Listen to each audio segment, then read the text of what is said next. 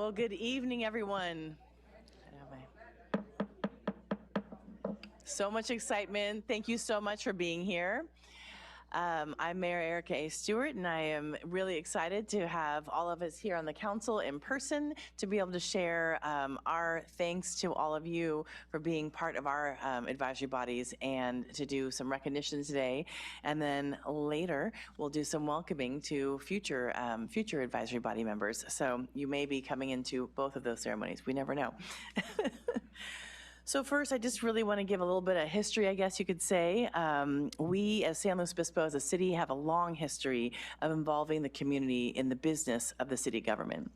And advisory committees and commissions not only provide an opportunity for interested residents to participate in the governing of their own community, but they also improve the quality of our city government by providing the council with resources to make better informed decisions.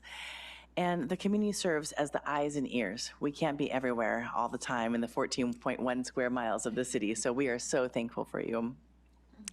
You also help us communicate with staff, you help us communicate with other members of the community, and really get the opinions kind of flowing.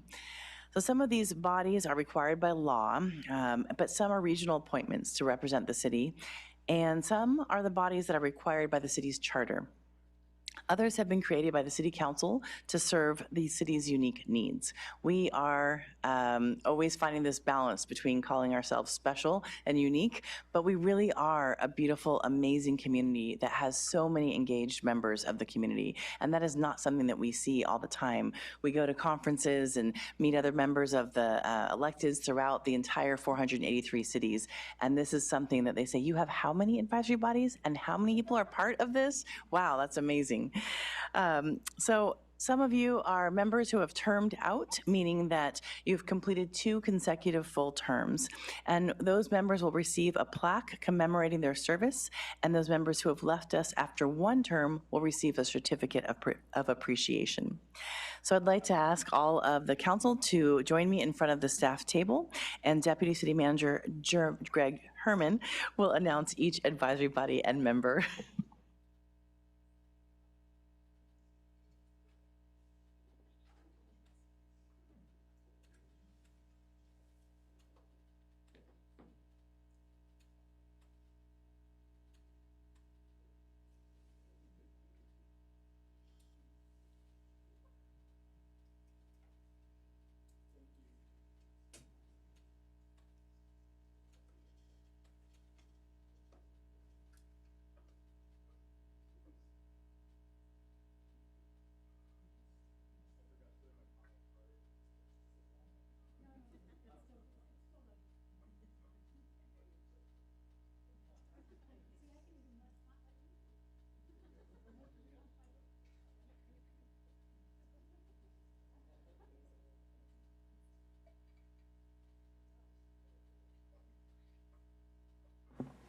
Hello.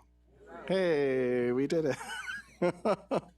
We just wanted to build the anticipation. So thank you, Mayor Stewart, and thank you to all of you for being a part of our community and for stepping up to support the community in an advisory body member role.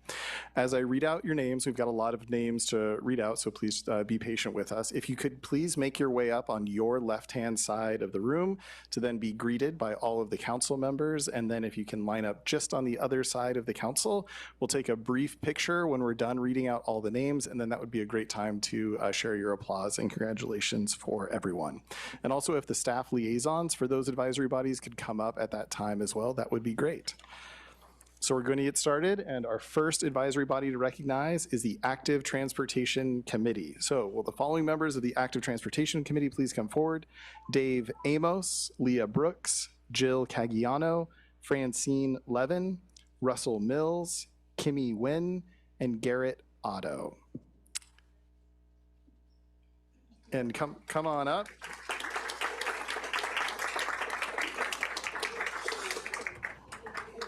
Please come on up, Adam. Thank you. Appreciate it. The purpose of the Active Transportation Committee is to provide oversight and policy direction on matters related to bicycle and pedestrian transportation in the city and its relationship to bicycling and walking outside in the city. Today, we're also recognizing outgoing member Jill Caggiano for nearly 3 years of service. Thank you, Active Transportation Committee. Hang there for a quick photo.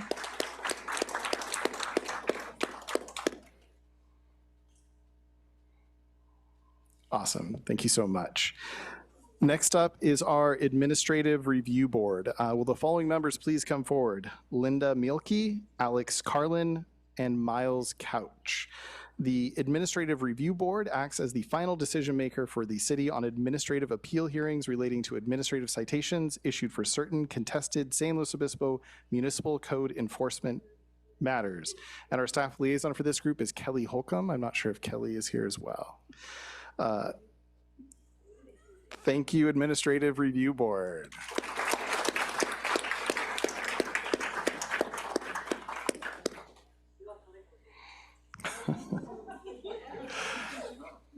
Okay, this next one has a lot of alliteration in it. Is our Area Agency on Aging Board. And this is of the Central Coast Commission for Senior Citizens. Will board member Teresa Disbennett please come forward if Teresa's here today? Looks like she is not here, but we will recognize Teresa. The Area Agency on Aging Board is simply is the policymaker and grantor of funds from the Older Americans Act and the Older Californians Act, and it sets policy concerning funded programs and the internal operations of the agency. This is a state-designated agency with jurisdictions covering both San Luis Obispo and Santa Barbara counties. The City Council names one member to the 12-member board. Thank you, Teresa, for your service to this group. Next up is our Architectural Review Commission. Will the following members please come forward if present? Kelly Abbas, Robert Ahrens, Michael Clark, John Carrion, Charles Gerenser, Ashley Mayu, and Brian Pineda. Any members of the Architectural Review Commission? We will still acknowledge your service. So the Architectural Review Commission plays a vital role in the preservation and enhancement of the beauty and visual character of the city by ensuring that projects are consistent with required ordinances and standards, as well as the community design guidelines to maintain a high level of architectural excellence in the city. And today we're also recognizing Michael Clark for 2.5 years of service and Brian Pineda for 4 years of service. So thank you to the Architectural Review Commission. Next up is our Construction Board of Appeals. I'm not sure if we have any members present. We do not. We will just go to the summary of them and recognize them. The Construction Board of Appeals is called to conduct hearings and provide a second level of administrative review for contested administrative citations issued by the chief building official and to serve as the Housing Appeals Board under California State Health and Safety Code. Thank you, Construction Board of Appeals. And one note, it looks like he's not able to join us, but Bob Vesely has served on this board for 34 years. So we will make sure to get him an extra large plaque for his service. Next up is our Citizens Revenue Enhancement Oversight Commission, affectionately referred to as REOC. Will the following current and past members please come forward? Anthony Bonzano, Renee Gardner, Jim Hamari, Kenny McCarthy, Tony Skapinski, and our staff liaison, Riley Kuhn. The Citizens Revenue Enhancement Oversight Commission was established as a part of the passage of a ballot measure approving a general use tax to protect and maintain essential services and facilities such as open space, traffic congestion, relief flood protection, and senior citizen programs. The Commission's purpose is to provide transparency and maximize city accountability by reviewing and making budget recommendations directly to the City Council regarding expenditures from the essential service funds. Today, we are also recognizing Jim Hamari, who I'm not sure he's able to be here, for 5.5 years of service on the Commission. Thank you, REOC.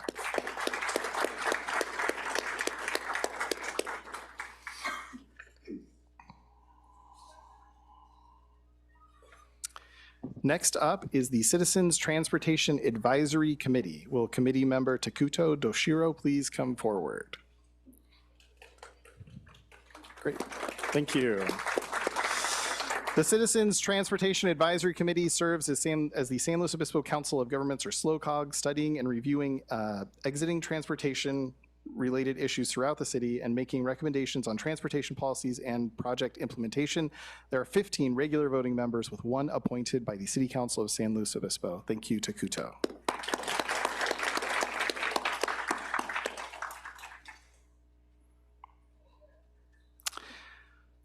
Next up is our Cultural Heritage Committee. They may win for most attendees. We'll see. There they go. Excellent. Thank you all. All right. Well done. We have Benjamin Arona, John Ashbaugh, Daniel Bernard, Charles Croster, Sabin Gray, Ivan Simone, and John Tischler. The Cultural Heritage Commission oversees a broad range of educational and technical assistance programs aimed at preserving historical and cultural resources. It also maintains the master list of historic buildings, advises people interested in restoring historic structures, and reviews planned demolitions of historic structures, and is, yes, we'll need the extra wide angle lens for this one. Today, we're also recognizing outgoing member Charles Croster for 4 years of service and Leslie Terry for 2.5 years of service.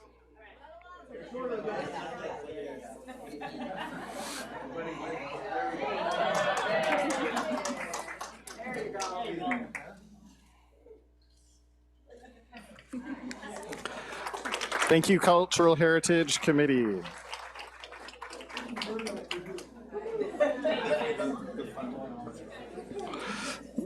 Next up is our Housing Authority Board. Will the following members please come forward?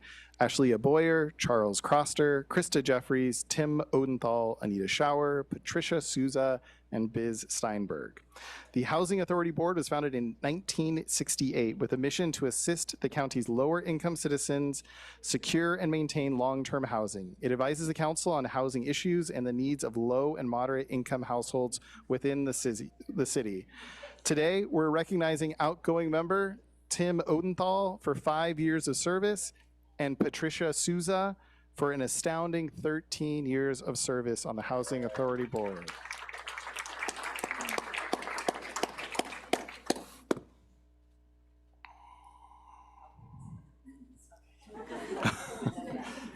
Thank you, Housing Authority Board. Next up is our Investment Oversight Commission. Will Annie Wong please come forward along with the staff liaison, Emily Jackson. The Investment Oversight Commission is responsible for reviewing the city's portfolio to determine compliance with the city's investment management plan and for making recommendations regarding the city's investment policies and practices. There is one citizen appointed by the council to this committee. Thank you, Annie, for being that citizen.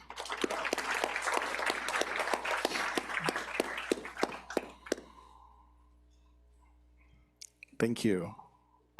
Okay, next up is our Human Relations Commission. Will the following members please come forward? Mason Ambrosio, Katui Campos, Stephanie Carlotti, Vincent Taturis, Angie Kasperzak, Sierra Smith, and Taryn Warwicker. The Human Relations Commission advises and makes recommendations to the council and city management which promote and advance inclusion, mutual understanding, respect, and equitable treatment to all members of the community. Today, we're also recognizing Taryn Warwicker, who's unable to be here for her 4 years of service on the HRC. Thank you, HRC.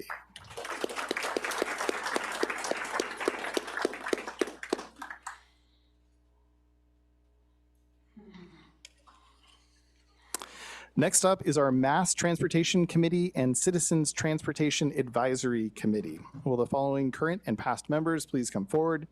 Marlene Kramer, Matthew Duffy, Trevor Freeman, David Figueroa, Hans Hirschberger, Robin Keisinger, Audrey Larrys, Ryan Meller, and Emily McBride, along with our staff liaison, Alex Fuchs. The purpose of the Mass Transportation Committee is to assist with the ongoing public transportation program in the city and Cal Poly, providing this council with recommendations regarding routes, schedules, fares, marketing, and capital projects. Related, the Citizens Transportation Advisory Committee provides recommendations on transportation policies to the to the San Luis Obispo Council of Governments, as well as review and study on existing transportation-related issues. Today, we're recognizing outgoing member Trevor Freeman for 5 years of service on the committee.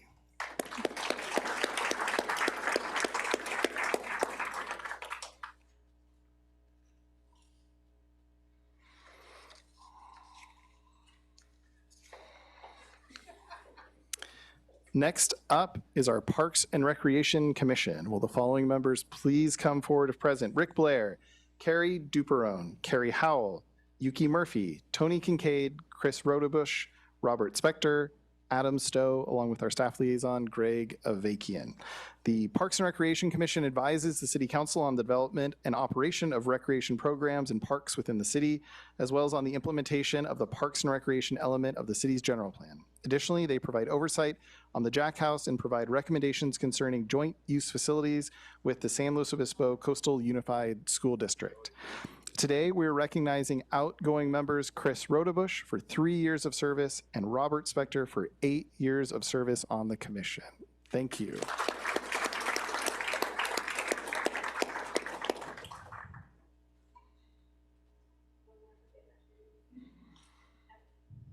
Great, thank you. Next up is our personnel board. Will the following members please come forward? Linda Mielke, Jill Lemieux, Cal Stevens, Sharon Seitz, and Patricia Ponce. Our staff liaison, Nicole Domini, can't be here today. The purpose of the personnel board is to hear employee appeals of disciplinary action, review employee grievances, and to hear issues of council censure. Thank you, personnel board, for your service.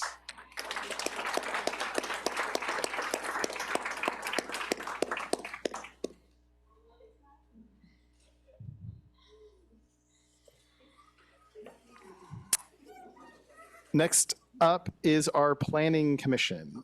And so any planning commissioners, please come forward, including Justin Cooley, Cheryl Flores, Dave Houghton, Robert Jorgensen or Bob Jorgensen, Steve Kahn, Juan Munoz Morris, Lindsay Ringer, and Eric Tolley, along with our staff liaison, Tyler Corey. The Planning Commission makes determinations and provides the City Council with recommendations provides the City Council with recommendations concerning the city's development regarding land use policies and specific development applications. Thank you, Planning Commission.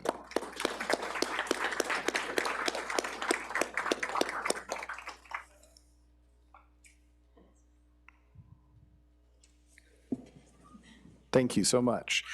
Okay, we're about halfway through, just kidding. We're more than halfway.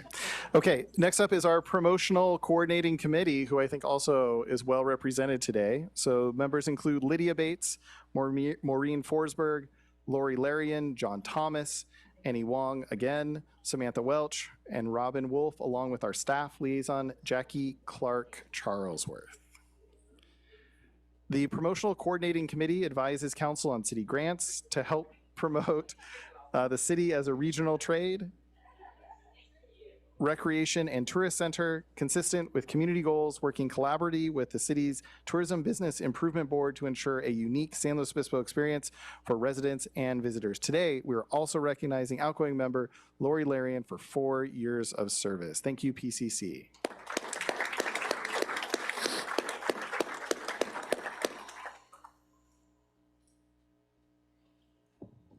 Thank you. Next up is our Tourism Business Improvement District Board. Will the following members please come forward? Lydia again. Thank you, Lydia. Lori Keller, Winston Newland, Napul Patel, Prashant Patel, Clint Pierce, and Sandy Sandoval. The Tourism Business Improvement District Board advises the council in the administration and use of the TBID assessment funds and recommends projects to promote tourism to the city of San Luis Obispo to benefit directly the city's lodging industry. Thank you, TBID.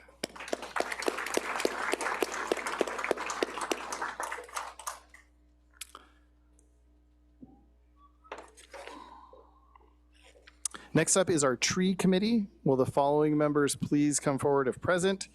That includes Alan Bate, Dan Canella, Henry Boniface, Elizabeth Lucas, Emily Roston, Ben Parker, and Brian Pineda, along with our staff liaison, Walter Galt.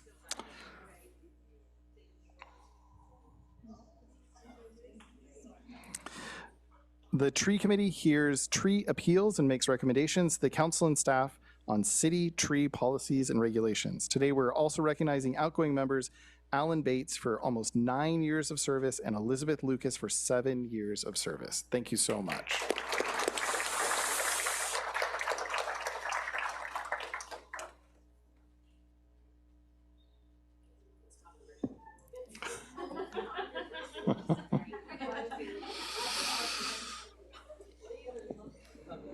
Okay, and we've made it the last group. I'm not sure if Christine Mulholland is here. I haven't seen her yet. She's not here. We'll recognize her anyway for her service. So Christine is a part of the Zone 9 Commission. So the City Council appoints one member to the Zone 9 Committee. Zone 9 is shorthand for the San Luis Obispo County Flood Control and Water Conservation Districts. Zone 9 Advisory Committee. Zone 9 is an area that encompasses the city and some surrounding areas in the county. The committee was formed to assist the County Board of Supervisors on policy decisions relating to the area, as well as determining the needs, desires, and financial capabilities of property owners in Zone 9, and to recommend programs to alleviate and control flood damage. Thank you, Christine, for your service in that group.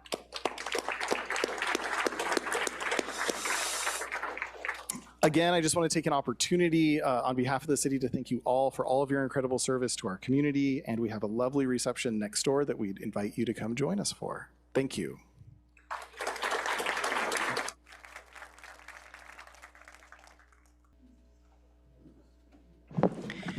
We'll get started in just a minute. If you are hoping to talk today, to speak today in the public comment, there are some speaker slips up here and also out front. So just so you know, we'll get started in just a minute.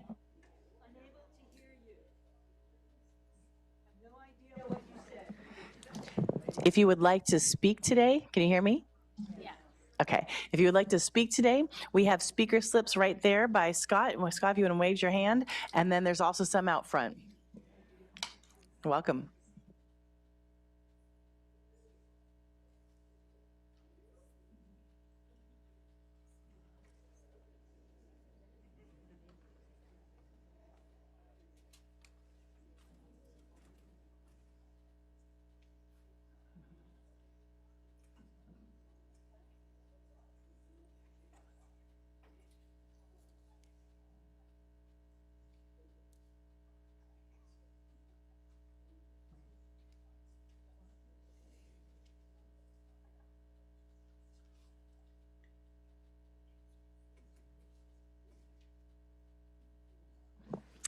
Well, good evening, everybody. My name is, I'm Mayor Erica A. Stewart, and I'm here to say that all of the council members are here in person for our meeting.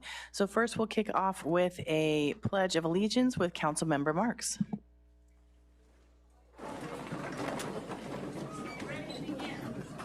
I pledge allegiance to the flag of the United States of America and to the republic for which it stands, one nation, under God, indivisible, with liberty and justice for all.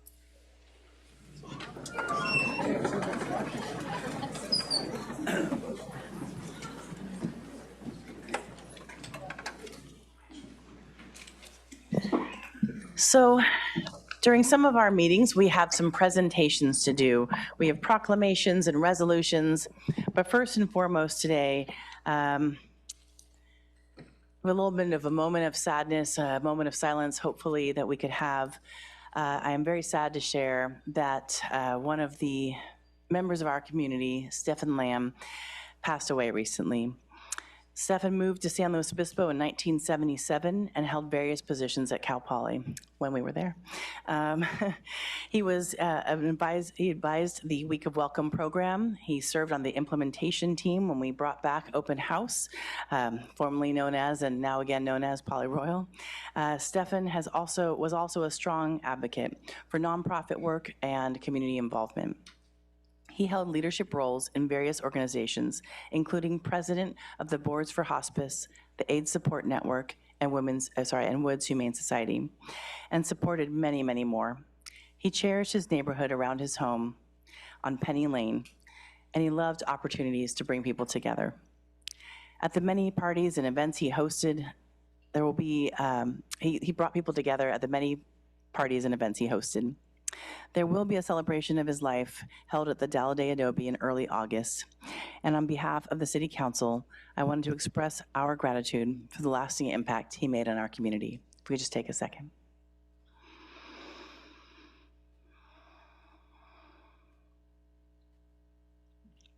Thank you so much.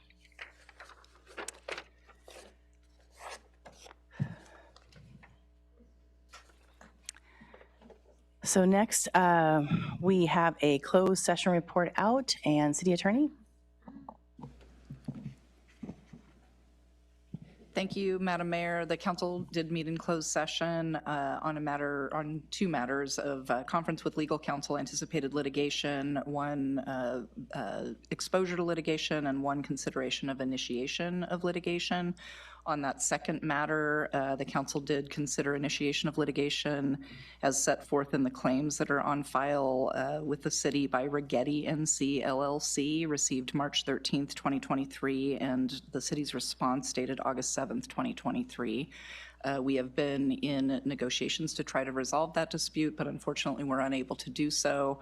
And based on those facts, on the motion of Councilmember Marks, seconded by Mayor Stewart, with a 5-0 vote, the council did authorize the initiation of litigation against Rigetti NC LLC, and so we will proceed with the filing of that litigation based on the facts and circumstances in the documents on file.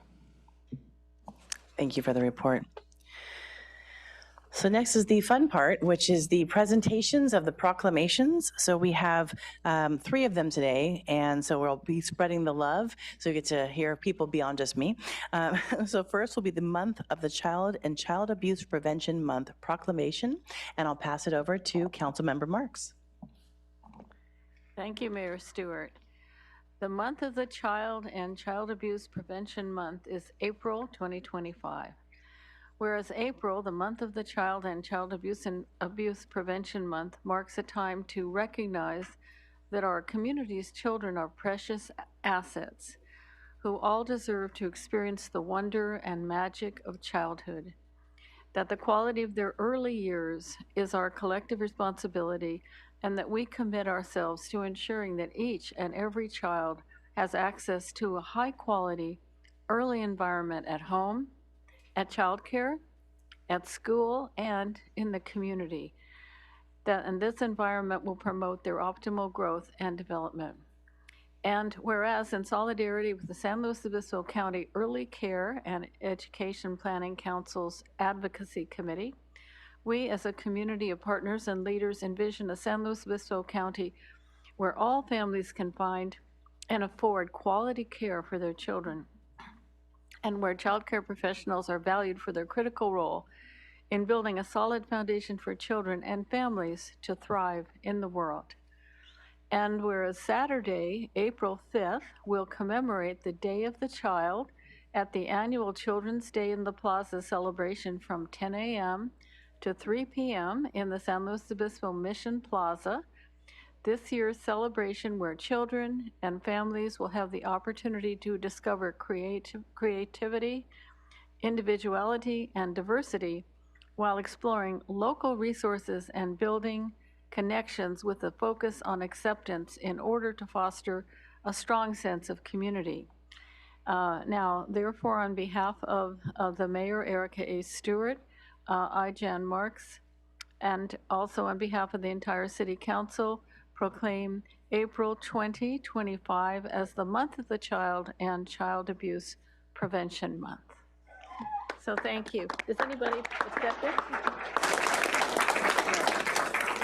And I believe Molly Myers and Kimberly Aguirre may have a few words.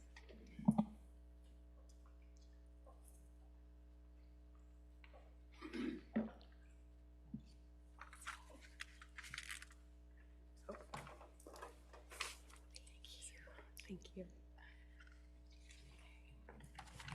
Do I just push this? Leave it. Got it. Now I can hear myself. Okay.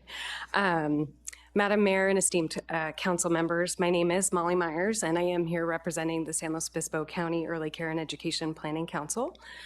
We, in partnership with families and the community, plan for and promote accessible services of the highest quality for the care of all children and youth. I'm deeply honored to stand before you today as we recognize April as Month of the Child, a time to celebrate, uplift, and commit ourselves to the well-being of the youngest members of our communities. First, I want to express my sincere gratitude to the City of San Luis Obispo for this meaningful recognition. This proclamation is not just an acknowledgement of the work we do, but a call to action for all of us to ensure that every child has the opportunity to grow, thrive, and succeed. We also want to thank you for your focus and and investment in childcare business expansion within the city of SLO. We look forward to supporting you in your work, reviewing zoning regulations with consideration of how to streamline processes for childcare centers in particular. Your support of childcare over the years has helped to create a connected community for our children and families. It truly takes a village to raise children, and we are so glad that you are a part of ours. As we celebrate Month of the Child, let us be reminded that every child deserves love, support, and the chance to dream big. Let's continue our collaboration to break barriers, provide resources, and create a future where every child, regardless of background or circumstance, has the opportunity to reach their fullest potential. Now is the time we need all of our policymakers from local all the way up to federal level to keep our communities, children, and families at the forefront. So thank you for taking this time this month to pause and reflect on how we as adults and leaders can impact our community's children and families in every decision that is made within these council chambers. Additionally, I'm wearing blue today to honor my commitment to preventing child abuse, as April is also recognized as Child Abuse Prevention Month. Blue is worn to show support for all of those agencies working together to promote programs and activities that create strong and thriving children and families, because every child deserves a hero. We do invite you all to join us at Annual Children's Day in the Plaza this Saturday, April 5th, and Mission Plaza in downtown SLO. We hope you'll be there with the festivities beginning at 10 a.m. to kick off our day with a special recognition for all of you as our local leaders and dignitaries. We also take you on a guided tour to provide an opportunity for you to meet with our local partner agencies to share new initiatives and the positive impacts for our community. Thank you again for this incredible honor. I accept this proclamation not just for myself, but for every educator, parent, mentor, and advocate who works tirelessly to uplift and support our children. Let's keep making a difference, because when we invest in our children, we invest in a better tomorrow. Thank you.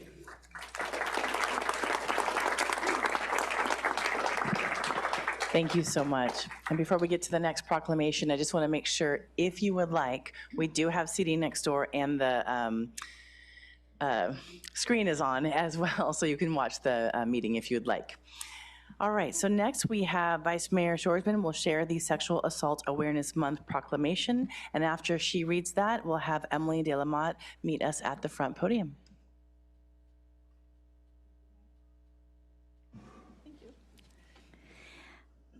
Okay, I'm honored to read this proclamation for Sexual Assault Awareness Month.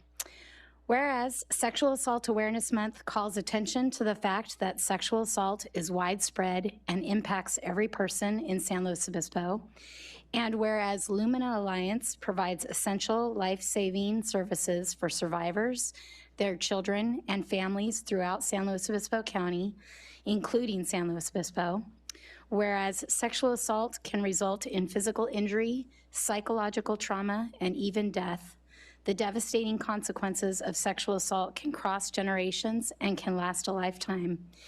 And whereas there is a need to focus on the individualized needs of sexual assault survivors, whereas the marginalization of certain groups in society, including undocumented individuals, transgender individuals, and those living with disabilities, increases their vulnerability to sexual assault.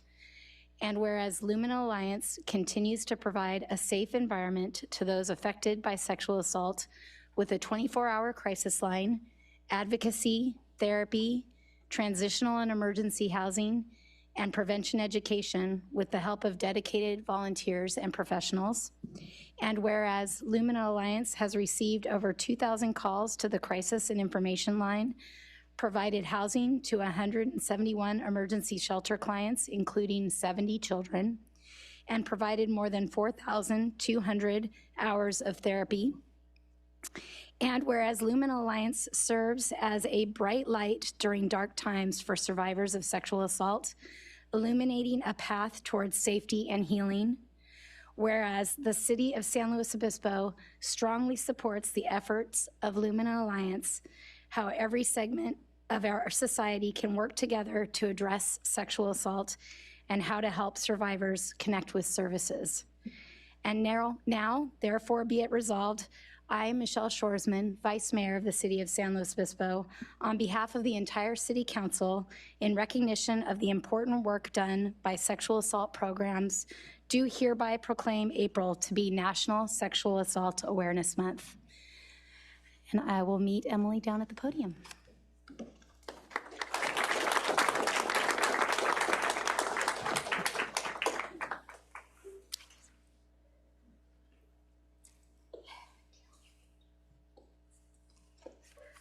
Thank you. Thank you, Mayor Stewart and City Council members for this proclamation. My name's Emily DeLamont. I'm an attorney at Carmel and Nakash. I'm also on the board of directors for Lumina Alliance. And I'm also a former client of Lumina Alliance. 5 years ago, I returned to San Luis Obispo, the city of my birth, fleeing a domestic violence situation with 2 small children in tow.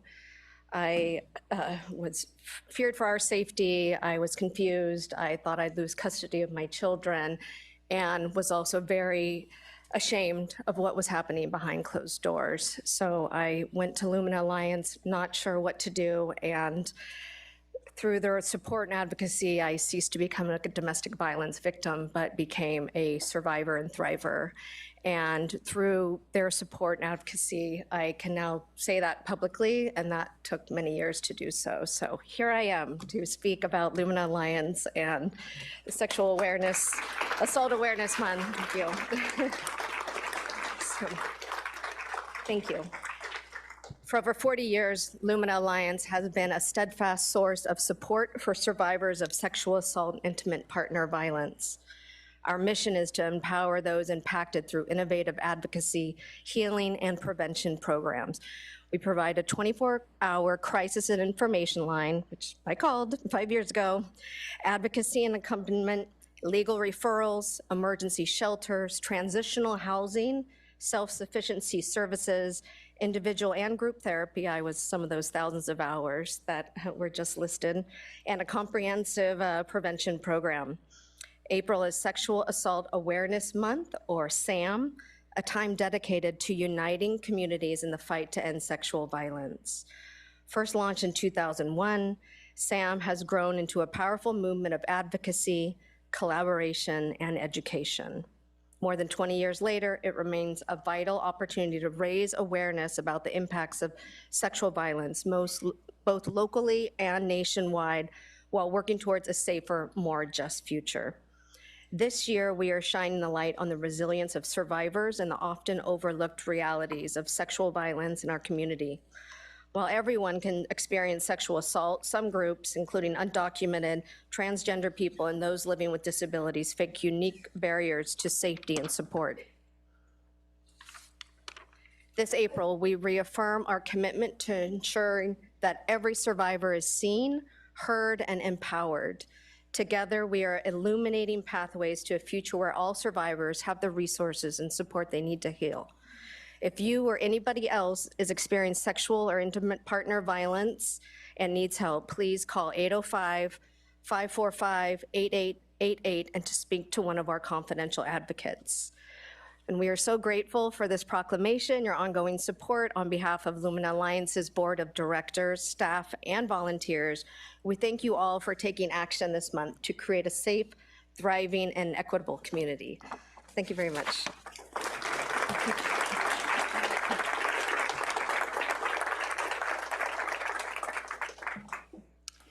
And last but not least, it's my honor to share the Autism Awareness Month proclamation. And so Nala DeBose, I saw you walk in at some point. There you are. Come on up in a few minutes. So whereas autism spectrum disorder, the fastest growing developmental disability in the United States, affecting 1 in 36 children, is an urgent public health crisis that demands a national response. Zeta Phi Beta Sorority Incorporated, Zeta, is dedicated as a premier organization that provides noteworthy contributions in education, research, and funding for persons of color who are impacted by the autism spectrum disorder. In the light of the growing impact of autism spectrum disorder and the need for greater awareness, Zeta's vision is to improve the lives of people of color affected by ASD. through championing autism awareness, education, advocacy, and funding. Zeta implements the extraordinary power of SHE worldwide through social, health, and economic justice programs. The Pacific region of Zeta Phi Beta Sorority Incorporated proudly implements the Let's Talk About It Parent Support Group series to uplift the autism community and provide a safe space for parents, caregivers, families, and individuals who are influenced by someone on the autism spectrum. The local chapter is honored to participate in the annual observance of Autism Acceptance Month and World Autism Awareness Day, fostering greater awareness, understanding, and inclusion for individuals with autism. Now, therefore, I, Erica A. Stewart, Mayor of the City of San Luis Obispo, on behalf of the entire City Council, hereby recognize April 2nd, 2025 as World Autism Day, and recognize April 2025 as Autism Awareness Month in the City of San Luis Obispo. To raise public awareness of autism spectrum disorder, as well as to increase knowledge of the programs available to support autistic individuals and their families.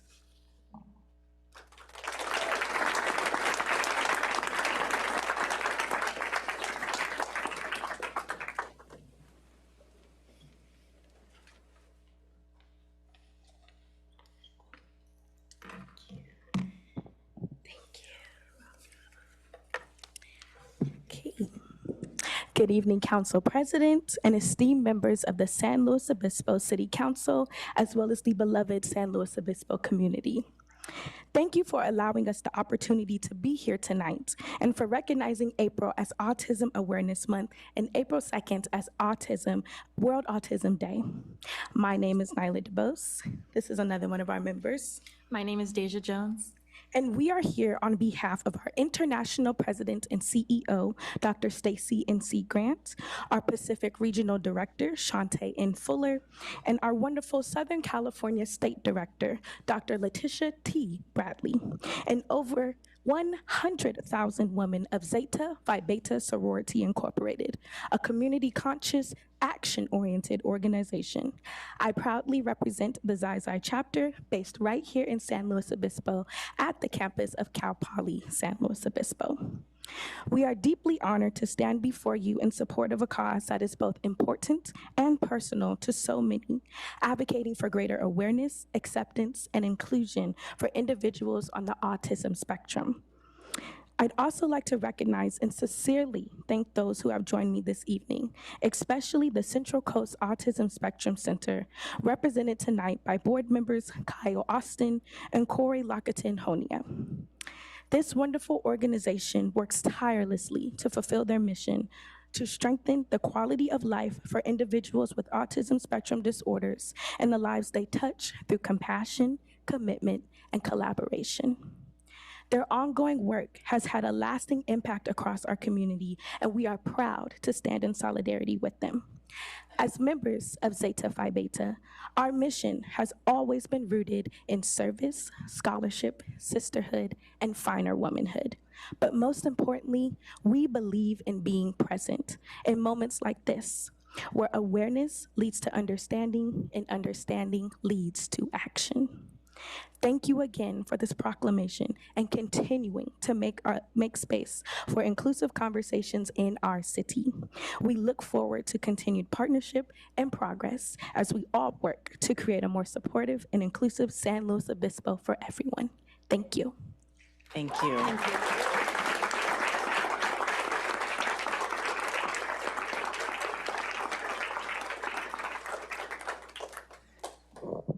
So now we have kind of getting back to the meat of the meeting is a city manager will be sharing a report. After the city manager, thank you, is done, we will have general public comment. So if you have a public comment you'd like to provide, we still do have speaker slips. And so we have 1 minute, 2 minute, and 3 minute, which is going to become 2 minute, FYI. So if you have a 1 minute speech, you will go first. If you have a 2 minute speech, you will go after that. So I will pass it on to the city manager. Thank you very much, and good evening, Mayor and Council and community. Good to see everyone here this evening. I know there's a lot for us to cover tonight, so I'll try to run through these fairly quickly. We wanted to make sure everyone is aware that we have a new gate system at our 842 Palm Garage after lots of discussion and recognition that our trial run of a gateless system wasn't working as we had hoped. We have successfully installed a new system there. The components include new gates, kiosks, booth wrap, and signage to replace the previous gateless system. With this new system, visitors will once again pay for your parking session at the end of your visit like you would in a different garage. The system offers multiple payment options, so this includes walk-up kiosks. There's a picture of one of those on the screen. Contactless cell phone payment, so you can use your phone to pay, or you could pay right at the gate when you leave. If you pay ahead of time, there are license plate readers that will read that you've paid and will let you out immediately. So that's a really great new feature of this system that we didn't have in there before. And so this will help people kind of move through smoother and quicker. That means, again, the gates will automatically open if you have paid ahead of time. Our garage permit holders can access the same garage with the same permit card you used in the past. And our parking ambassadors will be on site to provide information, answer questions, and help anyone through the process. We're really looking for feedback as well as we roll this out, and if anybody encounters any issues, please contact us, let us know, and we will also be rolling out a survey so people can give us some feedback in about a month after they've had a little bit of time to work with it. Next slide, we just want to highlight a fun event coming up in the next couple of weeks. Our annual Spring Fling Egg Hunt will be happening at Meadow Park on April 2nd from 11 a.m. to 1 p.m. The hunt starts promptly at 11 with different age zones for ages 0 to 8 to gather eggs and win prizes. Unfortunately, over 8, like someone my age, can't participate, but you can support those who are there. This year, we will have a new sensory-free zone to provide for children who may have complex sensory or emotional needs that might enjoy that process instead. We also have live music, activity booths, face painting, and food trucks. And we are including in this a request an option for folks to bring food to help support the Sloan Food Bank. So please bring your non-perishable food items to donate to the food bank. And for more information, go to sloparksandrec.org. Next, we are excited to announce we're recruiting for new art for our public arts box art program. Our program has released its annual call for artists, and this year we're celebrating 15 years of our utility box art program. Submissions are open until May 16th. And this will provide you an opportunity to have your art represented on one of our 20 new or upgraded boxes. To help celebrate this 15th year anniversary, we'll be focusing on our historic districts in the city. So that includes Chinatown, Mill Street, Old Town, the Railroad District, and of course our historic downtown as well. So check out some opportunities to highlight your art through this process. So go to sloparksandrec.org/public-art. Next, we wanted to make sure everyone is aware, and we'll highlight it toward the end of this presentation as well, that CAL FIRE has released updated fire hazard severity zone maps across the entire state, including in San Luis Obispo. They were released on March 10th, I believe. The maps don't change. They don't mean that all of a sudden things are more dangerous than maybe they may be already. They're just acknowledging some changes in the way we need to plan for and mitigate risk and hazards in our community. The updated zones will help property owners understand their fire hazards to reduce those risks from wildfire. We're encouraging the community to take a look at those maps. They are on our website at slowcity.org/prepare and provide us any comments, which we will take into consideration before adopting the maps in July. Although we need to make clear we do not have the ability to make zones less intense, just potentially more. So we can't make anything less red than it already is. We do have a feature online that will show, it's a kind of a slider tool. You can see the maps under our current or the prior to the new ones compared to now, it's kind of at least in my experience, because there's a lot more red than there was in the past. This will require us to upgrade a number of codes and programs that we have on the books. So we'll be looking to bring those revisions forward within the next year. So it includes building code, fire code, and other defensible space and home hardening requirements that we will need to implement. So want to make sure that people have a sense that take a look and be engaged and come out and help us get these maps updated and implemented. And then next, we really want to recognize what I know is a big concern, and certainly a lot of folks in the room are, I think, here to discuss and share about concerns out at 1150 Laurel Lane. So of course, we understand the concerns, and we want to just provide a little bit of information for everybody as we head into this evening. So on March 10th, the city issued a notice and a 30-day order to vacate to the property owner at 1150 Laurel Lane because our building official deemed the building unsafe and the previously issued temporary certificates of occupancy had expired.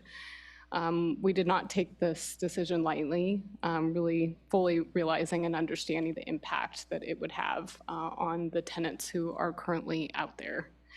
Ultimately, safety of our community for the tenants, business owners, and visitors to the site is what is paramount to us. And the determination is that the building is unsafe and we needed to take this step. The property owner has been working on a mixed-use project at this site for several years, and anybody who's visited it in those several years, I'm sure, has noticed it's been in a constant state of non-completion. More recently, work on the building had stopped completely, and the state of non-completion had started to degrade. So essentially, things were getting worse as time went by, given that the site was open and open to the elements, and some of the safety features were no longer there. The work that had been occurring there came to a conclusion, and over the past 18 months, again, we've been working with the property owner, trying to urge them to bring the site into compliance and make it safe. Ultimately, again, the building official deemed it unsafe because the construction had stopped and the property owner had neglected the building and the site, and things had deteriorated. The 30-day notice issued on March 10th requires the property owner to vacate impacted spaces by April 9th. If this is not done, the city intends to fine the property owner. And to be clear, there's no intent to fine tenants. Again, we're trying to work with the property owner to make sure that they bring the building into compliance and to make it safe. Again, we fully feel and understand and are here to hear from tenants and people who are affected out there. We've also met with the tenants and continue to be open to continuing to meet and do whatever we can to facilitate any kind of transition or anything else that we're able to offer. This includes support from our economic development team as well, since they work with a lot of businesses throughout the city, trying to facilitate them being here and investing in our community. We recognize this is really heartbreaking, and we're here to maintain safety and understanding as well at the same time. So we just wanted to kind of put this information out there, and of course, we're here to answer any questions as well if we get any going further in the meeting this evening. And then our last couple of slides here, just to give everyone a preview of our next agenda. Our consent agenda, our next regular meeting will be on April 15th. It will include adoption of our short-range transit plan, approval of our cost allocation, cost of service and labor rates, which we do as preparation for our budget. We'll have a report on our fire inspections and how those have occurred over the last year. We will also have a request to authorize purchase of a new Type 1 fire engine that is intended to serve our anticipated 5th fire station coming online in a couple of years adoption of our legislative platform, an amendment to an agreement with SOCOG, and advertisement for street widening on Higuera. And then our main item of the evening is our strategic budget direction and draft capital improvement plan. This is essentially our draft budget for discussion with the council. We will have the staff report published sometime tomorrow or by Thursday morning, hopefully by the end of day tomorrow, so that it will be available. We try to get budget items out early so that everybody has time to kind of digest that information. It's a really big item, big deal for us. So, and that concludes my presentation this evening. Thank you so much. Appreciate that. And I really appreciate you putting in a little bit of history around the 1150 Laurel Lane. I know that we've talked about it a great deal. Obviously, the community has talked about it a great deal and would like to share their thoughts.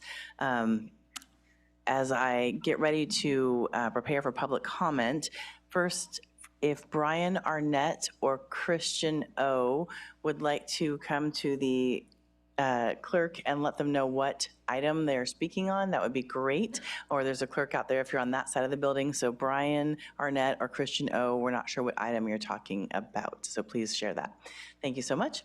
And so before we get going, we have a lot of new people today here. So I want to make sure we have the kind of the lay of the land as far as how the public comment goes. So we really have an importance around having civility, and so I'm going to share our civility guidelines that we have, which is first, listen first. We will make an honest effort to understand views and reasoning of others by listening to understand, not listening to find fault, allowing thoughtful discussion to lead the best possible outcomes.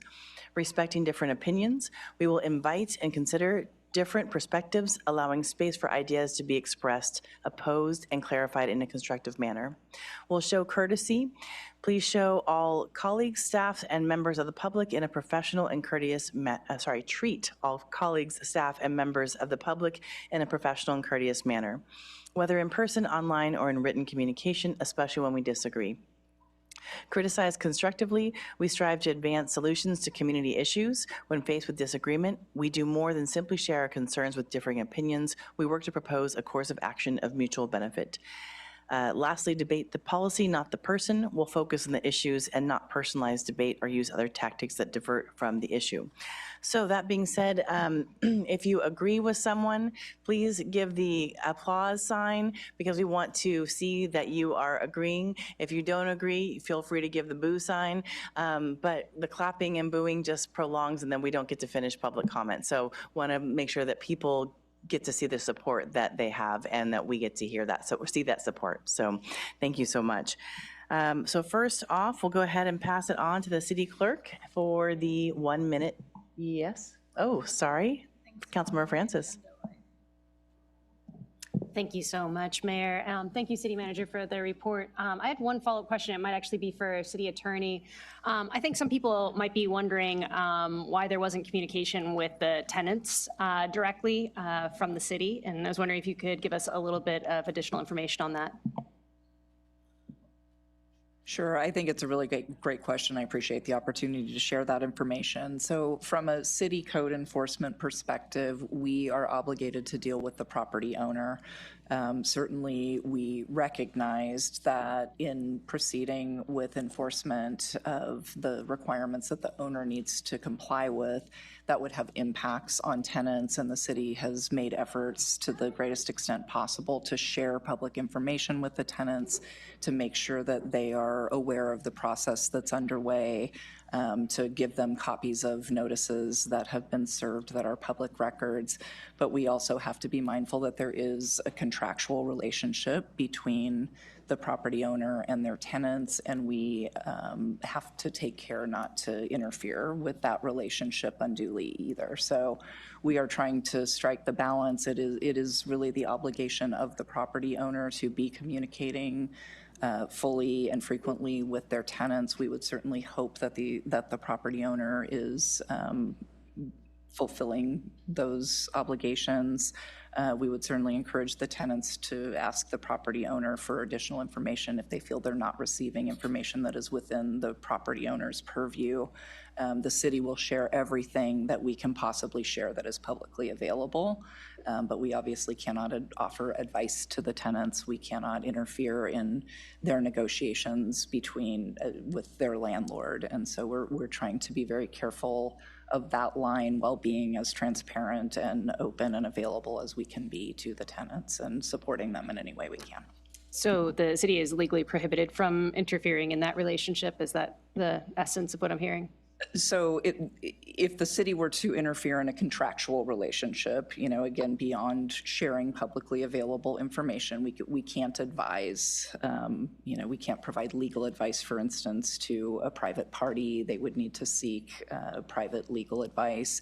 Any interactions that are surrounding the lease agreement, the city is not a party to the lease agreement. We don't have a role in that contractual arrangement, and so we need to be careful not to intrude in that relationship in which we don't have a role, and stick very clearly to our public regulatory role, and in that role share as much publicly available information as we can to support and assist. Thank you for that additional information. Thank you for that clarification. That was a helpful question. Appreciate it. All right, so we'll go back to City Clerk. Okay, we have 15 public comment not on the agenda. So Great. Everything after the ones will all be twos? Perfect. And did you get a hold of Brian and Christian? Yes. Okay, thank you. Okay. And it will make this go a lot faster. I'm going to call 3 names at a time if you line up, and be ready to speak when the next person's done.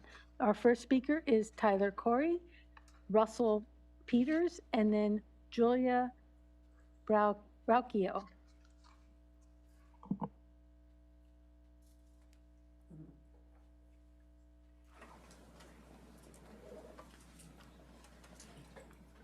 Okay. Good evening, Mayor Stewart, members of the City Council, city staff, and members of the community. My name is Tyler Quarry. I use he, him, his pronouns. I'm a current Master's of Public Policy student at Cal Poly, and I hope to be appointed to the ATC in a few minutes, or not in a few minutes, in a little bit here. I come to you to express a very specific frustration that I have, which is likely due to overlapping jurisdictions with Caltrans and the City of San Luis Obispo along Murray Avenue and Santa Rosa. There is a light, or not a light, there is a button that cyclists have to hit to cross going eastbound on Murray Avenue. It is incredibly frustrating to use because you have to go up onto the sidewalk and then somehow pull yourself back out into the street. And every time I use it, I feel a little silly, if you will.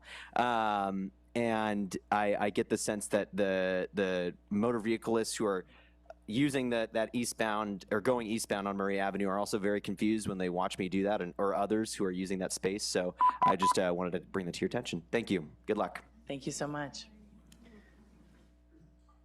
Russell Peters, Julia Brauchio. And Julia, if you want to just come to the end of that aisle so that you're ready, that'd be great. Hello, my name is Russell Peters, and I was here to just speak on behalf of Bang the Drum today. This is kind of a blindsiding thing that's happened for them, and I know the community is concerned.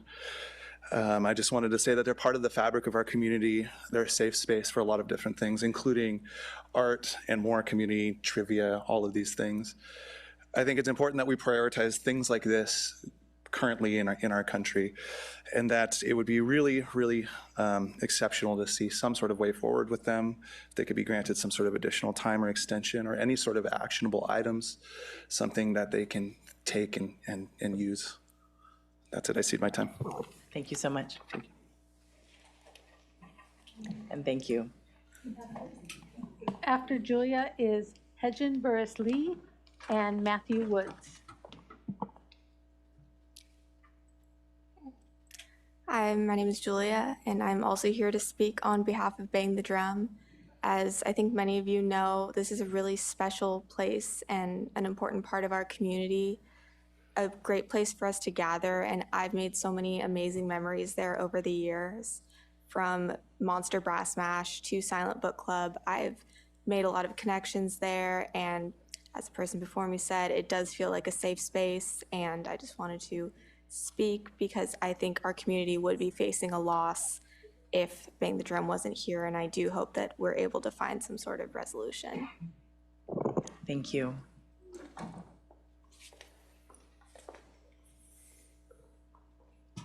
Evening, everyone. My name is Hedgen. I'm also here to talk about Bang the Drum. I've relocated a business before. It's time-consuming, it's laborious, it's expensive, and when I did it, we were moving down the hall to a different space in the same building of our own volition. So I can only imagine the pain that this has been for those who Bang the Drum and will continue to be. So I understand the city didn't cause these problems at the property, but neither did the tenants. But they're the ones feeling the immediate effects. So I would just ask you try to find a way to lend a hand to a business that has helped people like me find community here. I yield my time. Thanks. Thank you. Ryan Arnett, Christian O., Kaylee Davis. Hi, Council. I'm Matthew Woods. I'm not here to speak about Bang the Drum, but I'm a big fan of Bang the Drum and attend Slow City Church in the building. I'm actually here to talk about a different issue in support of one of our neighbors, Kylie Davis, who will be speaking briefly. Council probably received an email outlining a situation where, as neighbors, we help some of our elderly neighbors remove or trim some trees in the neighborhood, and were then met with a huge fine from the city, unbeknownst to us, that we had broken a municipal code by helping one of our elderly neighbors trim their liquid amber trees. So a little bit of background here is Tyson and Kylie moved into the neighborhood, were enthusiastic about doing some cleanup on their yard. All the neighbors in our small community came out and said, hey, you have rented some equipment, can you help us? So our elderly neighbor, Kay Heaton, 87, Linda Wilson said, will you help us trim our trees? I knew that they were a problem because we have 3 boys who have gone out many times to help them pick up the leaves and the branches that have fallen from these trees into their yard. They're liquid amber trees. I know the city has dealt with this a lot in the past. So we went out, we spent a Saturday and Sunday cleaning up these trees. And when we received a letter from the city, admittedly, we actually thought we were going to be receiving an appreciation letter for doing something to beautify the city, only to be met with a fine of close to $30,000. So we're now in a situation where, as neighbors, we thought we have done neighborly good. We've been met with the city a fine for not following Municipal Code 1224-170, which we truly had no idea about. And we're now stuck in this situation. And our simple ask today is that Council will really revisit this municipal code and determine whether or not this was the intent. We had nothing to gain from this. There's no views, there's no projects, there's no properties. It was just neighborly good in order to support our community. Thank you so much. Thank you. Ryan Arnett, Christian O., Kylie Davis. Hey, how's it going? All right, what's up, guys? So the other day, I was brushing my teeth, and I realized that my toothbrush comes with like this UV thing that's supposed to clean the bristles. And I was like, that's weird. Like, I didn't know the sun could clean stuff, right? So I was like, why don't we just put another sun over India?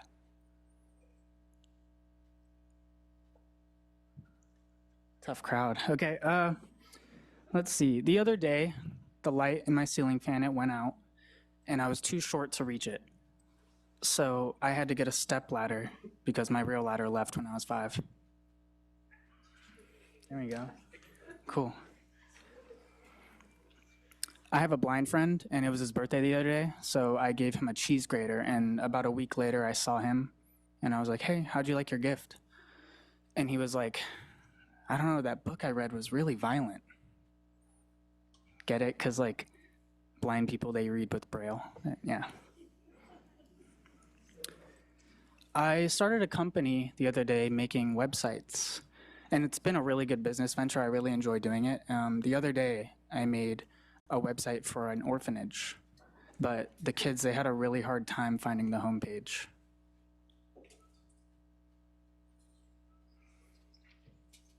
Nothing?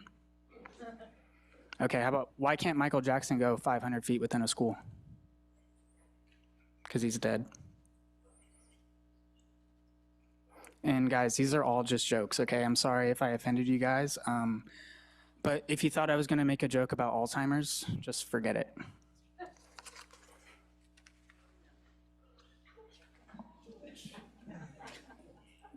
Christian O., Kylie Davis, Kate Santinella, sorry.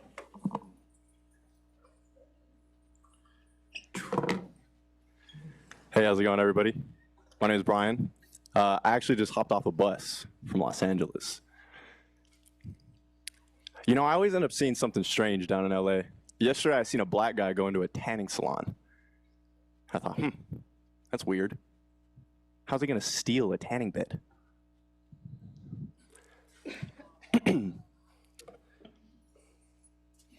I love how women always say they're independent, but then if you don't text them back in 5 minutes, they act like you broke their heart. It's like, come on, girl, you could open a bank account by yourself, but you can't handle me not answering you for an hour.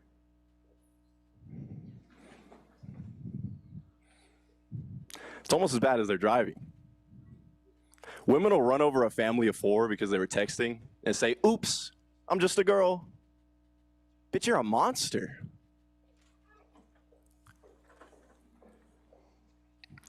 Pause for laughter. Oh, I wasn't supposed to read that. Sorry. Parents these days are really out here naming their kids like they're playing Scrabble. You ever met a kid named Xander and wonder if the mom just ran her fingers across the keyboard and went, yeah, that'll work? Zayden, McKinley, Brixton. It's like they looked at a baby name book and said, nah, let's just make this more confusing for everyone. Meanwhile, their kid's just trying to spell their name on a Starbucks cup without crying.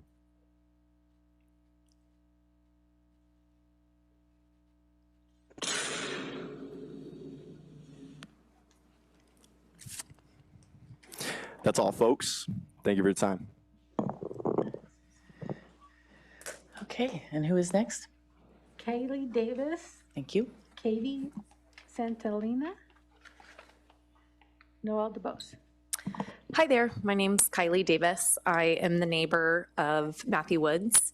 I'm born and raised here in San Luis Obispo. I own a preschool, love to learn preschool. I've had it for 20 years here. I've worked with the city multiple times on different projects that I was working on, whether it was expanding the preschool, working on the buildings. I've always had a wonderful experience with the city, so I thank you guys for that.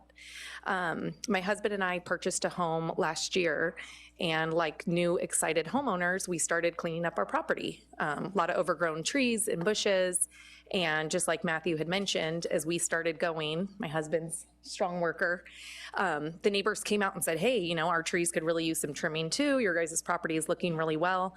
And next thing led to another. We had touched 3 different houses surrounding our house and just trimmed up trees. And like Matthew said, you know, we all felt like we had done a really great job, and never did we, you know, the idea was never to damage these trees, hurt these trees, remove the trees. We just were simply excited new homeowners, and we're cleaning up the trees surrounding our property. And we've received this $30,000 fine for trimming the trees, and it's just a true hardship on our family. We don't have, you know, the financial support to pay those fines, and we're in shock about it. And we're hoping that you guys can, you know, just evaluate the fines and hopefully give us another option of how we can fix this. And we promise to never touch a tree again. We're scared of the trees. And we, you know, like I said, we had no idea that these were city property. I had sent a couple emails to show you guys pictures of these trees, and they all have at least 5 feet of new growth on them. They're beautiful trees. They're totally fine. So I just hope that we can reevaluate this and come up with a plan B. Thank you. Thank you. Katie, Noel DeBose, and Claire Grayson. And then if the next person could make sure you kind of line up right behind them, that would be great. Hello, City Council members. My name is Kate Santalina, and I am here on behalf of the SLO County Tobacco Control Coalition to share the results of the 2025 American Lung Association scorecard. Every year, the American Lung Association releases a scorecard for every city and county, which provides a grade on the jurisdictions of smoke-free policies, retail regulations, and overall tobacco control efforts to address the health impacts of tobacco use and exposure to secondhand smoke. And we wanted to share the results for SLO. SLO received the following grades for these key categories: overall tobacco control, grade B, smoke-free outdoor air, grade A, and smoke-free housing, grade C. So as you can see, SLO's lowest grade was related to smoke-free housing. The city received a C grade because the city's secondhand smoke protections only cover the common areas of multi-unit housing, not within the housing units themselves. As you know, we have many productive discussions with the council about importance of smoke-free multi-unit housing, and we appreciate your interest in addressing these issues.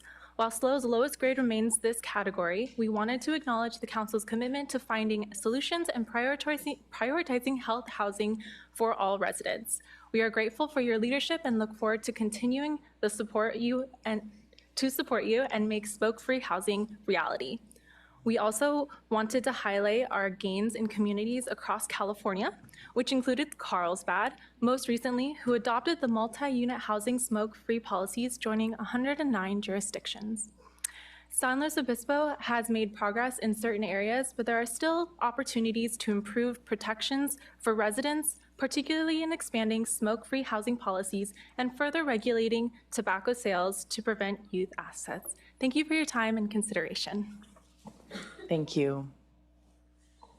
Noel DeBose, Claire Grayson, Kimberly Hancock. Hi, I had to make this shorter, so I'll go as fast as possible. My name is Noelle Dubois. I am the owner of Bang the Drum. I want to thank you for listening to us today and for fielding all the emails that have come in since yesterday. I want to preface all of this by saying we know you are not the cause of the situation we are in right now, but you are in a position to give us information, and that is very powerful. Right now, we are told the only remedy to our situation is our landlord's action and information. Aside from some management who has treated us like humans wherever they have control, this project has been ongoing chaos, forcing us to adapt, build signs, place our own lighting, and work harder to direct people back to our corner sanctuary, all while constantly having to compassionately advocate for ourselves. And as you all know, the owner of the building's track record of following through does not leave us feeling like we can lean any weight of the future on their words. It is clear they're going to tell us anything they can to get the tenants to stay as a way of mitigating their risk, which comes at our cost. I want to make it clear I do not want to be used as a wholesome small business shield to their unethical practices, but maybe there is a way to help us while still holding them accountable. We never want to risk the safety of ourselves, our staff, our customers, and we know that the public safety is a burden you carry. I would like more clarity on how paying a fine allows us to continually inhabit the building if it is currently too unsafe for any extension. It does not seem that a fine would keep our occupants any safer than they are now or were yesterday. This is where I think there may be room for creativity. We are still requesting for your support finding a reasonable compromise, allowing us to remain open through July 20th, which you'll see why. What we are asking you is to answer these questions as soon as possible. Is an extension or pause on this notice to vacate possible? What is the honest and informed likelihood that the appeal process will yield a different result? Is there anything within your power as the city that you can do to creatively give us more time here? And would you be able to direct me to the people with the most information on this project so I can run scenarios by them and best be able to make decisions on our future? As I included in an email yesterday, I really believe. Sorry, we have to pass it on to the next person. Thank you. Thank you. Claire Grayson, Kimberly Hancock, JoJo. Hi, I'm Claire, and this is my fiance, Sam. We are here on behalf of Bang the Drum to support their request to remain in their building on Laura Lane through July 20th. As you know and already stated, they were given a 30-day notice to vacate their building on March 10th, and it's simply not enough time for them to move without suffering major losses. In addition, we will be personally affected by Bang the Drum's closure because we planned our wedding reception at Bang the Drum for July 20th this year. We chose Bang the Drum because we enjoy and frequent their business, but also because of their support of the LGBTQ community in SLO. We both grew up in Los Osos, and we know Bang the Drum is one of the few businesses in SLO that supports the LGBT community and hosts events for the LGBT community. If Bang the Drum is forced to move or close, we will not only be losing our dream wedding venue, but also a cherished queer space in San Luis Obispo. We're asking for this extension for Bang the Drum so that they can honor our event and the many others that they have scheduled this year. While we realize this is not any of your guys' fault or Bang the Drums, and that it is the fault of the owner, we believe that you guys could help in extending their time at their building and make it so that the SLO community and Bang the Drum does not have to feel the worst end of these effects, but instead the corporate landlord's incompetence. Thank you. Thank you. Kimberly Hancock, Jojo, and then Renee. Hello, my name is Kimberly Hancock, and I am the general manager at Bang the Drum, and I'm here in regards to the notice to vacate the building at Laurel Creek. The City of SLO has issued this notice out of concern for the health and safety of the public, and those concerns are valid. The city employees that I've interacted with have been very kind, apologetic, and helpful in the situation. The whole issue is an unfortunate consequence of bad business practices of the business owner of Laurel Lane. It is not the first time that our business has been negatively impacted by their actions and unfinished construction. We would like to request that the city grant us an extension on our move-out date so that we can meet our existing commitments, minimize the impact on our employees, and establish a new location. For our commitments in the next few months, we have several private events, including wedding receptions, welcome dinners, and end-of-year parties with Cal Poly. Canceling those events would cost us both money in refunding deposits and the loss of revenue will further hinder our ability to successfully locate. We have 10 employees that will be deeply impacted by the sudden closure of Bang the Drum. If we can continue to operate while we work on establishing a new location, we can better ensure the security of those employees. We can also make reopening easier by retaining the already trained staff. If or when we find a new location, we would need time to build out the plumbing, electrical, and other required infrastructure. Also, obtaining alcohol and public music license take time. Bang the Drum has experienced a forced location before. We know from experience how hard it is to rebuild an audience after a long closure. We need some overlap time to work on all of those details while we still have the income. Thank you. Thank you. Jojo, Renee, and then Garrett Philbin. Hello, fellow SLO citizens. I'm honored to take up space in a room full of appointed people helpers, as we, the people, need Bang the Drum to have the time they deserve to smoothly transition out of their current location and into a new one. Any business, understandably, is rocked by a surprise need to relocate, but the people at Bang the Drum are so much more than a business. They are a pillar of our illustrious and currently directly at risk queer community. The importance of safe spaces for marginalized people is impossible to appropriately articulate within this allotted time, but we as a society need places like Bang the Drum because their presence is powerful and meaningful to those of us who otherwise struggle to fit in or feel safe, let alone important. Pride Month is sometimes the only part of a calendar year when some of us even venture out into this unfamiliar, scary, dangerous world. Bang the Drum continues to be the beacon for SLO LGBTQIA folks, and displacement during the summer months sets all of us back, way, way back, almost to the point of feeling forced into hiding. I understand there are time and even fiscal stipulations surrounding this issue, and at first glance, they may even seem impossible to work through. But instead of immediately accepting defeat, I implore all of you to think creatively, beyond the box we find ourselves trapped within. Although the first Pride at Stonewall Inn in 1969 was a riot, I believe strongly in our community's ability to continue embodying the change we so desperately need to see through continued support for the incomparable Bang the Drum. This isn't just a cry for help, this is a call for our city's applicable financial assistance programs to show up for and be the safety net that Bang the Drum deserves. Or at the very least, please extend their time in the current location so that they can appropriately accommodate the new hurdles of this next chapter of our collective story. Thank you. Thank you. Renee, Garrett Philbin, and our final speaker is Barry Price. I'm here today speaking on behalf of Bang the Drum. I want to acknowledge that you did mention the city's policy on communication with tenants, so thank you for that clarification. I want to explain to you our experience because I do believe the policy failed us in this instance. Bang the Drum was issued permanent occupancy for their space on Laurel Lane by the city when they moved in. This permanent occupancy implied that all building conditions had been met and Bang the Drum was allowed to be in that space for at least the duration of their 10-year lease. This was the last bit of information regarding our occupancy that we were in the loop on.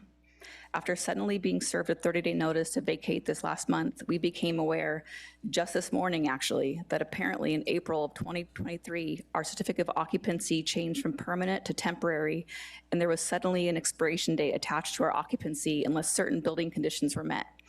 We had no idea. This means we could have received 2 years of warning that our occupancy was threatened. This amount of notice would have allowed us to ask the necessary questions, advocate for ourselves, and properly strategize long-term plans. Instead, this crucial information was withheld from us, and now we are having to make sudden, rash, and desperate decisions in a situation that feels impossible. My question is, where does the accountability to inform tenants of serious developments like this lie? We know it's with the landlord, but sharing this information doesn't benefit their long game, and the only parties in the situation who were privy to this information were the building owner and the city, and it feels like the city should have helped bridge this gap to help the small business owner. That was not. I know you've had a lot of conversations on renters' rights, so I hope that this information is additional evidence that the city should help advocate for tenants and ensure that landlords are held accountable for transparent communication. We don't blame the city for this event. We, of course, want to ensure that everyone is safe in our space, but we're at your mercy. We're asking for an extension. Thank you. Thank you.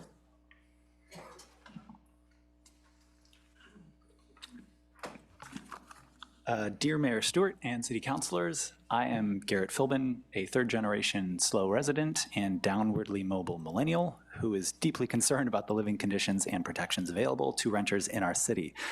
More than 60% of SLO residents are renters, and so it's critical that our city prioritizes policies that ensure safe, stable, and affordable housing for all. I'm not actually a renter right now. I'm 2 years into being disabled from long COVID and live with my parents. But when I do hopefully heal and be able to rent, I hope to be able to rent a place that is affordable and safe and stable. And so I urge the City Council to take following action.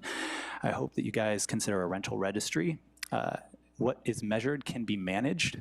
And if you don't have the data, it's hard to make good policy and hold bad actors accountable. And other cities like Monterey, Salinas, and Fresno already have such registries, and SLO could too. Stronger health and safety requirements, such as deadbolts on exterior doors, working locks on windows for safety, a mold ordinance, and, as spoken of previously, a smoke-free multi-unit housing requirement with designated smoking areas would also be very helpful. Lastly, stronger tenant protections, which I hear as an important issue today, to incorporate AB 1482 just cause eviction protections into the SLO Municipal Code and close loopholes in the Tenant Protection Act to stop unfair evictions and safeguard renters. Some of these could include eviction protections to all rental units, including single-family homes, closing the Ellis Act loophole, and requiring landlords to have building permits before they can displace tenants for renovations and ensure fair relocation assistance. And I'll also just say for any commercial or just regular renters here in the city, the SLO Tenants Union is also a very helpful resource for that. Thank you. Thank you. And our final speaker on this item is Barry Price. Thank you.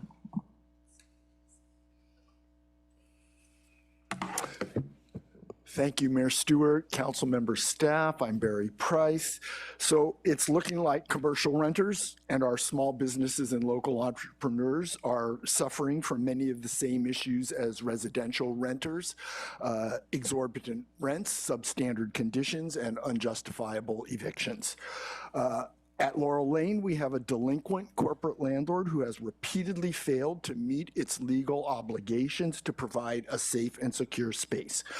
What's really galling me, aside from the fact that now I have to find a new place to drink beer on Friday afternoon, but what's really galling me is that this emerging narrative that it's the small businesses, folks who make our town what it is, who have to pay the price to use KSBY's quote, when it's the criminal corporate landlords who should be held to account.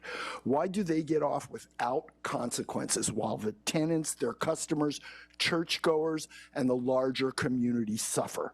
I know the city is working hard here to find a solution. I appreciate it. But don't we have it kind of backwards? Why aren't we fining the bejesus out of these landlords regardless of whether the tenants vacate or not? Why aren't we revoking their business licenses for failure to fulfill their legal obligations? Do that and see how quickly they get in compliance. It's really beyond time for the city to start playing hardball with these corporate scoundrels. If you did that, I'm certain the community would have your back. And thank you, as always, for listening to me. Thank you so much. That was the final speaker? Yes. Okay. Thank you so much to everyone who's come out today, whether you spoke or whether you supported the different speakers, really appreciate it, or whether you even did not support them. I just appreciate you being engaged and involved. One of the things that is really hard with public comment, and there's so much that I would love to say in response to so much of what has been said by the public, but because it's not on the agenda, we don't actually have that conversation today about the topic. It has to be on the agenda and noticed. So I do know that at least 3 of the main businesses that are at 1150 Laurel Lane are communicating with council and with the City Community Development Department and Economic Development Department. I hope that continues. I know that we do want to find solutions for, honestly, as mentioned by our last couple of members, our speakers, for residential and commercial tenants, because it's absolutely correct that 2/3 of our community are renters on the residential side, let alone the commercial side and the challenges of that. So thank you so much for coming out. You're all welcome to stay, but we're going to move on now to the consent agenda unless you have anything you wanted to add, City Manager. Sure. I think we just want to let everyone know that, and certainly the business owners at Bang the Drum and any of the other tenants in the building, we have a number of city staff here present. Many of them are in the next room. Our community development director, our building official, our fire chief are here to provide answers to questions. We're here to provide answers to each one of those questions that you had. We're here to help as we can and walk through this process with everyone. So we're here to provide whatever information we have available. So happy to do that. And I'm sure, and actually there's our building official standing in the doorway, so could definitely, I'm sure he's here for this very purpose. Yeah. Thank you. And City Attorney? Sure, I'll just add to that we are incredibly mindful of the very significant, disproportionate, unfair impacts on the tenants. And I want to assure both the council and the community that we are actively exploring, as we speak, with outside counsel, alternatives that minimize those impacts while expediting the resolution of the health and safety hazards that exist at the building, and taking whatever measures are necessary to ensure that that compliance is achieved, whether voluntarily or involuntarily, by the landlord. Thank you so much for that. Councilmember Marks? Yeah, I had a question for the city attorney. In terms of the, it's a question of whether the tenants or the property owner would be authorized to request an extension of the temporary occupancy. In other words, do the tenants have the, I'm sorry, my question is whether the property owner is the only entity that could actually request an extension of time, or are the tenants, do they have the capacity to ask or receive an extension? The owner of the building needs to be the person procuring the permits for the building. Okay, so thanks for that clarification. Great question. Thank you. Vice Mayor? Yeah, another question. I think just from some of the comment and the way it was phrased, it seems like the the impact of the fines or how the fine process works seems a little bit confusing. And if they stay, the property owner is fined, but if they vacate, there's no fine, even though the building has been out of compliance for a long time. Can you, I don't know if that's something the city attorney wants to talk about, or just explain, give a little clarification on how that works? I think consistent with what we've been hearing from a lot of the tenants, the city has been trying to work with the property owner and not take the enforcement pathway, but rather try to facilitate the compliance pathway in large part so that there would not be impacts to tenants. We do have an obligation to provide notice in advance of assessing fines. We've obviously now moved to that enforcement pathway because there has not been any compliance or meeting of the obligations that have been represented to the city would be met. And so we are proceeding down that pathway. We have given notice to the property owner that the fines would be a consequence. I want to highlight that that is not the only possible consequence, and we are exploring others and will pursue them if necessary. But those fines would be levied against the property owner again, and they could be levied against tenants. That is not the discretionary pathway that your city manager, your community development director, and your chief building official are opting to pursue. And those fines will be, it is our intent to levy them solely against the property owner who has the ultimate control to remedy the situation and not against the tenants. Yeah, I guess the question about whether or not the fines would be incurred by the property owner, whether or not the tenants move out. Can you address that specifically? So the property owner is not compliant with code requirements now, and fines could be levied whether or not the occupancies continue. Thank you. That's helpful. And then the other question that I had was about the change in occupancy that seems to have occurred a while ago. Does that requirement or that change in occupancy have sort of the same legal requirements that we communicate with the property owner themselves rather than with the tenants when something like that changes, if there was a change in status to the building? I think I'm gonna ask our community development director or our chief building official to assist you with that one, because I don't want to get the process incorrect. I typically don't administer that process. Thank you. Timmy Tway, Community Development Director. Unfortunately, our chief building official is busy talking to people, which is what he should be doing. The part of what, this is a very complex building. We have spent many, many, many hours digging into the 50-plus year history of the building. And it has, at one point, it was changed into a mixed-use building, and that is where some of this these issues have arisen. So when you mix uses in a building, you need other new, different types of security for fire safety, for example. And so there were permits pulled. There are actually housing units that are built. They are not occupied, but it is, a mixed-use building instead of a warehouse, which is what it was. This was all kind of through the building permit process. And, when someone gets a building permit, there's no requirement to alert people, neighbors or anything about a building permit. And so much of what we're seeing is the result of unfinished work related to building permits that were happening in the building. And so the city did not at any time need to reach out related to those building permits and let tenants know about, this is what's going in your neighboring unit.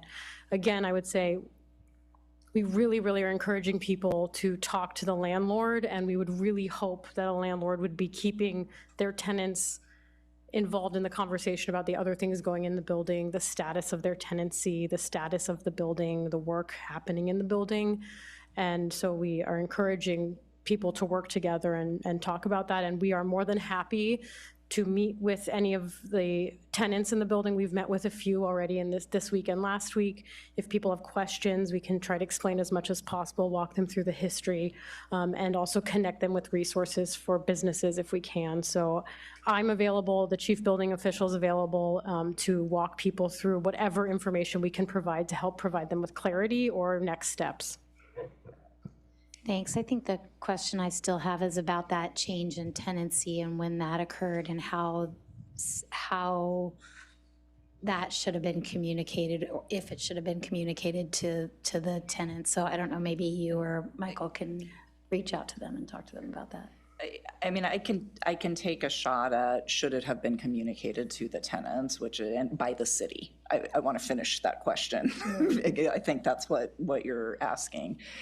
Typically, our expectation would be there is a private contractual relationship between landlords and tenants, and the city as a regulatory function deals with the building owner. We are not a party to that private contract. We do not have the benefit. We're at a disadvantage to understand what the agreements between the parties related to that tenancy are.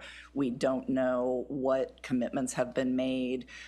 I am not a commercial real estate expert. In fact, I know very little to nothing about it. And when we have to deal with it, I hire outside counsel, as I would suggest others to do, to make sure that they're getting good, sound counsel by people who practice in that area.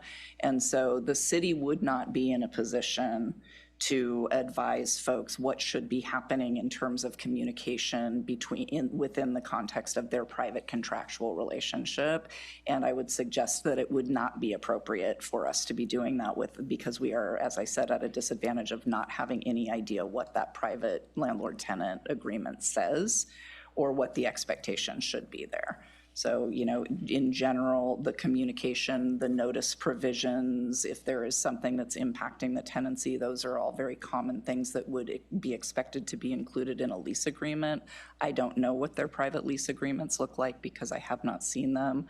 I am aware that some of the tenants have consulted private legal counsel, and that is a good course of action because we obviously can't provide, and I wouldn't because I'm not competent to do so in that particular practice of law.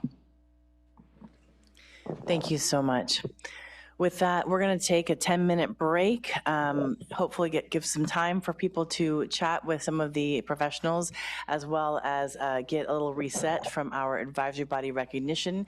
Anybody who was here earlier, we had an advisory body recognition thanking people who served on our advisory bodies in this past year, and we'll be bringing on some new ones at the consent agenda most likely. Thanks so much. See you in 10 minutes.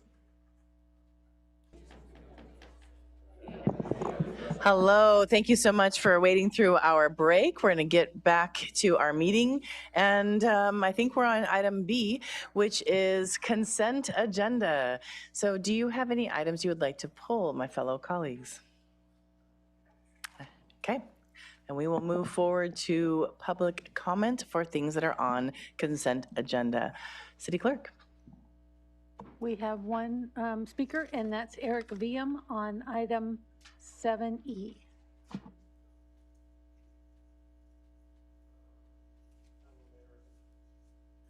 Can you press the, oh, perfect. Yes, here we are. Thank you. Honorable Mayor and Council, Eric Viam. I felt that it would be beneficial for me to stay and just provide this comment, even though I sent in a letter earlier. This is in regards to item 7E, which is the second reading of the ordinance update for the zoning regulations update. A couple things I want to say about your adoption of that this evening. First, thank you.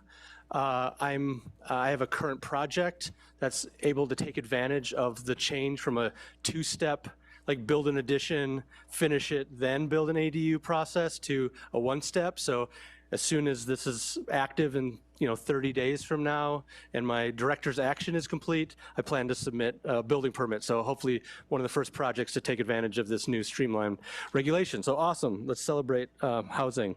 The one thing that I want to bring to your attention that I've learned in this process, where I think there's an opportunity for more housing friendly zoning regulations, is around adding ADUs to existing legal non-conforming structures. The current rules require me to go through a director's action process, which is $2,000 in fees, plus architecture fees, plus paperwork and justifications, and like ultimately I'm just building another ADU, which we want to be able to do, and that the state and local code is actively in support of. So this is an unnecessary barrier to that creates cost and delay that will allow us to build more housing by being able to add an ADU to an existing legal nonconforming structure without director's action. So in my email, I asked you to look at that.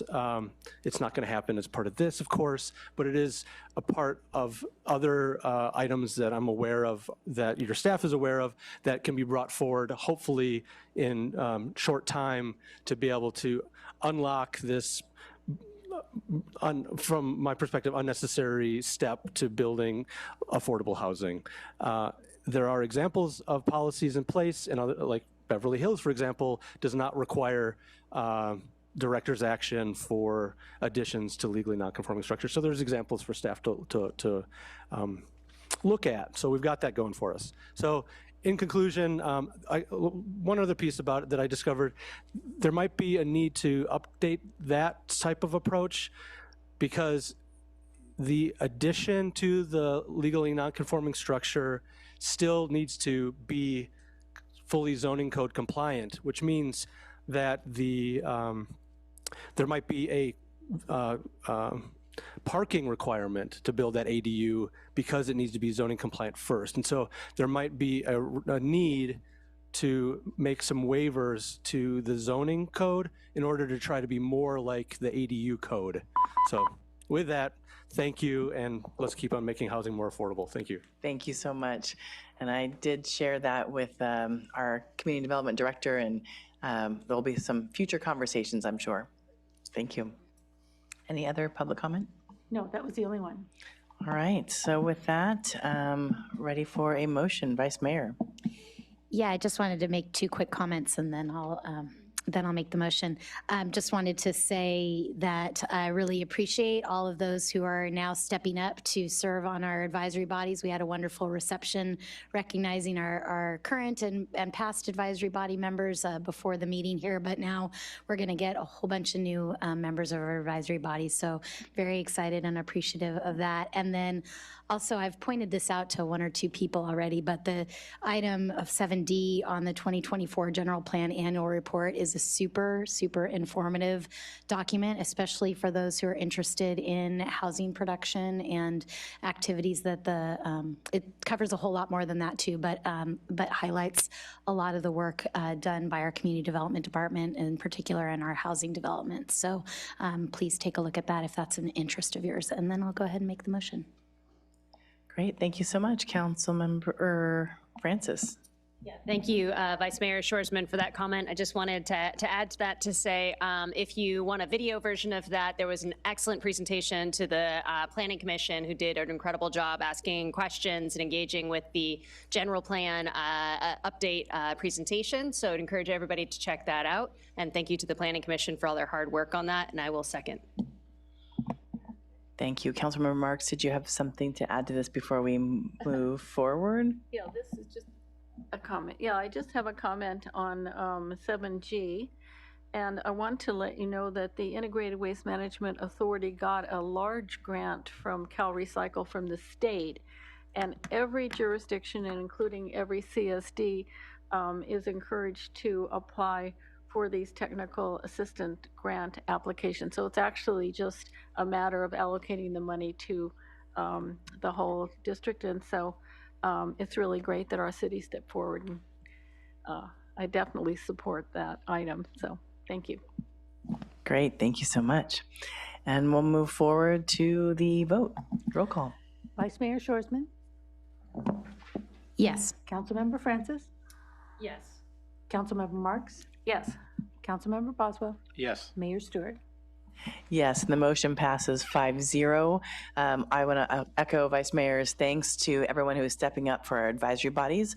Also, I do want to give a quick shout out to anyone who is interested in citation appeals. We are looking for administrative hearing officers. So if you didn't get onto the advisory body you wanted, but you really have a desire to help out still, please let us know.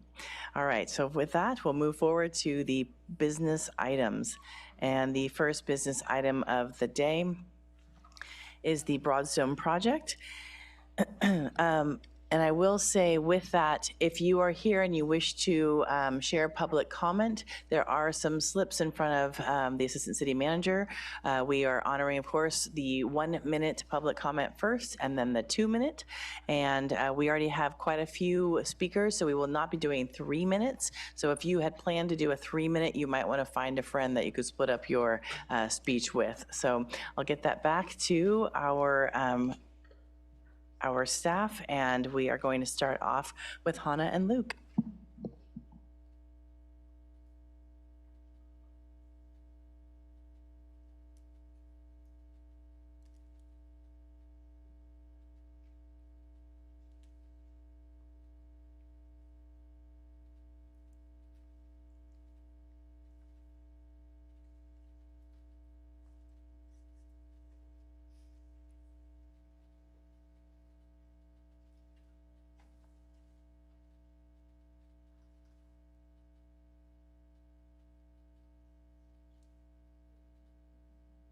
City Council. Thank you. My name is Hannah Hahn. I'm an associate planner in the Community Development Department. I'm joined here tonight by our transportation manager, Luke Schwartz, as well. I'll be presenting on the first hearing item tonight, which is the initiation review for Broadstone Village. The project includes 3 applications, which includes the general plan amendment, rezone, and annexation for undeveloped properties located on Los Osos Valley Road between Highway 101 and South Higuera. For tonight's review, staff's recommendation includes a series of 4 actions. The first being reviewing the all applications for overall consistency with the policy direction in our general plan. Second, directing staff to proceed with processing all applications to facilitate the Broadstone Village project. And third, if the annexation application were to move forward, confirm staff's recommendation that funding strategies for the construction and maintenance of the bypass road be developed during the project review, with the understanding that no general fund would be contributed to its construction. And lastly, if the general plan amendment and rezone applications were to move forward, to provide staff with direction on the issue areas raised in the council report related to the overall number of units and also whether affordable units should be included as part of the scope. For tonight's review, staff would like to emphasize that it is an initiation review. Therefore, the project is at the very beginning stages of the overall review process, and it's being referred to you tonight for very early policy consideration with our general plan. And so tonight's review is intended to provide a preliminary overview of the project scope, obtain your authorization on whether to move forward with processing these applications, and if the project moves forward, receive your high-level feedback on the identified issue areas and any requested revisions to the scope. The project is referred to as Broadstone Village and is a phased residential development consisting of 409 units across 2 properties along LOVR. Major features of the project include a bypass road that's referred to as the LOVR bypass, a realigned extension of the Bob Jones Trail, and also various supporting site improvements as well. To facilitate this project, the applicant has submitted 3 applications, 2 of which are the general plan amendment and rezone, which are coordinating applications. And these would rezone the properties within city limits to the R4 zone, in which are currently R1 and R2. In addition, it would rezone the Hayashi property, which is proposed for annexation, to agriculture and or open space. As part of the request, these applications also include minor adjustments to the open space and residential zones in order to accurately reflect the creek location and the resulting developable area on each site, in addition to updating various maps in the circulation element to reflect the new bypass if the annexation proceeds forward. And the third application for your review tonight is the annexation. It is a specific request to annex the Hayashi property to facilitate the bypass and trail extension. The overall project includes 3 properties. The first is referred to as the north site. This is located at 12500 Los Osos Valley Road, which is the undeveloped property adjacent to Los Verdes Park 1. On this site, a total of 208 senior housing units are proposed, which includes a minor density bonus of about 5.5%. For this property, the existing R2 zoning is proposed to be changed to R4. And the second site is referred to as the south site. This is located at 12501 Los Osos Valley Road, which is the undeveloped parcel adjacent to Los Verdes Park 2. And on this site, a total of 201 multifamily units are proposed, and the existing R1 zone is proposed to be changed to R4. And lastly, as part of the request, the third parcel includes the Hayashi property. This is an unaddressed 44-acre parcel located immediately just outside of the city limits in the county's jurisdiction. There are existing agricultural fields that would make way for a bypass road and the trail extension if the annexation request were to move forward. And aside from those public improvements, the rest of the parcel would be is proposed to be zoned for agriculture and or open space.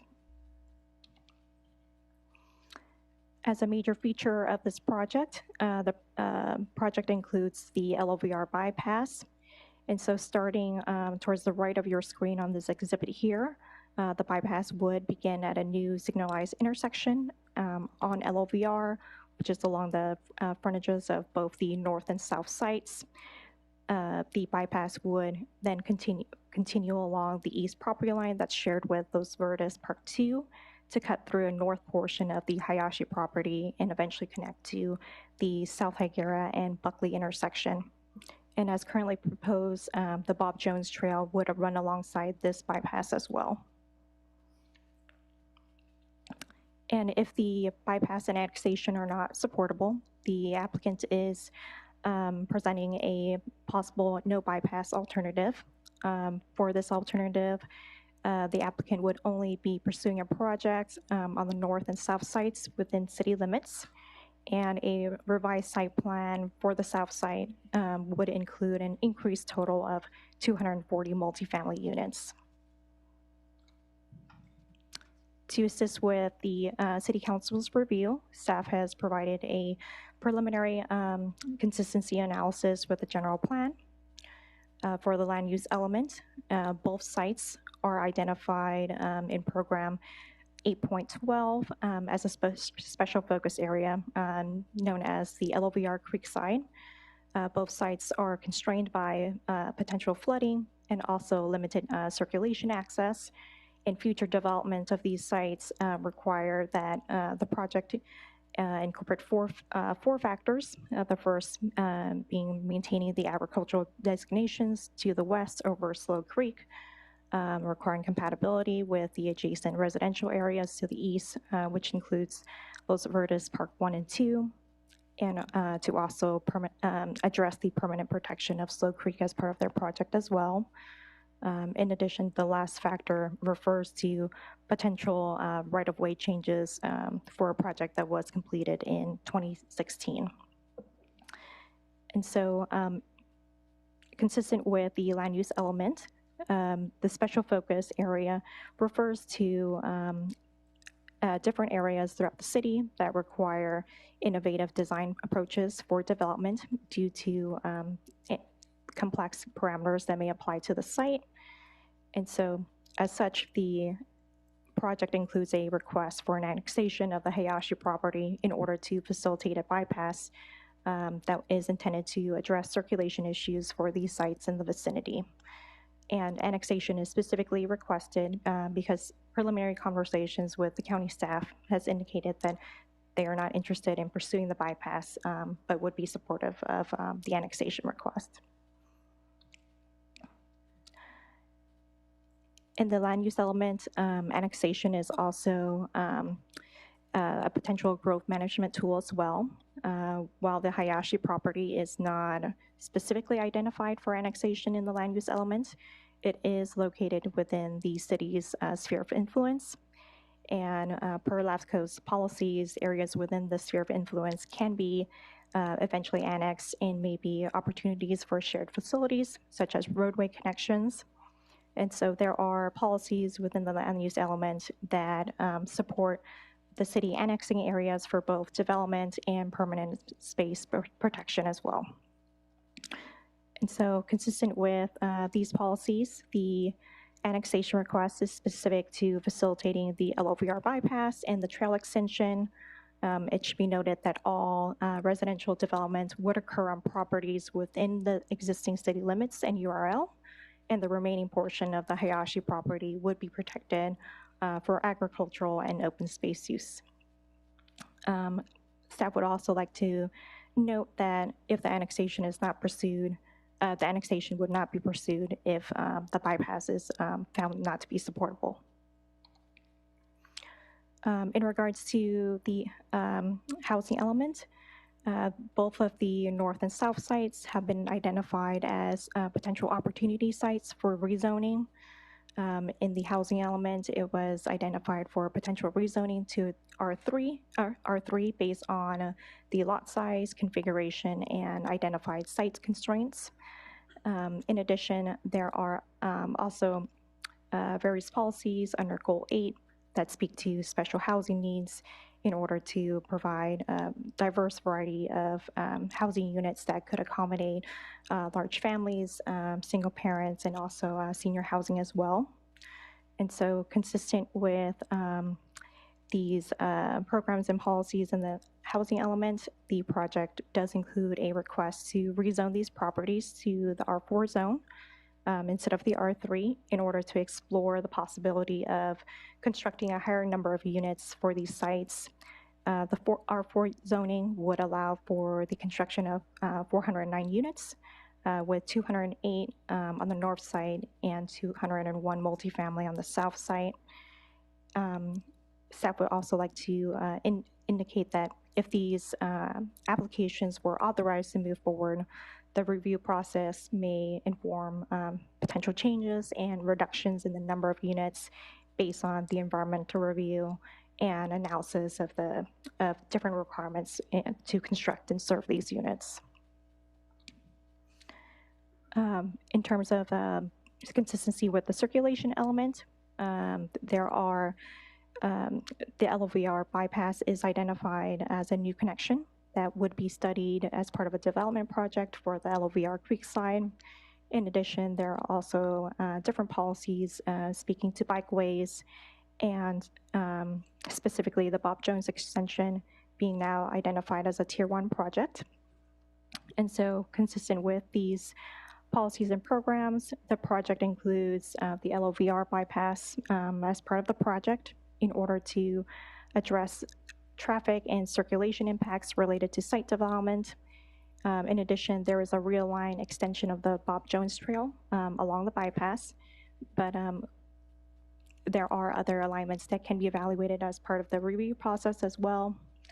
And so annexation would be required to facilitate the bypass and trail extension.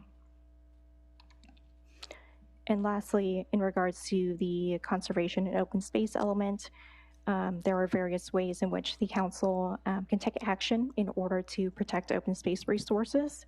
One of the identified actions is potential annexation and applying ag and, conservation open space zoning to private property where it would be appropriate.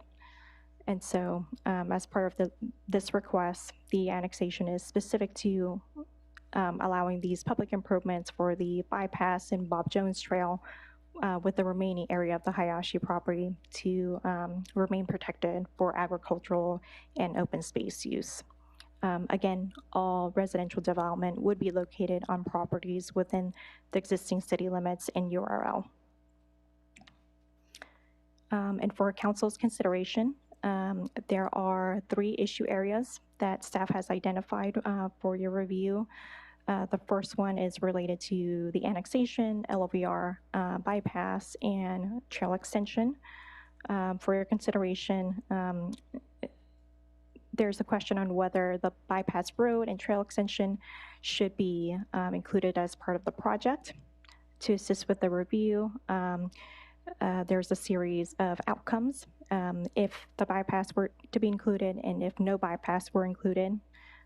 With the bypass, it's anticipated that it would address access and circulation issues for site development, relieve traffic volume at the South Higuera and LOVR intersection, and provide a traffic signal at the frontages on LOVR to allow left turns out of the development sites.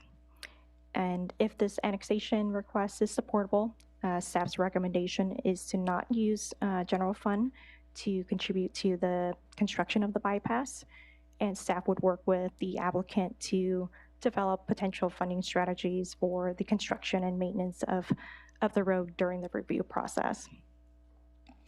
And if the bypass were not to be included, some potential outcomes include not having a traffic signal or signalized crossing for pedestrians and bicyclists on LOVR, as well as no left turns out of the development sites. And lastly, the operations at the South Higuera and LOVR intersection are anticipated to fall below the adopted level of service and queuing standards with and without this development project. And therefore, widening of this intersection would be needed in the future in order to mitigate those projected operational impacts. And therefore, at that time, there may be significant encroachment into the adjacent private properties at that time. And then the second issue is related to density and development potential. For your consideration, staff is posing the question on whether the R4 rezoning request is supportable. As of right now, the project includes a rezoning request to the R4 for both the north and south sites, which is the city's densest residential zone. It should be noted that both properties were identified for possible rezoning to the R3 in the housing element, and the R4 zone would allow for an additional approximately 55 density units.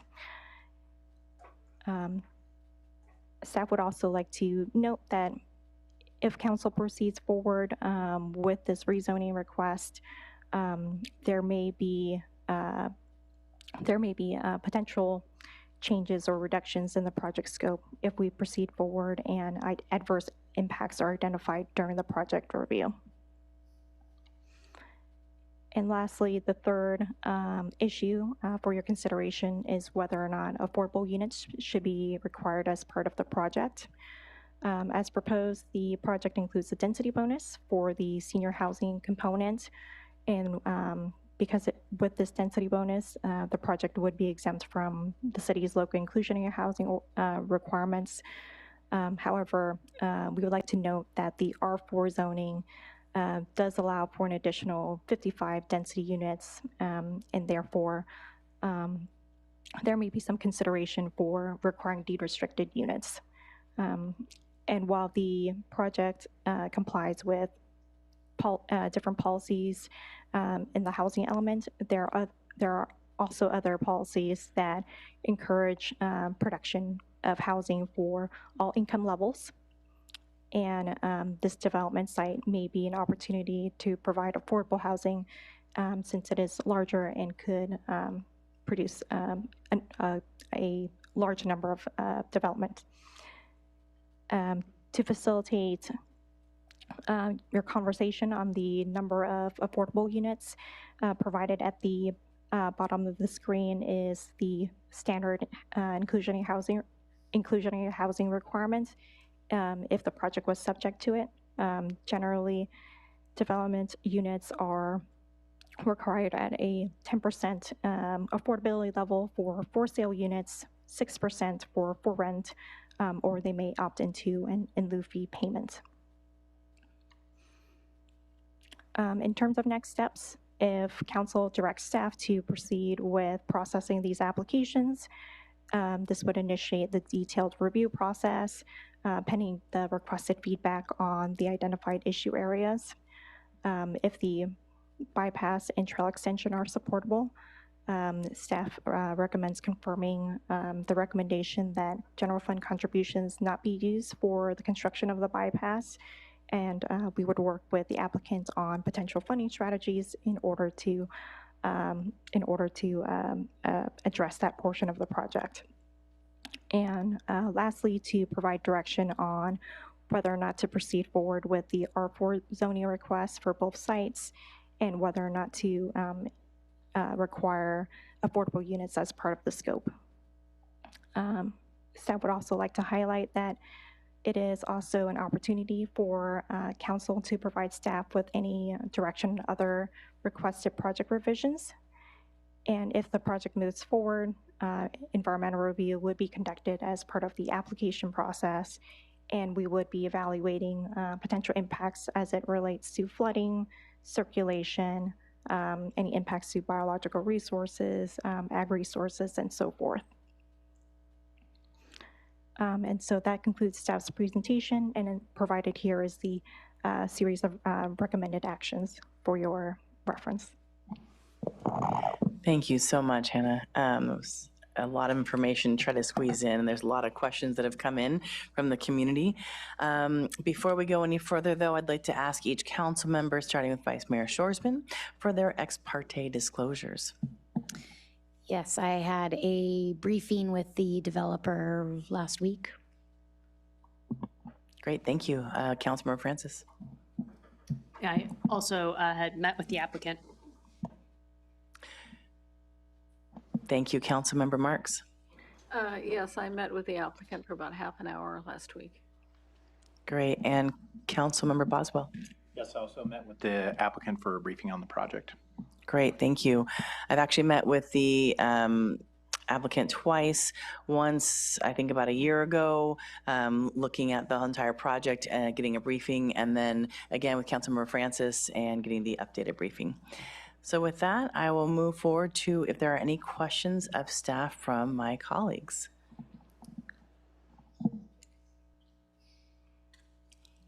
Vice Mayor Shoresman. Yeah, first of all, I just want to thank staff for the 28-page agenda correspondence with a bunch of attachments and about 9 pages of questions that they answered. So for any of those out there that had emailed in questions, you might want to take a look at that document. You might get some of your comments addressed by reading the answers to those questions. A couple of questions that are still coming up for me are related to the cost and how, if a bypass were to be built, and the Bob Jones Trail for that matter, were to be built without general fund, how are the transportation impact fees figured? I'm assuming that that's the way we would normally pay for something like this. And is it dependent on the number of units that are built? Is that part of the calculation? Thank you, Councilmember Shoresman. Luke Schwartz, Transportation Manager. Yes, I think in that scenario, in trying to minimize general fund obligations towards this infrastructure, the largest opportunity to try to make this infrastructure pencil out is going to be in incorporating the full project costs that we can and access to new development in the impact fee program. We're already working on a traffic impact fee program update. With the development of this size, that changes the intensity above what has been assumed in the past, and incorporates new infrastructure and more updated cost information on the infrastructure. Even outside of our planned update, we'd want to incorporate these projects and development into that program to maximize that. With that said, there's likely going to be a share of those costs that we can't fully carry on to new development to fund. So there's going to be some delta that we'll need to work through strategies with the applicant. With that said, our impact fees the rate schedule is set up based on a per unit basis. So you pay a fee based on how many dwelling units you're proposing, and within that, there's some discounts if you're providing smaller dwelling units. So the fee obligations for this development are higher if they're building more units, so there's more opportunity to receive credits or basically be reimbursed for the infrastructure from their own fees. Right now, as proposed, their fee obligations likely outweigh their reimbursement needs for costs that can be shared through the impact fee program. With that said, if the project had fewer units, there's strategies that could involve taking other fee revenues from other development that come in outside of this project to help reimburse for those costs. It's just the timing can be tricky with that scenario. And the last thing I'll say is the way that the impact fee program is set up is you have a full suite of projects and those total costs that are spread among all the trips that are anticipated to happen. So a larger development of this site means there's more traffic and more trips that those costs get spread among. The fees can be lower, so they might pay higher fees because they're building more units, but the individual fee amount could be lower, where if it was a smaller intensity project, the overall traffic fees might be higher. So it's hard to say whether their fees and whole would be lower or higher based on how many units, but in general, more units means more fees that they're paying and more opportunity to take credits or reimburse from their own fees towards these infrastructure costs. Okay, it sounds complicated, but basically I think the key thing that I heard maybe is that it's unlikely that this project would cover the entire cost of the bypass. Is that true, or it sounds like a complicated formula? It's hard to answer without a detailed cost estimate and look at their fee obligations. I think it's fairly close, but the likely scenario is that 100% of the trail and bypass costs cannot be carried into the fee program. So there's going to be a delta that we can't fully fund through impact fees is my best guess. Okay, thank you for that. Question about this is just the beginning of the process, right? This is just giving you our sort of approval to process the three applications, and there would be EIRs and traffic analyses and lots of other things that happen, lots of trips to the Planning Commission, other advisory bodies, maybe back to us. With what those two areas are zoned for now, they're zoned as R1 and R2. In the general plan, it says that they will be zoned up to R3. Applicant is asking for R4. How much will the environmental impact report look at? Will it weigh the current zoning impacts against what it would be if they were if it was all zoned R3 versus if it was all zoned R4? Will we get that full menu of options of what the impacts might be? City Manager, did you want to pipe in on this right now, or were you waiting until after? Thank you. I was hoping to speak to the cost question about the bypass, but I'm happy to maybe tag in on this question to the extent that, and folks can cut me off if I'm wrong or clarify, but the EIR would look at the comparison of the current state of the property to whatever the project is.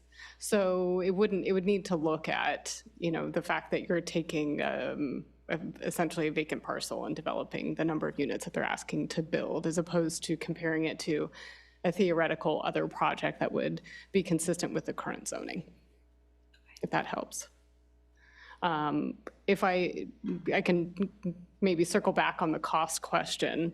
So under any fee program, under the Mitigation Fee Act, the fee program cannot recover for what is considered to be an existing deficiency in our roadway system. So that's the delta that we would be looking at, and it's really, the issue here is we believe that the LOVR South Higuera intersection at some point in the future will, what we would consider, fail. So essentially stop meeting our level of service standards.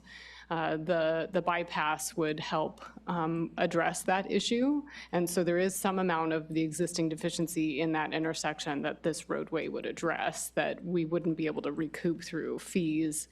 The fees would be charged not just this project, but other projects that could develop in the area that would be contributing to the same problem that this roadway intersection improvement would be addressing.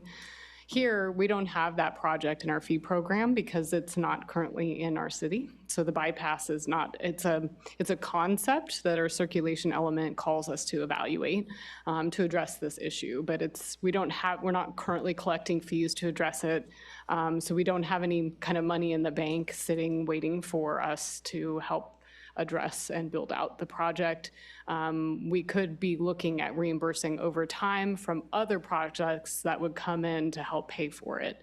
Here I would say, and this is really why staff's recommendation is to not shoulder the burden of that delta on the general fund, because from our perspective, and I suppose mostly mine as the city manager and trying to account for our fiscal needs for the city as a whole, we wouldn't be looking to build a bypass without this project. So it's not a priority that we would be making in our capital improvement plan. You'll be seeing the draft in a couple of weeks, or actually on Wednesday, most likely.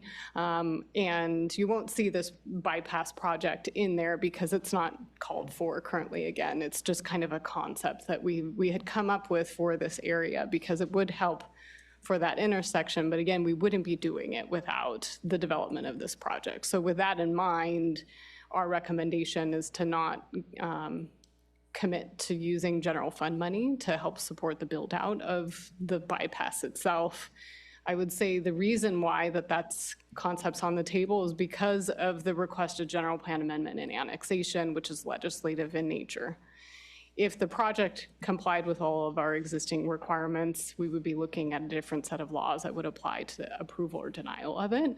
But here they're asking for a change in the rules to enable what they're requesting. And because of that, you have very broad discretion. At this point in particular is probably the broadest discretion. You still will have that if you provide direction to move forward with to initiate the annexation process and general plan amendment. We could do the analysis and you could come back and decide that it doesn't work for the city for any one reason or another. But at that point, the applicant would have expended a significant amount of resources in getting to that conclusion. And so at this point, with knowing where we're at with our financial resources, the needs of the city overall, our capital needs, our infrastructure needs, the recommendation is to not commit to providing that delta from our general fund. So that's a long-winded way of kind of explaining what's in the staff report as part of our recommendation there, and the way that the fee piece of the equation would work later if we move forward. In addition to the credit piece, so we typically, we wouldn't make a developer pay a fee just to get the fee back from a reimbursement process. Thank you. Yeah, I just wanted to get a little bit more, thank you. That was good. So I guess going back to my question thank you for the answer about the EIR. I guess my question is there a way in this process going forward, should we process these applications of getting a better idea of what level of density would be the most appropriate, or that we can mitigate the impacts of?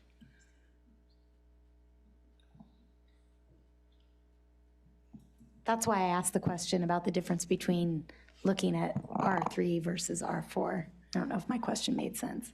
I think so that the EIR would certainly, if we, as we're assuming that we would, in full EIR is what level of environmental review would be required for this project.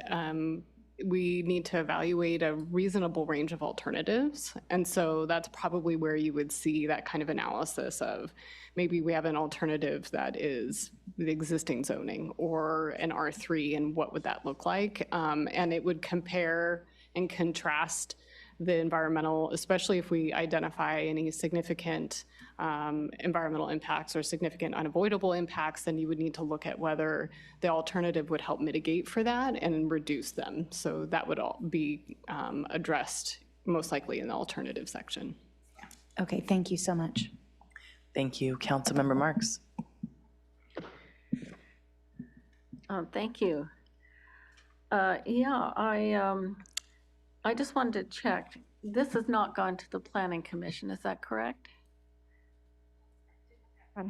It has not gone to the Planning Commission. It has not gone to the Planning Commission. Okay.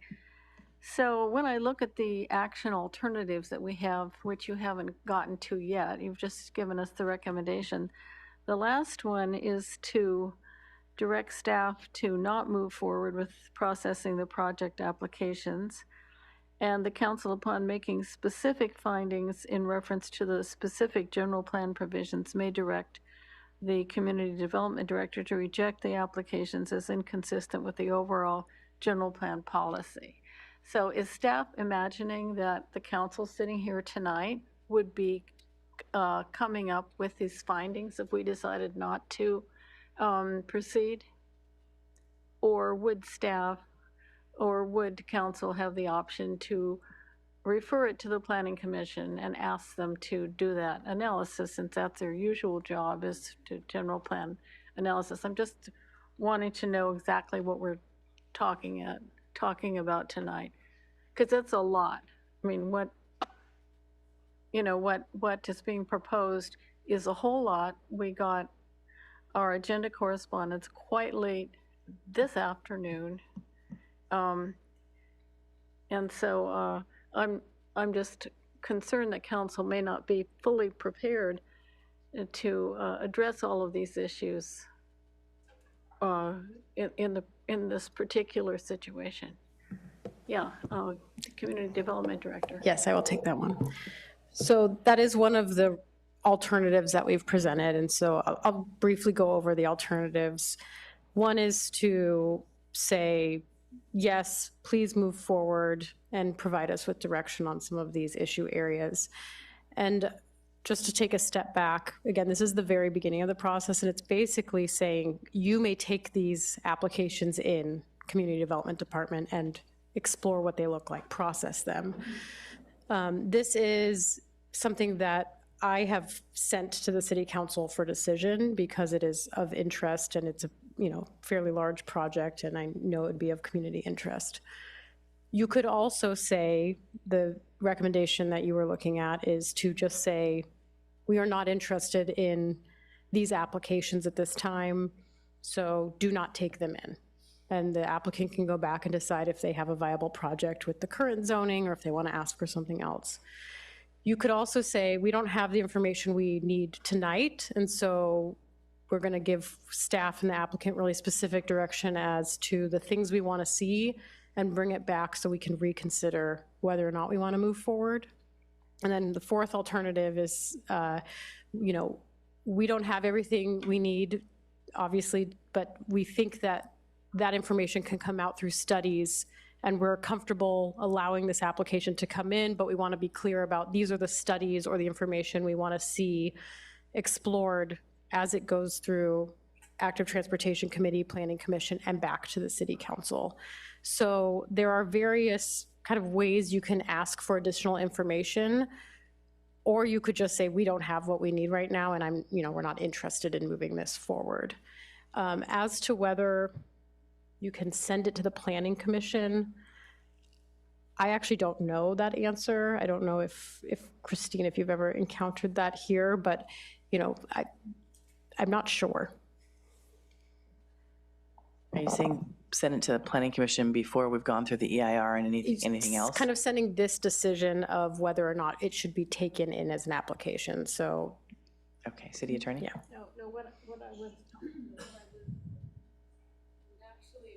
No, what I was, my question is actually more narrow than that, which has to do with general plan conformity.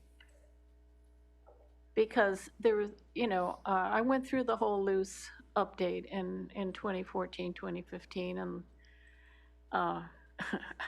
and in my 17 years on city council, I've gone through a lot of planning that has never, ever, this has never, ever come up before, except with a little line in the housing update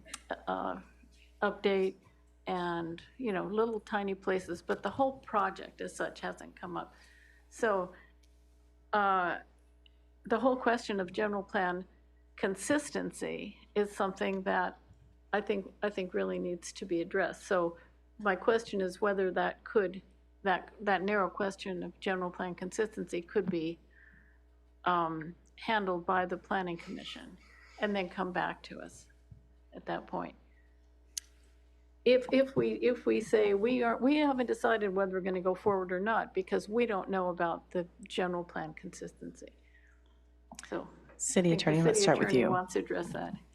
Sure. So I think, Councilmember Marks, you're referring to the language in our code that says, upon making specific findings in reference to specific general plan provisions, you may direct the director to reject the application.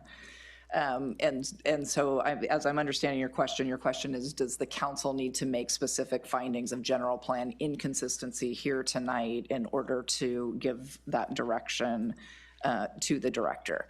I think given that our structure allows the director to make those findings and she has taken the additional step of bringing this matter to you, and I think those findings would be pretty obvious, like part of this project isn't in the city and we're not interested in pursuing an annexation. And the zoning under our general plan and land use and circulation element isn't consistent with the proposal before us, and therefore on that basis, you're not interested in considering it. I don't think those findings would be hard to make.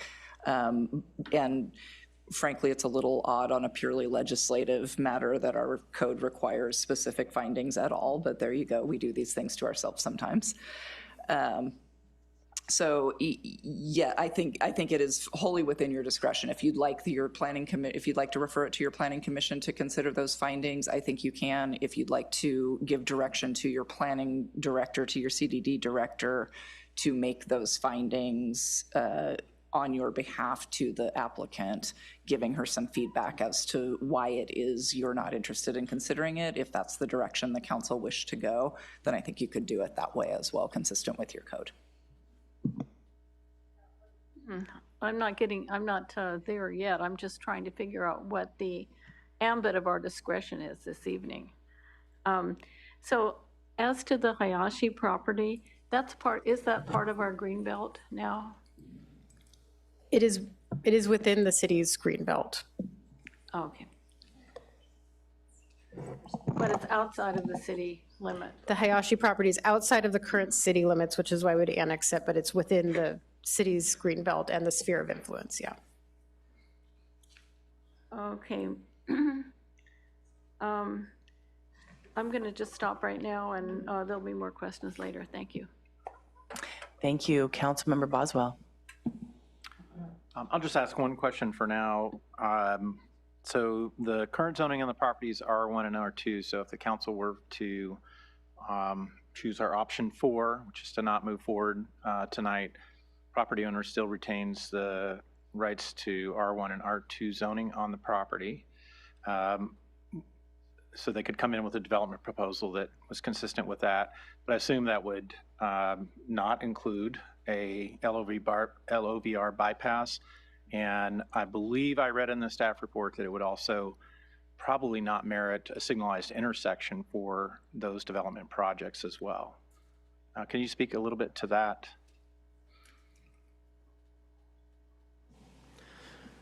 Sure. In terms of the intersection, we haven't taken a close look at a change in the intensity, My best guess is that the bypass road on its own adds enough traffic to warrant a signalized intersection where it connects with LOVR, and I don't really see a scenario where the bypass road is viable without a controlled intersection there. I don't know that it'd be sensitive to a smaller intensity development per se. As long as the bypass road's part of the project, I think that signal is needed and will likely be warranted.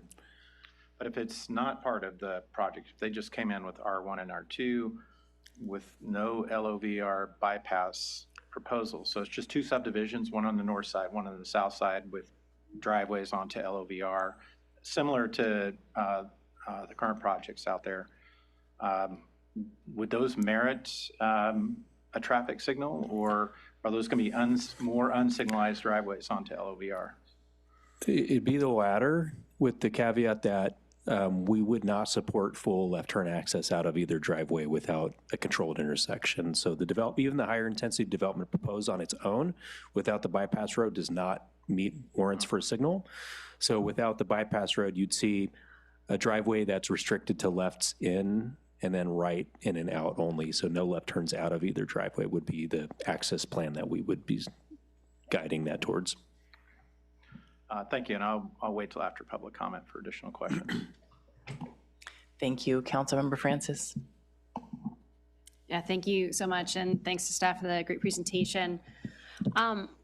So one thing that I keep coming back to, and we kind of got at this, I had an agenda review today, and we talked about this a little bit, but I'm still, I think, a little bit stuck on our current modeling shows that the intersection at Los Osos Valley Road and Higuera will fail within the next few years. And we just talked about, or the city manager mentioned that we wouldn't be pursuing the bypass without this project because it wouldn't merit it. But initial modeling also shows that with that additional bypass, we still have that intersection failure in the out years. And so if we do move forward with the project, how are we going to address that deficiency? If we don't move forward with the project, and perhaps this is getting beyond the scope of what we're talking about tonight, but I still feel a little bit stuck on how do we handle traffic flows in those areas. And this was a conversation that came up a lot during Higuera Complete Streets, with or without that project. And I know the bypass solves our problem for a little while, but is it the right solution in that space? And if it's not, then what are we planning for 20 years out, 10 years out? Sorry if that's maybe beyond the scope of what we're ready to deal with tonight, but I keep getting stuck on it. No, that's a good question. So just to hone in on that, even with the bypass, does that intersection still fail? As we noted, the formal traffic study has not been prepared. There's been some sensitivity testing, some analysis. I think from what I've seen, it's on the threshold. I think there's a scenario where with our latest land use information, some of our larger developments have been less intensive than what was initially modeled or projected. San Luis Ranch, Avila Ranch. There's a scenario where with the bypass road, that intersection doesn't fail from a level of service standpoint. It's still likely to be more congested than it is today. Without the bypass road, it will fail certainly from a level of service and significant queuing. And as Hannah mentioned in her presentation, the general plan calls for plans to widen to add more lanes, but it's functionally going to be very challenging to do so. Yeah. Thank you. And I think that kind of gets at an answer, which maybe is there isn't a great solution without the bypass, and maybe the bypass doesn't even quite get us there. A kind of unrelated question, if we decide to move forward with annexation, and apologies if you answered this already, and the project doesn't pencil out or gets shelved for any other reason, can that be reversed, or would the annexation not actually move forward formally until the project was shovel ready?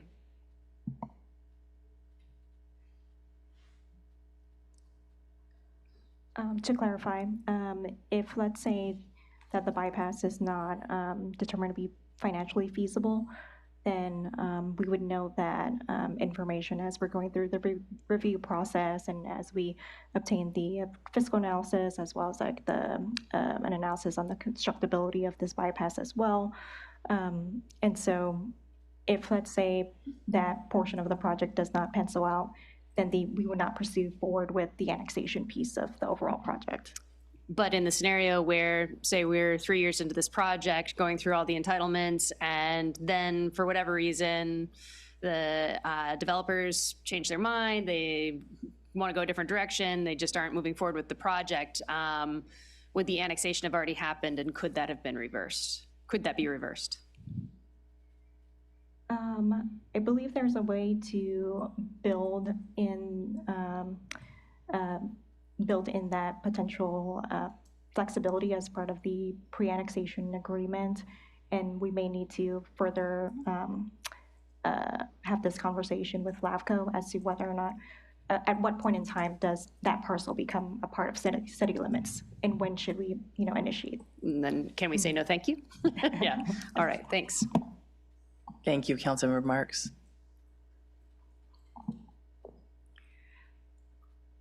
In terms of the annexation question again, do the Hayashis own the property, or does the applicant own the property? I'm talking about the Greenbelt property. The applicant owns the property, as well as, I think it's in coordination with a couple other partners as well. Okay, so to me, annexing, the question is, could we just annex the Greenbelt property whether or not the project goes forward?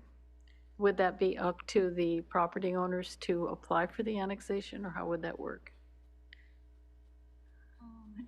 As of right now, the annexation request is specific to the bypass and the trail extension, and it is initiated by the applicants. And so if those features are not supportable, my assumption is that they would not proceed forward with the annexation. But it would still be burdened by the open space and agricultural conservation easement that's on it presently in the county. Is that correct? Yes, so if it remains in the county's jurisdiction, all of those existing regulations would be in place. Okay, thank you. As long as the county keeps that. Vice Mayor Shorsman? Yeah, one last question before we move on to public comment, I guess. Or any other questions? Sorry, I didn't see your name on it. On page 8 of the agenda correspondence, it talks about, states that if the council directs the applications to go forward, we could also require a fiscal impact analysis to understand the ongoing costs of maintenance of the new infrastructure. Is that something that we would need to direct, or is that part of the regular review process for the applications and the development anyway? Do we need to specially direct that kind of analysis? That's not typically required as an application requirement for annexations. So as part of your direction tonight, that could be one of the items if we proceed forward with the review. Okay, thank you. It's totally okay. And as we talk about there were some comments and response in the agenda correspondence around funding and the affordable, let's say this differently, the attempt to be lower cost than current marketplace housing. Yet without deed restriction, we can't confirm that's going to stay that low, right? It's up to the applicants in the market, right? Yes. And then as far as with the CFD, if that financing was to happen through a CFD to help maintain the road infrastructure and potentially the creek maintenance that we'd have to take care of as annexing in the city, sorry, it's a very long question, then at that point, that CFD financing goes back to those who purchase or rent the housing. So then the affordability then kind of decreases with the CFD, right? Yes, I'm not sure if the CFD would be applied to deed restricted units. That would be a question I'll have to defer to the rest of staff. But that is something that we can take a look into as to whether or not we can not have the CFD charge on the affordable units. Okay, or if that's part of the property tax, city manager? Thank you. I think there are lots of different options for how that would potentially be applied to a unit that is considered to be affordable. So I think the way it all just depends on how the CFD is set up. I think the counterbalance to that is if we do have deed restricted units and the CFD charge wouldn't apply to them to help contain costs, that's helpful for the affordability of those units, but then what happens to that delta in the revenue that would be needed to cover Right. I mean the fact that it's lower in housing, but not necessarily affordable.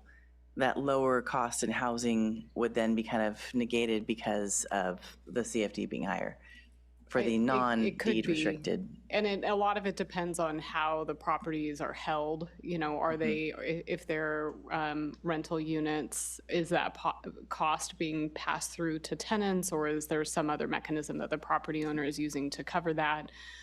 There's lots of questions. Some of that we really don't have a lot of control over, but we could look into a lot of those questions throughout the process. And I'm not sure who would answer this next question. Do we have even a slight idea of what it would cost to continue managing the riparian area in the creek now that it would be annexed and ours? I really don't know. Okay, just asking. Yeah, I didn't think so, I do think there are minds working as we speak on probably trying to come up with a cost just based on what kind of, I didn't really expect it to be answered. I just, you know, as we've been talking about these in agenda review and agenda correspondence, it seems like they were still having a lot of questions, and I think that's part of the conversation, is that we're not at a approval state in any way, shape, or form. We're in a pre-planning state, but just wanted to kind of think about publicly that thought. The other part we talked about a little bit around the agenda correspondence. I appreciate answering the Bob Jones Trail alignment question, you know, numerous times, and it seemed as though there's not a good answer around how to get the Bob Jones Trail aligned due to the visibility challenges that we have. At this time, do you see any other ways to align the Bob Jones Trail if we change some of the traffic types of lights like beacons and hawks and all those wonderful things that we do? I'm not sure that there's actually a way to actually do that without still having the different locations not very visible and causing some of the similar challenges we have now, for that matter, with the property that we're even talking about too.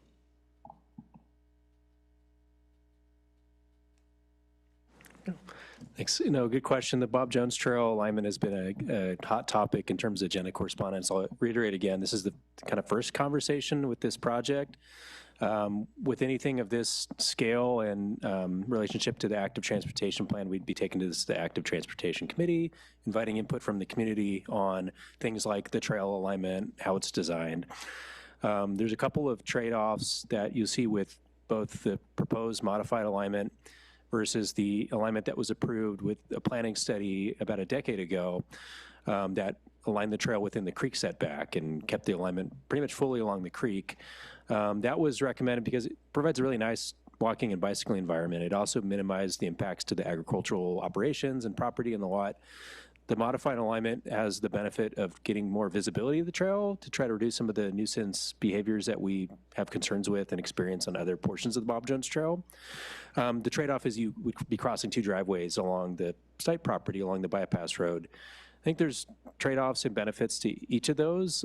Staff and the applicant are supportive of either the originally approved alignment, what's currently proposed, or potentially some hybrid in between where the trail could align along the creek, you know, around the development, and then once it gets past the development frontage, maybe could set back a little away from the creek if we have concerns about flooding, nuisance behavior, and want to increase visibility to have it a little closer to the bypass road.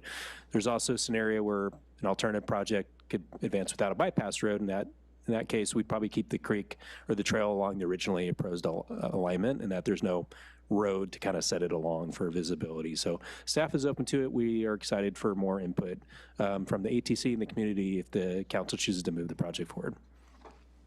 Thank you, I appreciate it. I feel like we've talked about this a lot, but not necessarily publicly. City Manager?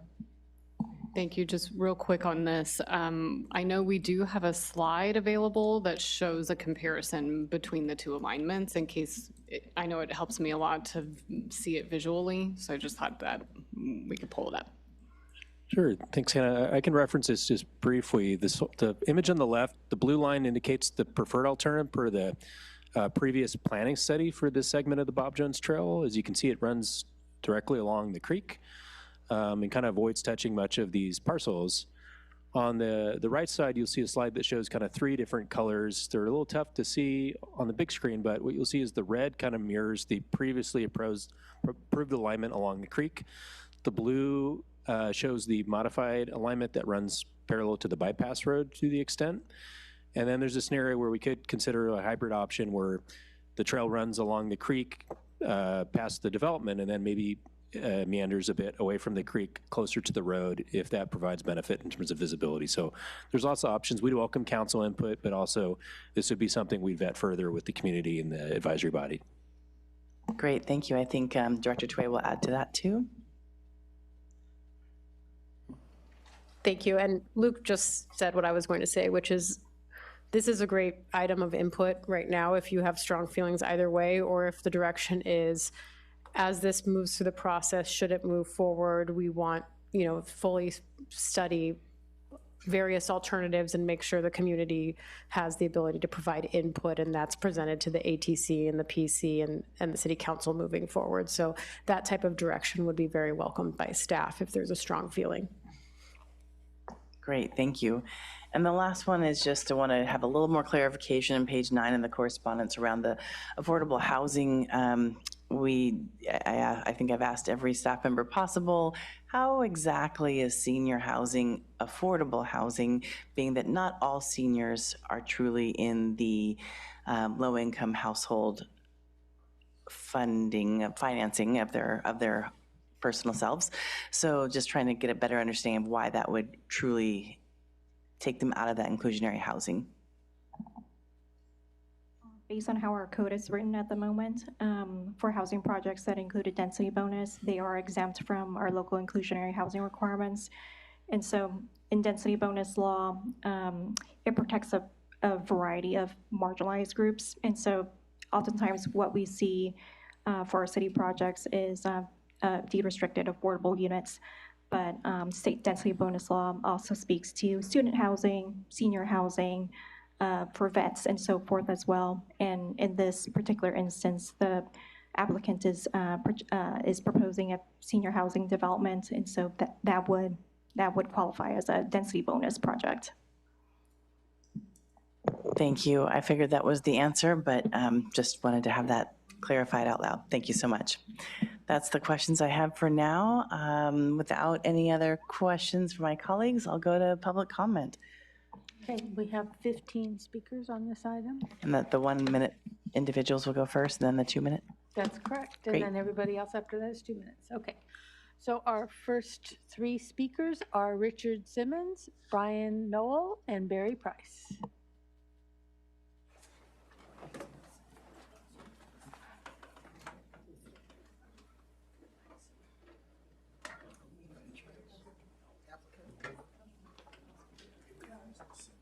I'm sorry, the applicant goes first. And I know your script is wrong. It doesn't say it. So sorry. My name is Brian. I don't know where Richard is. Oh, Just one moment. We have to let the applicant go first. Okay.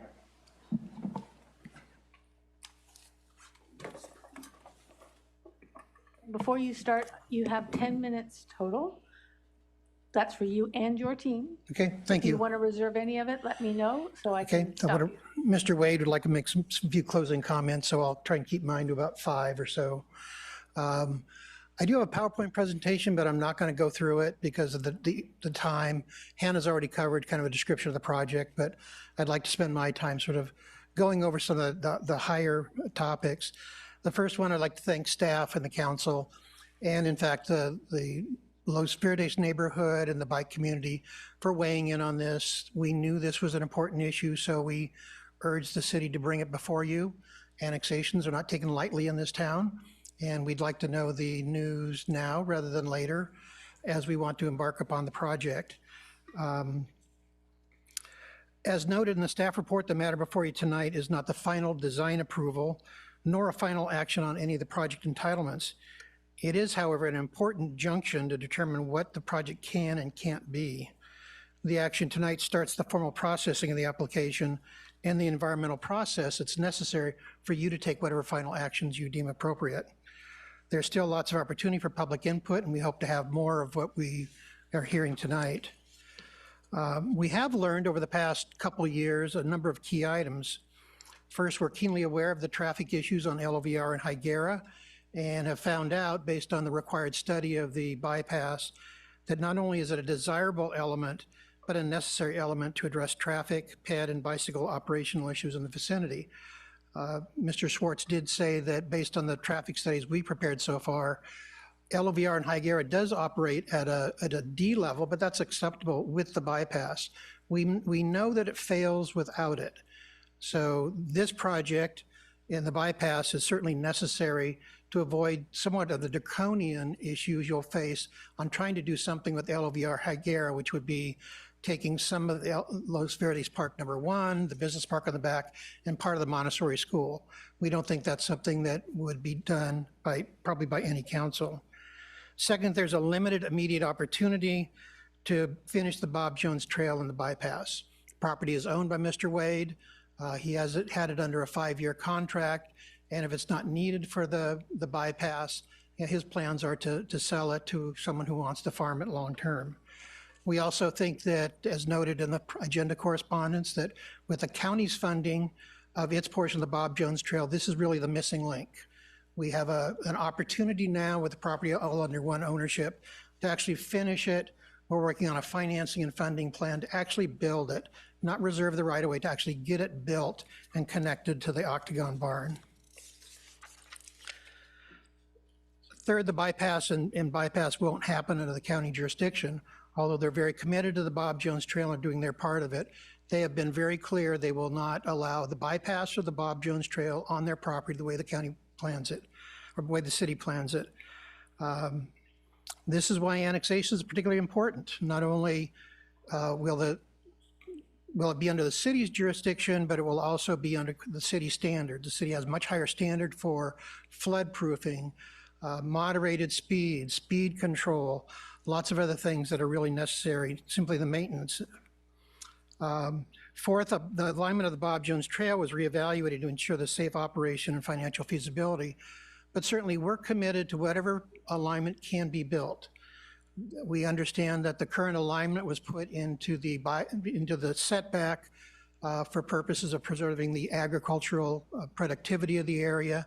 That actually predated the loose, the 2014 loose. Now we're looking at options where it can be built. There will be trade-offs between putting it next to the creek, where in the setback and in a floodway and in a floodplain, or putting it outside of that. And we're committed to kind of looking at which one of those best serves the city and can look at those as kind of alternative project level details. Finally, the scale of the project was chosen to allow a wide cross-section of housing types and have enough units to support the project. To one question that came up about, well, how many units do you really need to make it work? Well, the answer today is, I don't know yet. We're certainly willing to look at constructing this and completing it without the general fund obligation to the bypass. I think we can make that work. How many units I need to do it?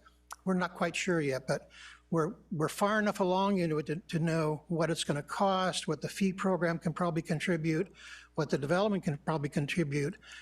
But the amount that the development can contribute goes down with the number of units, or it goes up with the size of the units. So we end up building more expensive units, bigger units on an R1 basis, or a lot of smaller ones. We believe, based on the calculations, that the project itself can generate enough TIF, transportation impact fees, to fund the city share, the TIF share of the bypass and the Bob Jones Trail. we don't need to go looking at other projects to contribute to that. That was kind of the magic of that formula. Finally, I'd like to identify some other benefits of the annexation. Number one is that you would control that. You would get the conservation easement that the county holds right now. Your standards would apply. You would then hold all the cards on how that property is managed and any long-term plans for it. The urban reserve line won't be moved. It's not proposed to be rezoned. The conservation easement is proposed to stay in place. The only thing that would change is those things would be controlled by you rather than your colleagues across the street. So with that, I suggest and request that you initiate the annexation to keep that option open and to proceed with the density as requested. Thank you so much.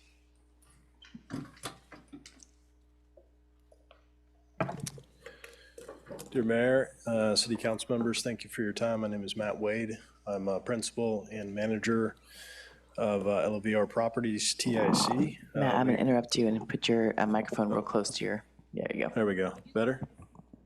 Hi, I'm Matt Wade with LVR Properties, TIC. I'm a principal and manager for the ownership group that currently owns all three of these properties. We purchased the LVR North property, LVR South property, and the Hayashi property back in June of 2020.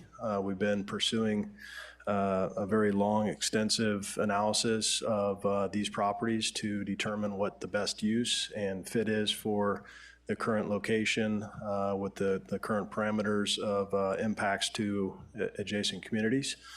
We've worked with the city staff, which we really appreciate everything that they've done to give us the time to evaluate this project in very thorough detail.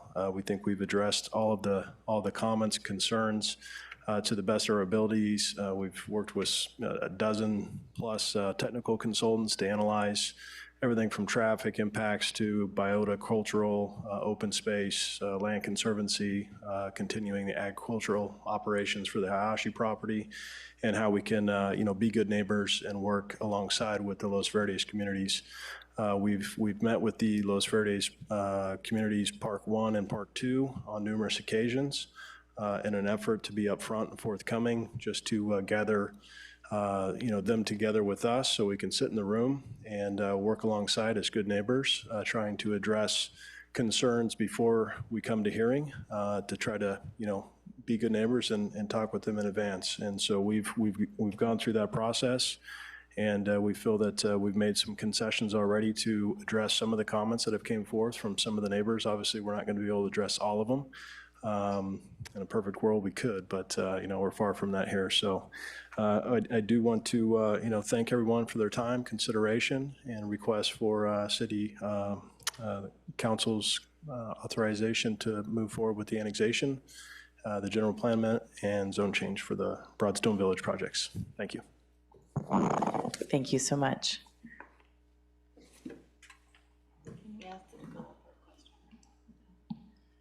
No, right? Question? Can we? I think we can. I think he has almost 2 minutes left. Let's go with it. Councilmember Marks. Yeah, I had a question. Mr. Peck was saying that if the land was, if the Hayashi land was annexed, that the city would own it. Is the applicant contemplating deeding the Hayashi property to the city, or what did you? No, I said they would control it. Okay. From a land use standpoint, certainly it would remain in the ownership, except for those pieces that were the bypass and the Bob Jones Trail. Those would need to be conveyed as city property unless there was some sort of easement on there. So I apologize if I misspoke on that. Okay, no, thank you, just for the clarification. Perfect, thank you. All right, City Clerk. Okay. Brian Knoll, Barry Price, and after that is Brad. Hi, my name's Brian Noel. I'm resident at Los Verdes Park 1, and just wanted to express my appreciation that the developers have been having good communication with us. And, I imagine a lot of people here are probably going to speak out against the project because, usually when people come to these things and wait their time to speak, it's because they have strong feelings against it. But I just want to say I am in favor of the annexation and the Bob Jones Trail extension. I don't want to have, for traffic reasons, I don't want to have more density than we have to have there. But whatever density kind of supports the bypass, I think is worth doing. And, you know, having that more biking is good for traffic. So doing the Bob Jones Trail the best way we can is important. So that's my way of kind of speaking in favor of the good parts of the project, and I'll let other people address the deficiencies they see. So thank you. Thank you.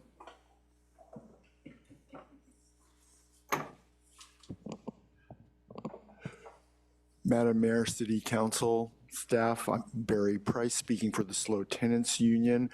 We like the concept of this project. We certainly like the idea of more senior housing. We like the idea of more higher density housing. Our only question is, why is this all going to be market rate housing? We know very quickly that that will become unaffordable for middle income, low income, very low income families, which are the families who are most in need of housing in this community. So I just want to encourage the council to work with the applicant to make sure that if a project goes forward there, it really does meet the housing needs of the city. Thank you for your time. Thank you. Brad Dolezal, Jack Chimo, and then Daryl Gu. City Council members of staff, I've been involved in the Lower Howard Street intersection. I own the property at the intersection. I also live in Los Verdes Park, and with my dad developed all of that. And we did the creek clean out over 50 years ago to mitigate the 100-year storm flooding, which hasn't been touched in 50 years. And we cleaned the creek from Creekside all the way down through the Hayashi, which was the Pereira property back then. And I've seen it flood down there. And that needs to be addressed, along with the stacking of traffic lights. Now, we initially donated the Cunder property, which is the two properties that is being done, to the city for the bridge and the overpass. And with that, those properties were supposed to be in an open space, low density for the flooding and for that jurisdiction.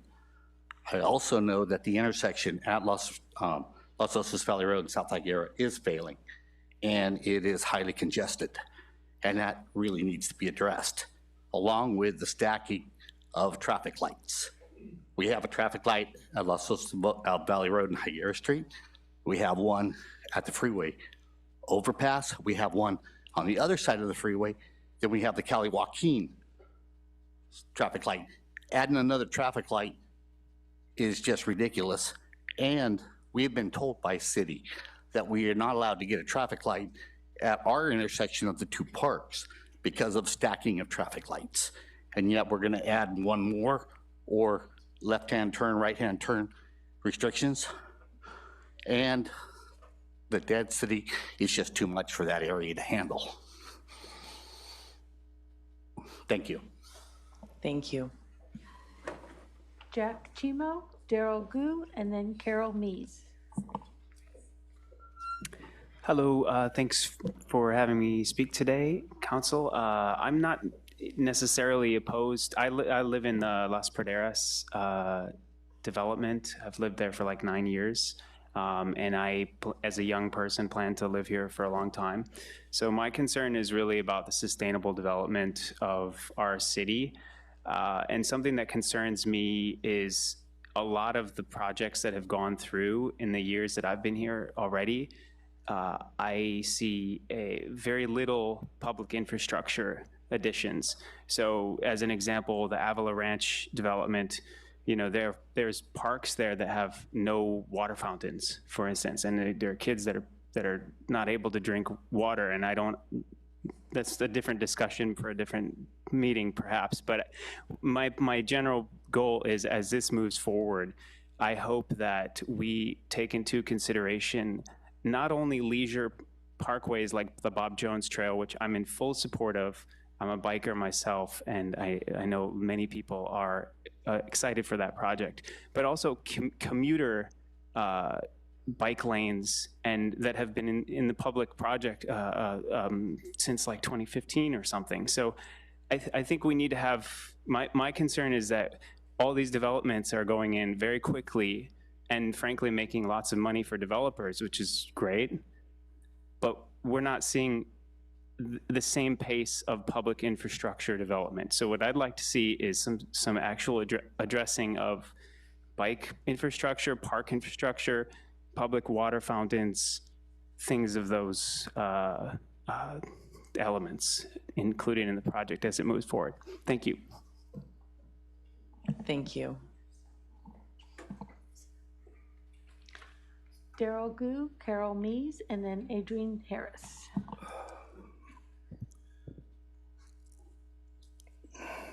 Good evening, Mayor Stewart, council members and staff. My name is Daryl Gu, and as a homeowner and resident of Los Verdes Park, number 2, I am not opposed to the annexation, but I am filing my petition opposing the rezoning of the adjacent parcel to high-density residential, HDR R4. In accordance with the city general plan and the land use element, this property lies within the LOVR Creekside area SP11, which designates this property to become an MHDR, which is R3. Further restrictions on its density is also conditioned upon the environmental impacts, significant impacts on health, safety, and the welfare of its neighbors, as made clear in the city LUE. This includes noise and air pollution. It includes the increase in congestion and traffic. It includes the loss of the view corridors to the neighboring neighbors. In addition, as noted in Section 8, Special Focus Areas, paragraph 8.12, LOVR Creekside area of the LUE, this area is subject to flooding, which in my history I've seen happen.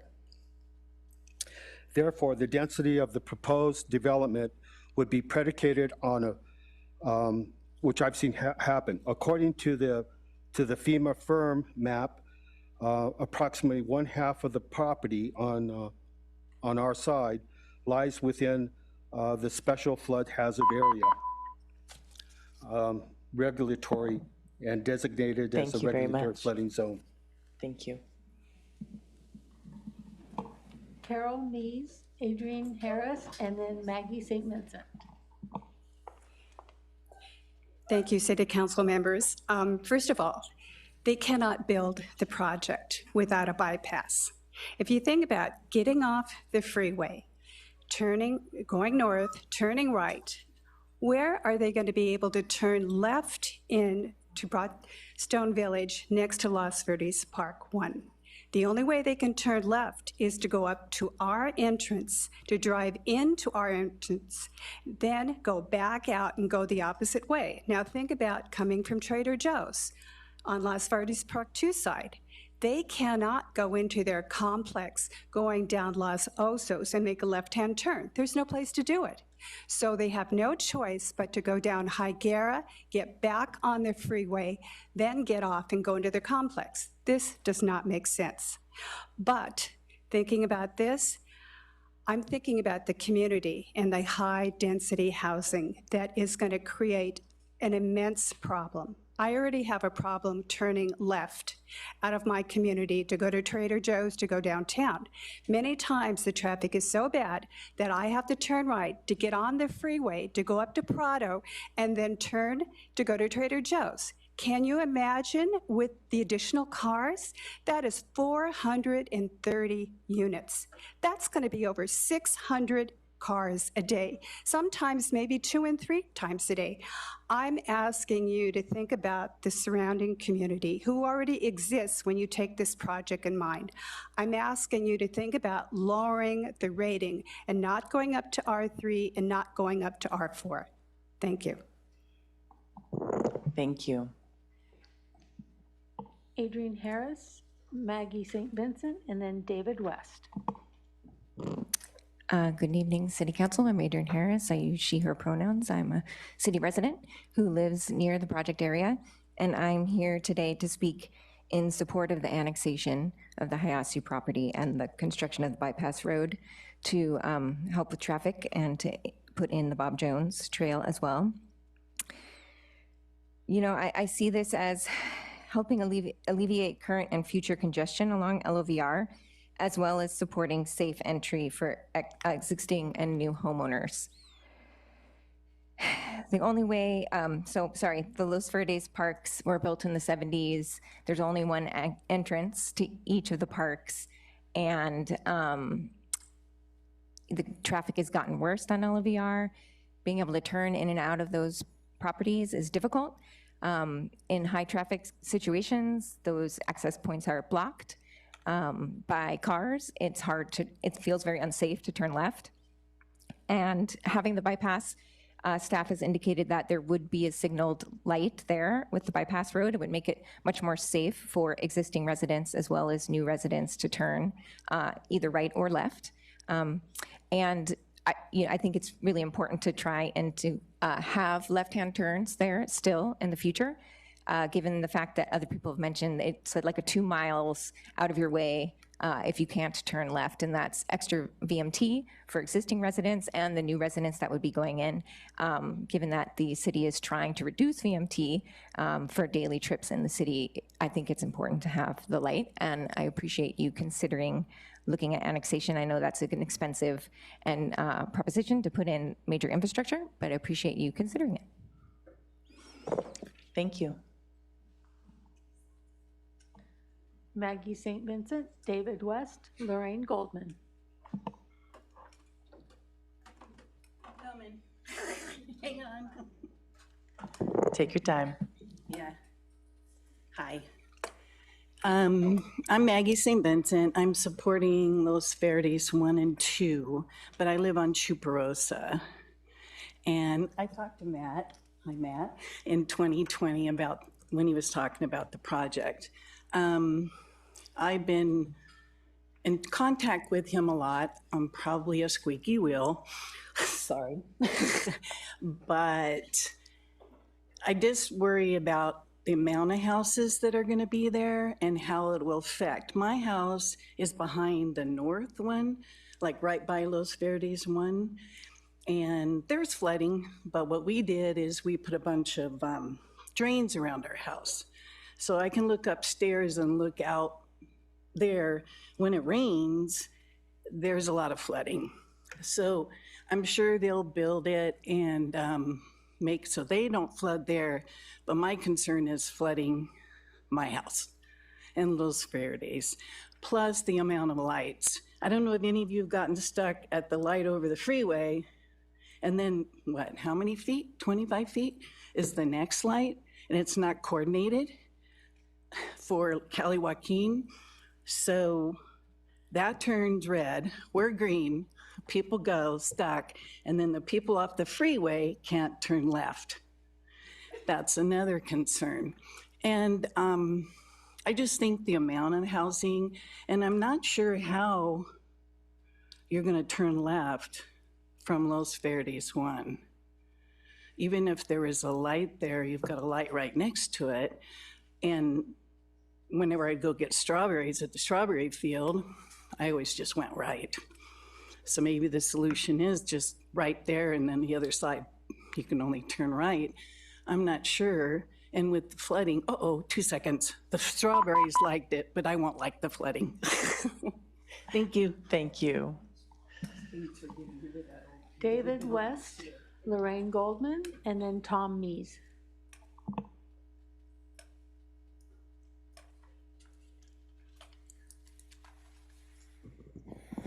Hi. I'm a retired operating engineer. We're the guys that build the roads, the freeways, all of that. I started working for Alex Mandana a little over 40 years ago. Alex made a fortune on Highway 1 because he'd fix it, the road would slide, he'd fix it again. The ocean would wash it away, we'd fix that. He'd fix both sides over and over and over again. What you guys are talking about, I was really trying to figure out whether it was an albatross or a boondoggle. I couldn't figure out which one this road actually is. And I think it's both. I think that's the answer. Asking us not only to take what's not even in our city limits, let's take a problem that's somebody else's problem and bring it into us so that we can have a developer make more money. And it's like, the zoning was for R1. I looked 2019 before I bought my home. It's R1. You can build about 40 units. That traffic won't be too bad. None of these solutions solve the traffic problem. I went out, timed the signal, look what it's doing. There will be no left turn, period. You just put the signal in. It already blocks from the traffic, the existing traffic. The developer is part of a corporation that has 30 to 40 different LLCs. They're all building in town right now. It's all one guy, Matt Wade, for the most part. Handful of his friends, but Matt Wade. So one guy is building everything, which is fine, but you don't need to maximize your profit every single time. And we're talking, let's take 40 units that it would work with just on the one half I'm talking about by Park 1, but 40 units, let's turn that into 250. And it's like, wait a minute, that's a huge jump. And there's all kinds of problems that go with it. But the bottom line, more than anything else, it's gonna end up with a road right through a flood zone. I'll send you all pictures of the last flood. It looks like a lake. Thank you. Lorraine Goldman, Tom Mees, and then Stephen Feaster. Good evening. I'm Lorraine Goldman. I'm a resident of Los Verdes Park 2. And Madam Mayor, City Council, I appreciate your time and the probity of your questions of the people who have presented their information here. So please forgive my ignorance about the legalities, but I do know that the road that is being proposed, what traffic is it going to alleviate? The traffic only within the residential unit that will be highly dense. And because there are going to be traffic limits on the speed, I'm not going to go Froome Ranch Road slaloming to go to REI. I'm going out to LOVR and up Madonna. Or if I have to turn right, I'll go left and then another left, right, left. But are we going to have all those construction trucks using the Broadstone, that road, the Buckley bypass, after this project is complete? I am certain that the project will be completed one way or another. I ask you to consider lowering density, not maybe considering the Buckley bypass, but some alternatives which were never considered when the south end of the city was developed.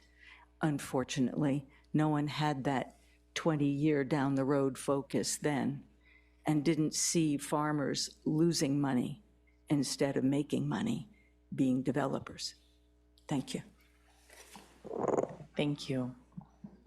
Tom Mees, Stephen Feaster, Becca Lenz. I'm only here to hold up his presentation. Wait a minute, do it over here. Okay.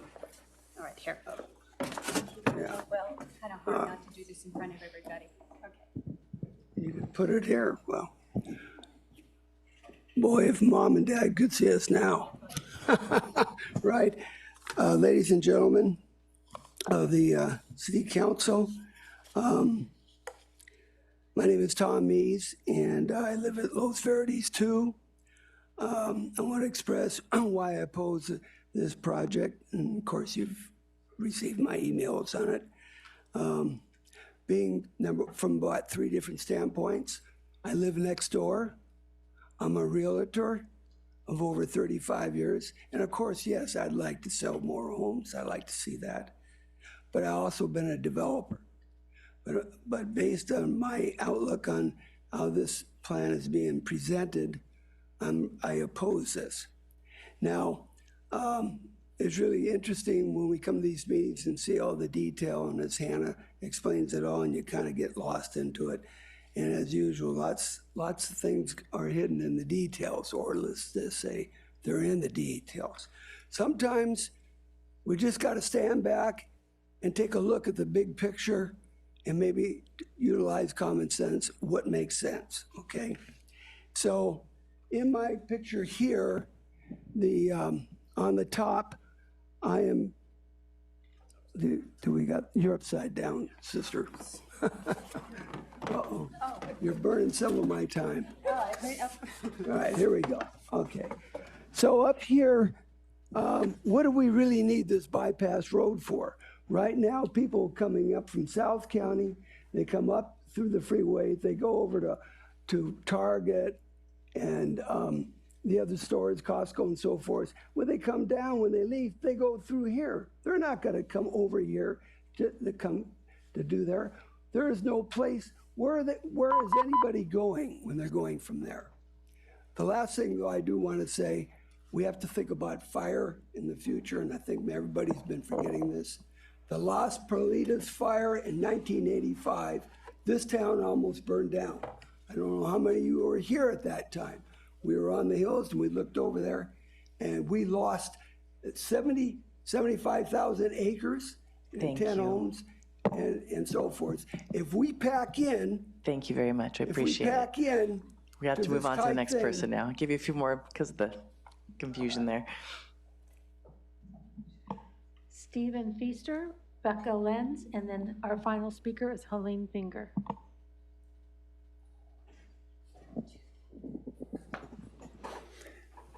Hi, Mayor Stewart and council members and staff. My name is Stephen Feaster. I'm a homeowner at Los Verdes Park 2. And my opinion, along with a bunch of others that you've heard here and elsewhere, is that R4 is just too much density for the area in terms of traffic impact and just kind of quality of life for existing residents. So I familiarized myself a little bit with the city housing element today, thanks to Vice Mayor Shorsman. And I just want to note that, besides providing affordable housing and housing access, it also values preserving neighborhood character, livability, and open space, which to a lot of us seem at odds with the current scale of the plan. And then just some comments on the road. I think generally what you've heard already, but kind of it's described as a solution to some of the traffic issues. And the studies that I've seen suggest a 20% reduction in cars, but I think that's misleading because it sounds good from a numbers standpoint, but I don't think it's going to be a 20% reduction in the problem because I think what Tom was saying is, the congestion and traffic is really from and to the north, not to the south and from the south. And this road will only relieve issues to the south. And then of course the stoplight, I think it's to anybody that drives it regularly, it's pretty clear it'll add a lot of backups and congestion, the new stoplight, in addition to the many other lights that are in the area. And sort of my general concern I have is that building it will divert taxpayer money from a needed LOVR, South Higuera intersection fix. It's not gonna fix the problem really. And then we'll have to pay anyways in the future to fix the problem properly. Plus we'll have an even worse traffic congestion issue due to the new road and stoplight, plus a road in a flood zone that could be expensive to maintain. Thank you. Thank you. Becca Lenz and then Helene Finger. My name is Becca, and I just appreciate the time and effort that went into this presentation and also all the questions. It's given me a lot to think about. I live in Los Verdes Park 1, and nothing I'm going to say is new because everyone has sort of addressed it. But I think just to respectfully maybe present some opposition from a personal standpoint of how it would negatively affect the existing Los Verdes neighborhoods. Those are very family-friendly neighborhoods, and the kind of enclosed and private nature of those neighborhoods is very valuable. And in addition to that, I think you said it best, we can't even really use the word affordable when it comes to these newer developments, which is really unfortunate. You could say lower than some others. I looked up some of the existing developments, Noveno, San Luis Ranch, and they're in the 7s, 8s, 9s, and then into the millions for a lot of these developments, which again, the families that are wanting to own still can't afford those prices. So, and then also just when these new neighborhoods get brought in, it does change the charm and character of our town, the things that we love so much about it. Infrastructure was mentioned, and I don't know if you've gone to Trader Joe's on a Sunday afternoon, but it's a nightmare. And if you have 400 new homes, that's not going to change. So the roads are congested, but also other facilities get congested as well with this influx of more homes and more people. So I appreciate your time in presenting all of this. It's a hard decision. But I would say for now, as it's being presented, I would probably oppose the development, just in that area can't handle it, and it would just kind of negatively affect the feel of our town and wouldn't really aid in the people who are needing affordable homes. So thank you. Thank you very much. Helene Finger, and our final speaker is Leah Brooks. Good evening, Mayor and City Council members. I'm Helene Finger. I'm president of the Friends of the Bob Jones Trail. Based on critical safety concerns, we have 3 asks. One is to maintain the Bob Jones Trail alignment adjacent to the creek, as shown on previously approved planning documents. Second is to revise a site plan to incorporate the project amenities of the trail and the adjacent creekside corridor. And third is to consider the Bob Jones Trail and the bypass as 2 separate and independent project components when evaluating the project phasing. I'm glad that I heard tonight that staff and the applicant appear to be supportive of our asks. The reasons that we have these asks is that, as proposed, the project follows a suburban development pattern that actually discourages people from walking and riding due to its unsafe design. Imagine if instead the project provided a plan similar to Avrila Ranch's development that embraced the creekside amenity, having homes facing the creekside trail and open space, along with the direct bike connection via an intersection-free trail. This is a proven way to get trail visibility, and you aren't compromising safety and potentially fatal conflicts. Now is the time to provide direction to staff on this. On the other hand, when you build an alignment like this, just like the trail in Rigetti Ranch that's along the railroad tracks, in a location in our city that's notorious for city staff's words that said potential for undesirable behaviors, illegal dumping and camping, when you design the trail with the visibility like they did at Rigetti Ranch and can be incorporated here, that's how you get active use of the trail and a safe route for everyone. Thank you. Thank you. Leah Brooks. And that's our final speaker. Yes, ma'am. Wonderful. Boy, the last speaker. Hi, I'm Leah Brooks. I am a member of your active transportation committee and was a member of the bicycle advisory committee when the Bob Jones Pathway Octagon Barn Connection Study was recommended for approval. I'm speaking as an individual tonight because this project has not yet gone before the ATC. There are issues with the Bob Jones Trail, but the alignment of the trail should be a city council decision based on advisory committee input and community input. Based on further studies. That's why the creekside alignment needs to be included. It's not uncommon for pathways like the Bob Jones Trail to flood because they're often built in floodplains because that's where it's pretty and that's where land is available. For example, I am familiar with the American River Parkway Bike Trail in Sacramento. It is designed to flood because there are often, well, when it floods, there are high releases from Folsom and Nimbus dams. It just means you can't use the trail when it's flooded. San Luis Obispo County Public Works expects the Bob Jones Trail connection between the Octagon Barn and the Ontario Road staging area to flood occasionally. That's just the way it is. Thank you. Thank you. Appreciate that. At this point, it is 9:02. We're going to take a 10-minute break, and then we will be back to make the deliberations. Well, thank you for that quick break. It is quick break here. We have one more item after this, so it may stretch one more time. We'll see how it goes. So I'm going to ask for any questions first before we go into deliberation. Vice Mayor. Maybe. Thank you. Yeah, I just have a couple after the public comments, things that came up that I thought deserved a little bit more questioning. One of the commenters talked about stacking of traffic lights, and I know that was something that you and I talked about when we met earlier this week. And just what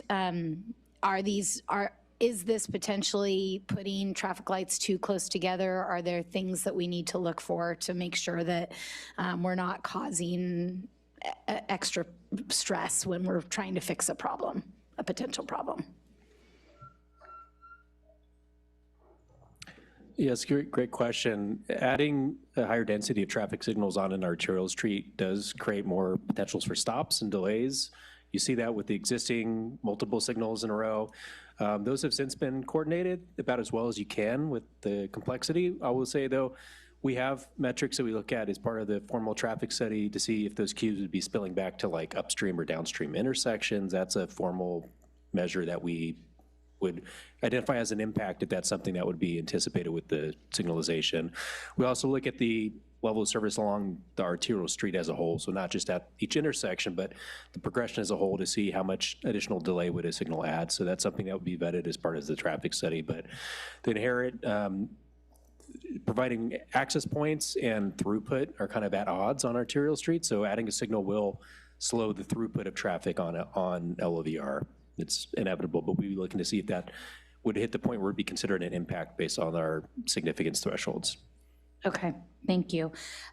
There was also a commenter that talked about Los Verdes and interest in the past in putting in a light controls at their intersections, and that hasn't been allowable. Can you talk about that a little bit? Sure. There are legal thresholds, most commonly called warrants, that are based in state and federal design standards that dictate when a city or agency can legally or not install a traffic signal. It's based on traffic volume on the main street, demand on the side street, as well as other factors like collision history or presence of a school. We've looked at the Los Verdes Park driveways before. They don't meet the conditions that would warrant putting in a traffic signal. Being spaced closely to the Higuera LOVR intersection is part of that, but it's largely based on the lack of either significant collision history, which is a good thing overall, that hasn't reached that level, but also there's just not enough traffic from each driveway, and it will never happen unless those uses intensified where they'd be adding more traffic from the driveways to that intersection. So it's in a weird spot where it is difficult to get out during certain times of day, trying to make a left, but not to the point where it warrants putting in a traffic signal there. Okay, and even relocating the proposed traffic signal with this new development to that area wouldn't be a potential consideration as well? That was one idea that I had. If they, I guess, if you put in the bypass, as you explained, you would definitely need the traffic light there, but I guess I'm sort of talking myself out of that as I think about it. It would be really too close together to have two traffic lights, one at Los Verdes and one at the intersection. Yeah, nothing with the current development proposal, it would be likely to change the fact that we can't currently support a traffic signal at Los Verdes. What the value would add is with the project as proposed would offer connectivity for Los Verdes Park 1 and 2 to connect and use the traffic signal with the bypass road to make left turns onto LOVR, where without the bypass road, that likely wouldn't be an option. Okay, and then there was one other thing that somebody was talking about in their comments was what does the bypass actually do? If the traffic issues are mostly coming from or going north from this area and not going south, then what does the bypass actually do? Sure, like the most direct kind of desire line that the bypass provides a shorter path to is people largely coming to and from like the Buckley Road extension that was built recently. With some folks also coming from like the south of the city limits, if they're going to LVR, it's likely going to be faster to make a left at this new bypass road to get onto LVR heading towards the freeway or towards Costco than it would be to go all the way up to the Higuera intersection. It's not just about reducing traffic from the heaviest movements at LVR and Higuera. That's largely the southbound right heading from South Higuera onto LVR. But by subtracting trips from the other movements, you can give more of the green time at the traffic signal to the movements that really need it. So based on initial projections, we'd expect maybe 4,000 to 5,000 vehicles per day to use the bypass. That's 4,000 or 5,000 vehicles less per day at the LVR intersection with Higuera. So it's not going to pull all the traffic away from the intersection, but enough that it adds benefit in reducing that congestion. Thank you. I think that clarifies a lot, like why there's even value in adding the bypass. And I think this probably gets into out of the scope and down the road in the development, but some of the last few commenters were talking about the Bob Jones Trail and having it along the creek and some of the potential issues with poor behavior happening along a hidden creek corridor, and maybe there would be opportunities to face some of the units. This came up in some of our emails too, of the way the development is oriented so as to provide more eyes on the Creekside Trail. Is that something that, maybe this is a question for the applicant, is that something that the applicant could consider or would be willing to consider as they get further into the development process?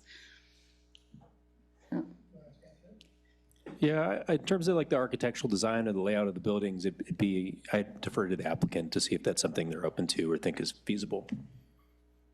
Good question. Thank you for asking it. The site plans. Can you press the button on your microphone?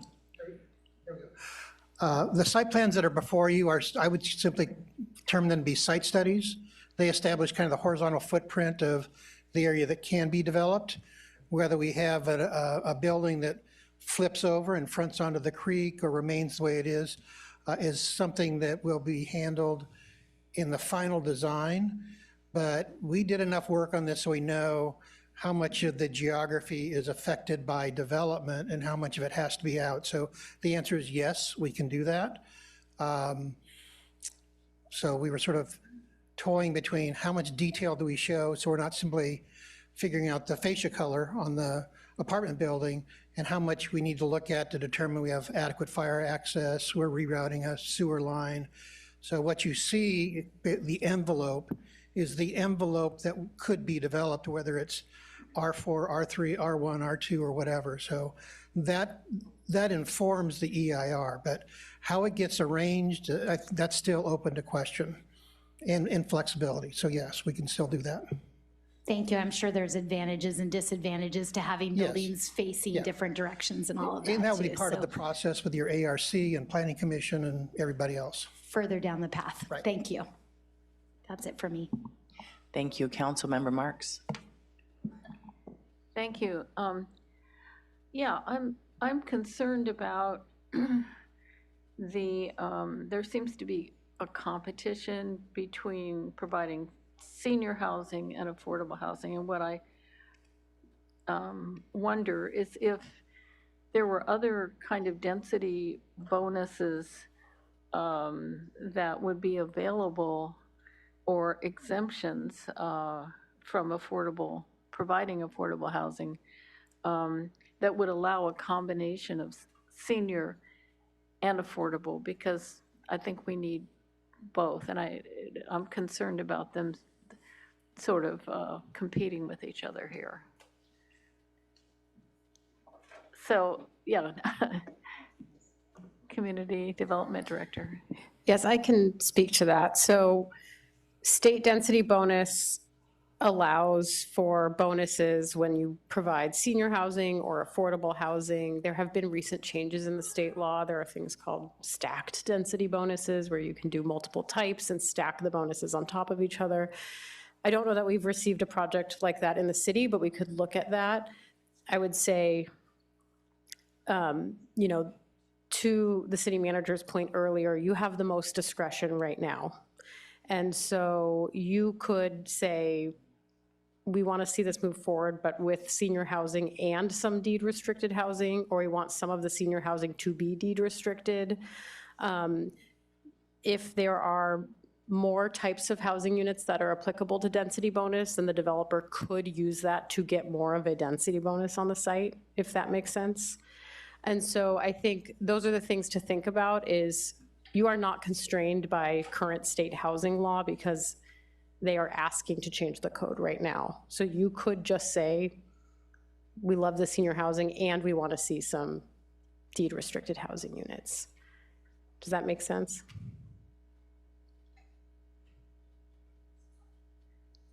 That was my question.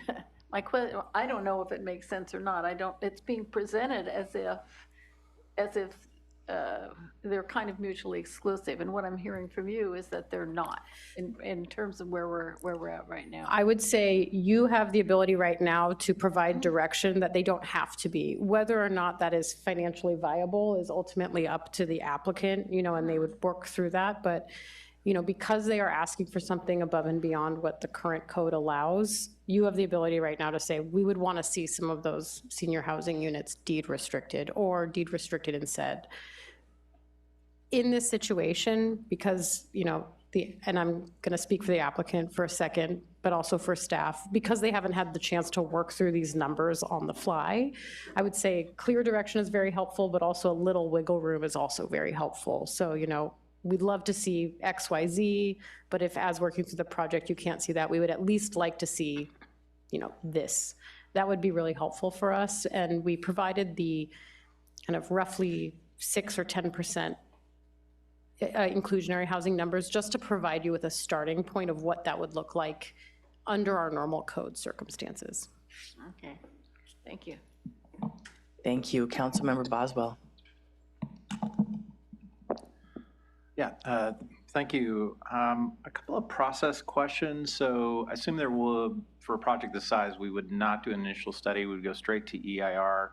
And would there be an EIR scoping meeting, and what body is the scoping meeting at?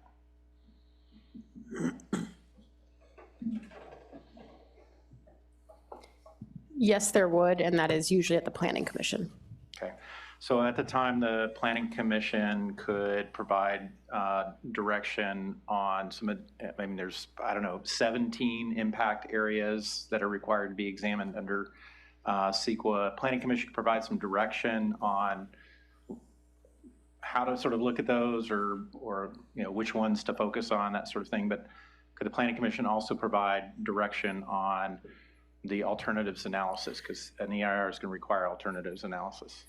In my past experience, I have seen that as part of the scoping meeting. You know, we would take in what we're hearing tonight also from the Planning Commission and work with the applicant and whatever consultant is chosen to make sure that the alternatives analysis is providing the type of information that the community and the decision makers want to analyze as the project moves forward. Okay, and of course the public can weigh in at those meetings as well to request that the Planning Commission provide certain kinds of direction with regard to the studying of the environmental impacts. Okay, correct. Thank you.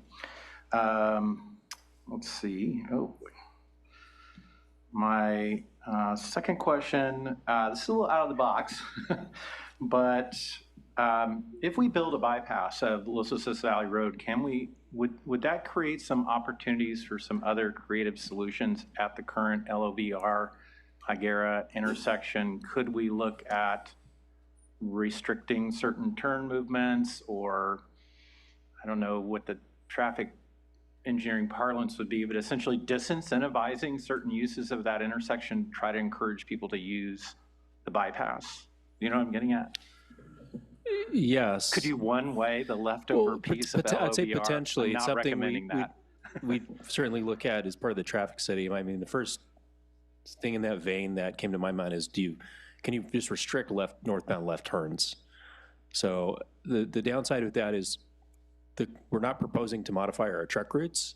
We want the trucks on our arterial streets where the bypass would be And the general plan discusses a potential residential collector, so a two-lane road that's not intended for heavy vehicle traffic per se, but really just to bleed some of the day-to-day traffic off of the congested intersection. But it opens opportunities for other operational improvements, potentially other multimodal improvements at that intersection that don't potentially require the same footprint as widening the intersection as originally contemplated. And would that be potentially looked at during the analysis, the traffic impact analysis?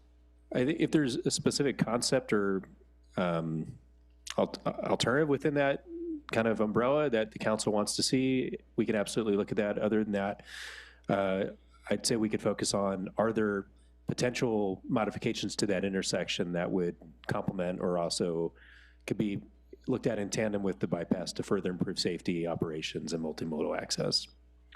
Yeah, I mean, the general point I'm getting at is that, if we were to go forward with the bypass, we've got a set of assumptions about the potential for it to pull trips off of that segment that passes in front of Los Verdes, which would be beneficial to that community. And, how much more might there be done to try to shift trips onto the other segment? So that's just what I'm thinking is the more we can do that, the better.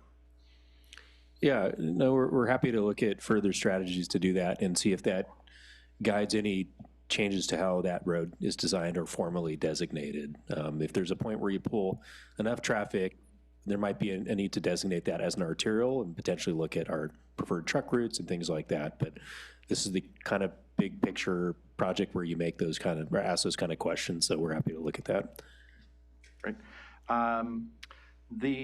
We've talked about a number of like the housing issue, the housing affordability issue, issues with how the transportation infrastructure would be financed, Bob Jones, preferred routing, all these kinds of issues. Are we anticipating those are going to be standard conditions of approval, or are we going to implement those through a development agreement, or maybe some mix of both? I think that calls for Director Tway. That is a good question. We could do either or both. Okay. No, that's good. That's helpful. And I think, always happy to take direction from council if you feel strongly one way or another. But it's working with the applicant to understand how do we memorialize these in the most clear, concise, understandable way possible. So in 5-10 years, when maybe we're not all here, people can read language and know what was meant by it and implement the plan that was actually approved. Right, that's the answer I was hoping for, is that we have some flexibility in how we could achieve these goals that we might want to achieve with the projects through the conditions. And I agree, memorializing them in as much detail as possible. Okay, I'm going to stop there. I'm done with, I guess, questions for the moment, so.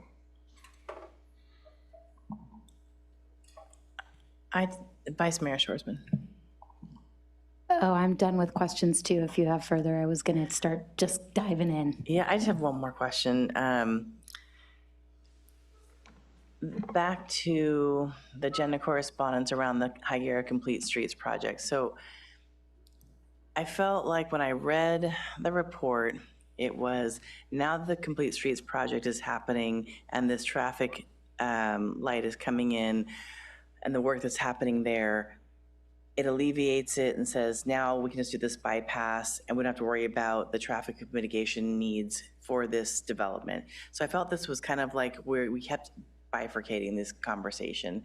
So as we talk today, I still don't necessarily feel like we have it, not that we've studied it, so of course we don't have answers, but I don't feel like we have a flow still, because the questions about the traffic light stacking, and when you do this traffic study, are you able to take kind of a more of a 10,000, 30,000 foot vision of South Higuera and Madonna all the way to this bypass project location and look at it all and say what makes sense next versus what we have planned for this project versus this project? Does that make sense? No, it does. That's a really good question. I think at high level, it's how are we viewing this project and this scope of analyses with other things that are kind of in the pipeline or in progress? For a large development proposal like this, you can look back to like San Luis Ranch or Avila Ranch or the Froome Ranch specific plan. We've looked at this whole kind of area of the town quite a bit. We typically look at the project and the traffic analysis based on what would happen if the traffic and its infrastructure changes are added now. It tells you directly, is this directly impact from this project? And then we also look at what we call near term, which is like the 5 to 10 year horizon. Say, what if all the traffic from stuff that's already approved builds out in that time frame? Avila Ranch is fully built out, San Luis Ranch. What if the infrastructure projects we have confidence that will be built in that 5 to 10 year time frame? So we look at that kind of short-term future horizon, then we look at a cumulative or long-term horizon that says, what if in the next 20 years the general plan land use builds out as we project, and some of these bigger infrastructure changes are made around town that we have confidence will get built, and say, what does this project look like when you look into those future scenarios? So what that tells us is timing. So, you know, in the near term, like what we saw with some of these other projects saying, hey, you might really need this interchange at Prado by unit count 100, or maybe you don't need it in the 5 to 10 year horizon, but it really is needed within that 20 horizon. So it helps tell us timing and kind of sensitivity of when some of these impacts might happen as this project builds out, while also thinking about the other things that are also in the pipeline. With the Higuera Complete Streets project, that's something we would assume as being part of the near-term 5 to 10 year horizon is already built, and any of those changes that would affect the traffic analysis. The main area where it overlaps with this development is at the Higuera LVR intersection. We looked at that and said, hey, there's some potential safety improvements we might want to consider with the Higuera Complete Streets now to separate some of these conflicts. The trade-offs is in the 5 to 10 year horizon, and most definitely in the long term, the intersections are really congested, and those safety improvements exacerbate the traffic congestion. The bypass relieves some of that, so in some ways it adds benefit of those safety improvements maybe aren't as impactful to traffic operations if the bypass is also built and pulls some of that traffic off. It also may open up other opportunities there where maybe there's not as many conflicts, or maybe there's more flexibility to design that intersection in the future, short of something that's widening it for a bunch of other traffic lanes, but maybe something else that has some additional improvement but adds safety value. So we're all looking at it in a bigger picture with this project and as well as other things that are already happening. Thank you. I appreciate that. Just I see us doing construction, especially in that one space, like over and over and over again. So just trying to get a better way to do that, less construction in the same location. The other part is I'm looking at the longer term of, totally blanking now, by the airport, by the post office. Delidio, thank you. And, you know, the long term was the left turn made sense, or the no left turn made sense. But in the interim, that's a little bit of a contention for people. So trying to alleviate that from happening in this location as well is, if we don't need it till much later, then that we look at that much later than doing it now. So are you okay? Well, it's a little technical difficulties up here. Okay, thank you. Sorry, that was just, it still was spinning and didn't feel like it was solved. And then the last thing, I know some people have mentioned in this project, and of course I think it'll be mentioned in probably every project we do, is emergency preparedness, which of course will be part of the studies that you'll be doing as per usual. So thank you for looking into that ahead of time. All right, so Vice Mayor, go ahead and dive on in. I did have one additional question. Oh, sorry, Councilmember Francis. Yeah, it's kind of a timing question to follow up on what you were talking about there. Something that came up during agenda review is kind of thinking about how this fits into long-term planning for, if we approve this tonight and everything kind of moves along as smoothly as it can. We're talking about EIRs, and we're talking about coming up with the actual renderings and the design and figuring out all of those different elements. If everything goes smoothly, kind of what's the earliest stage that a project of any scale would break ground? Just so people kind of can think about this in terms of how long down the line something like this would be happening.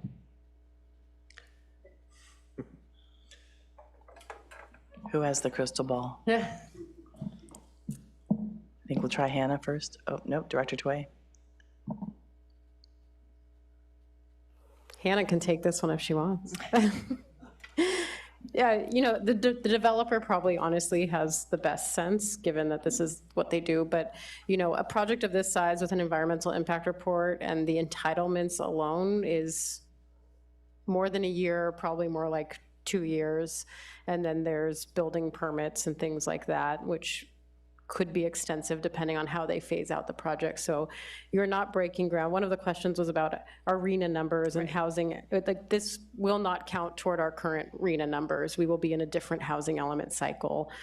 So that would start in 2028. So I would imagine, you know, at least 3 or 4 years before they're breaking ground, but maybe more. Thank you for that. I think that's just helpful, kind of talking about where we are in the process. We're 3 to 4 years out at the earliest on a project like this. Thank you. I'm seeing lots of nodding heads over there.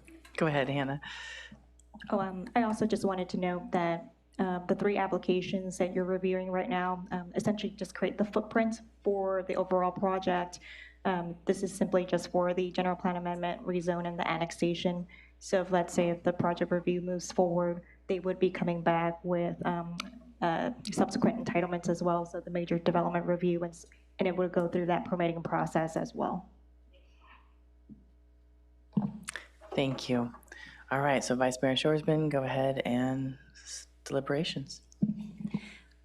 Thanks. Just to piggyback on that, plus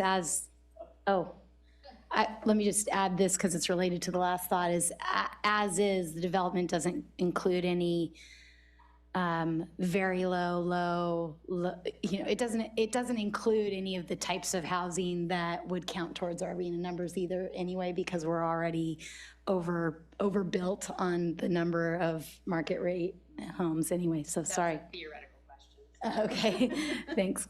Did you want to ask a question, Shannon? Councilmember Marks.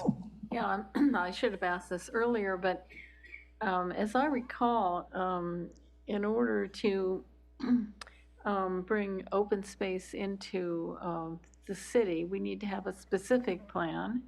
And with these various other developments like San Luis Ranch and Rigetti and Avila and all that, we have had a specific plan.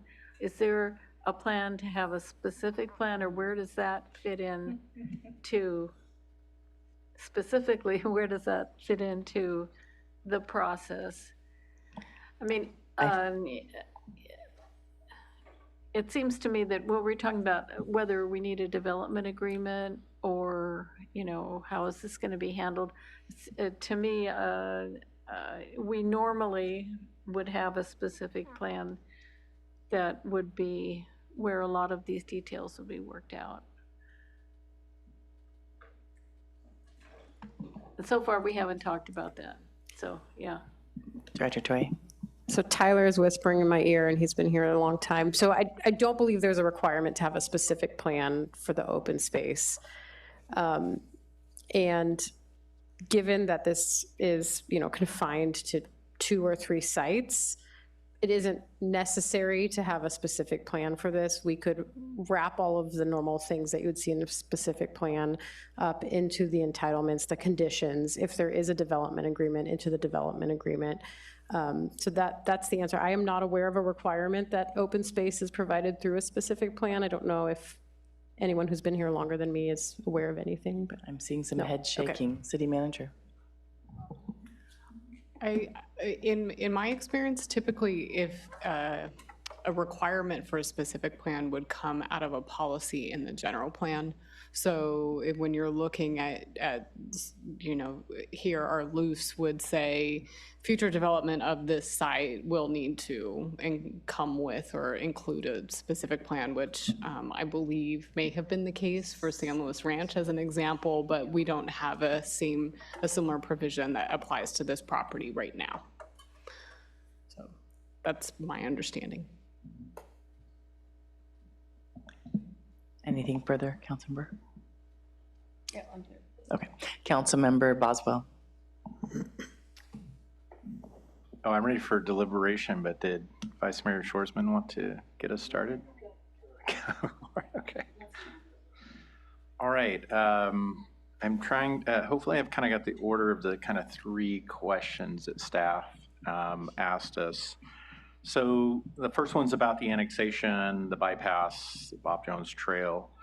Oh, you're gonna put it, oh, wonderful. Okay, so I think this is probably the easiest one to address. I mean, I really just don't see any downside to the annexation. I mean, obviously it's tied to this project, but even if it wasn't, there would probably be some benefits to the city to have control over this part of our community. And so in terms of should we pursue annexation, sure, particularly as it supports the larger project details. Do I support the conceptually LOVR bypass? I do, so I would support that project. I think it could, you know, we're really constrained down there at Los Osos Valley Road and Higuera in terms of options for addressing congestion, and we even saw that we perhaps made some concessions with regard to bike ped infrastructure at that intersection, where we're trading safety against capacity. Never a trade-off you want to make if you don't have to. So I think this could help with that. And then in terms of the Bob Jones Trail, definitely support and hope that we can find a way to complete this critical segment. I think when I moved here 27 years ago, somebody said, oh, you know, a few years you'll be able to ride your bike all the way to Avila. Yeah, here we are.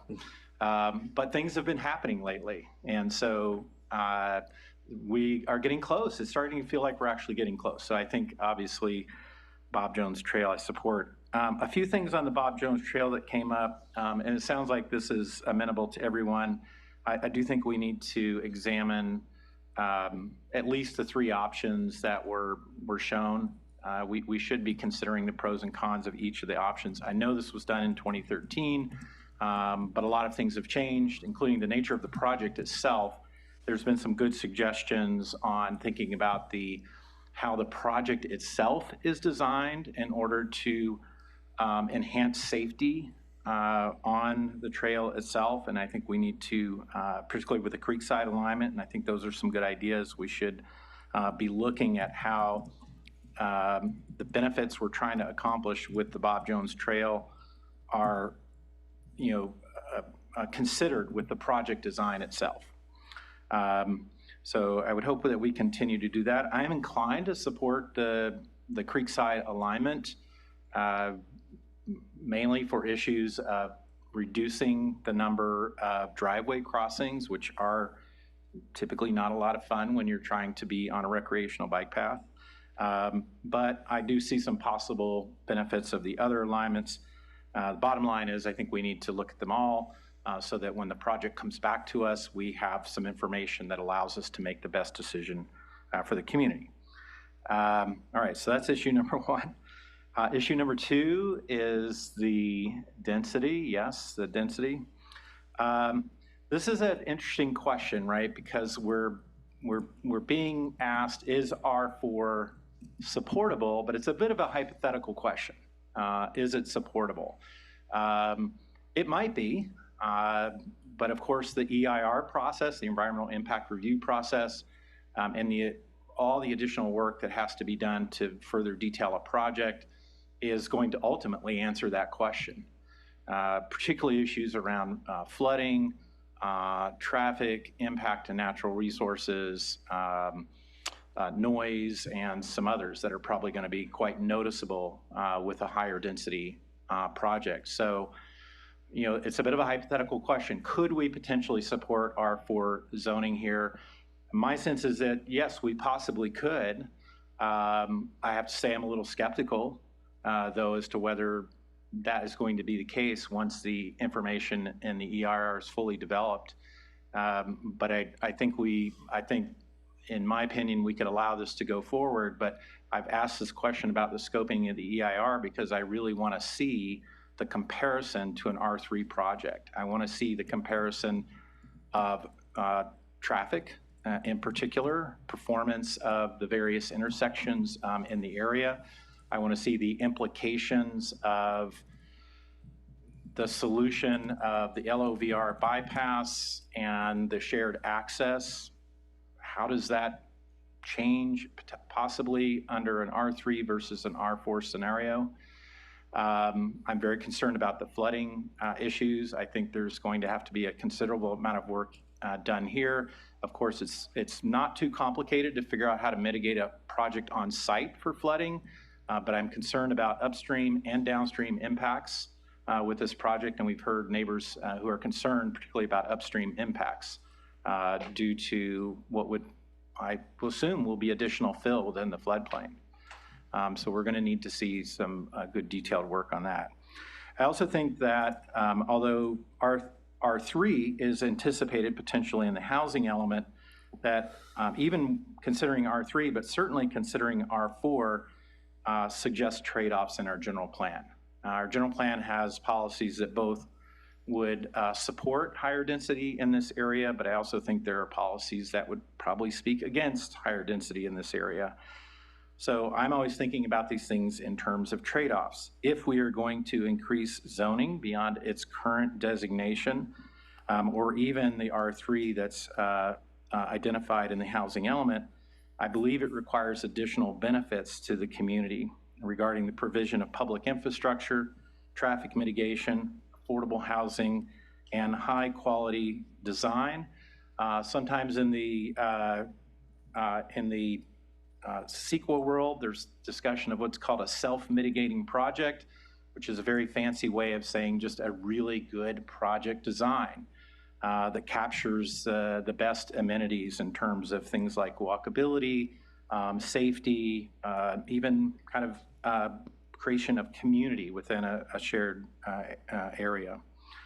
I would ask, here's just an idea, I would ask the developers to take a look at something called cul-de-sac Tempe, which is not a perfect project by any means, but I really appreciated that it was a very attempt to very creatively create community and move beyond what is a typical box apartment building. Let's see. Not sure if I need to say anything more on number 2, so we could go to number 3. Number 3 is a question of affordable units. This one's simple for me, that's a yes. We should be requiring, particularly again, as I've said, if we're going to increase to R3 or to R4, that has to come with additional community benefits, and one of those benefits must be affordable housing in my mind. In terms of how many, that's tough to answer, but I do think we should use our inclusionary standard as a rough target for identifying how many affordable units would be appropriate in the project. I also think it would be quite nice if those affordable units could occur with the senior housing as well. We of course need market rate senior housing, but we probably could really use in this community some affordable senior housing, which we don't see much of. We don't see much of deed restricted, I don't know if we've seen any actually, deed restricted 55 plus housing. So anyway, so that's my thoughts. I'm looking forward to hearing from my fellow council members. I might be willing to change my mind as well. So looking forward to hear what everybody has to say. Wonderful, thank you. Vice Mayor. Yeah, no, you hit a lot of what I was gonna say, so this will be easier. I do want to start out by just thanking the applicant team and staff team. I know I spent an hour with the staff team yesterday, and they answered, like we said, 28 pages worth of questions, and I know the applicant team spent time with each of us to kind of give us the rundown of what they were hoping for and planning to ask for and answer all of our questions up front. And to just point out to the community that this is a pretty rare opportunity. It's not often that we get to see at the council level a project at this early stage where we're really just providing staff direction to pursue analysis of the applications. We're not getting into even though we've asked a lot of questions about the nitty-gritty about what the project would look like, there's still a lot, as has been said, that will happen between now and when a long time before any shovels go in the dirt. So I just want to commend everybody on giving us this unique opportunity and transparency for the community. Going back to the issues that we wanted to address, I agree with Councilmember Boswell. I think the annexation application is the easiest question to answer. I see a lot of value in the annexation, even if we determine through this long, detailed analytical process that the bypass is not supportable. I think there's value in controlling that piece of land so that we can preserve it as open space and use it how we want to use it as part of our green belt going forward. So I see a lot of value in that. I agree with Councilmember Boswell that I think is what you said. I think we should keep all our options open and allow for the Bob Jones Trail path and give the community another go at providing feedback about where they would like it to be.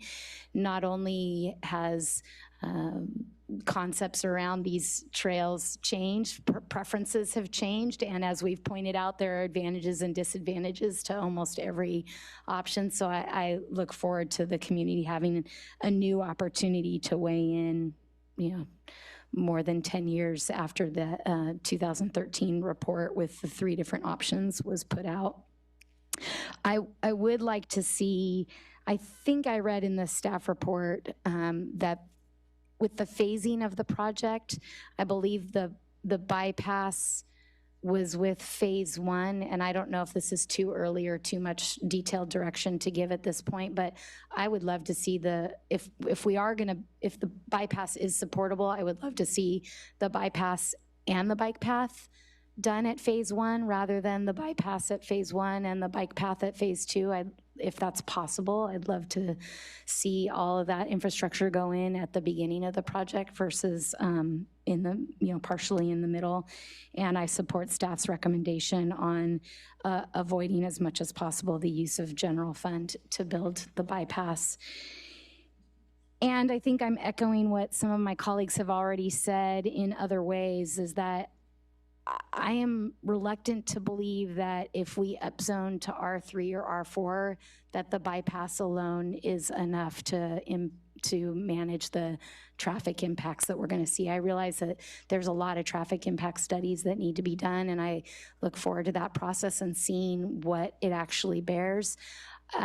Just knowing that the level of service at the Los Osos Valley Road Higuera intersection alone, not even talking about the stretch that many of our community members have talked about in front of Los Verdes, is potentially going to be increasingly difficult. That intersection is just going to get worse, and I would say if there are ways to mitigate the impacts on that intersection as part of this development project along with the Bob Jones Trail, I'd like to see us try. Let's see.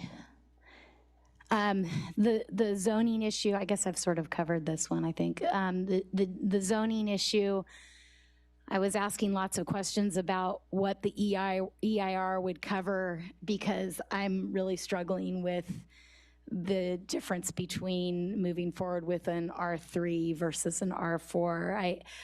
I can sort of wrap my head around R3, since that's what our general plan says.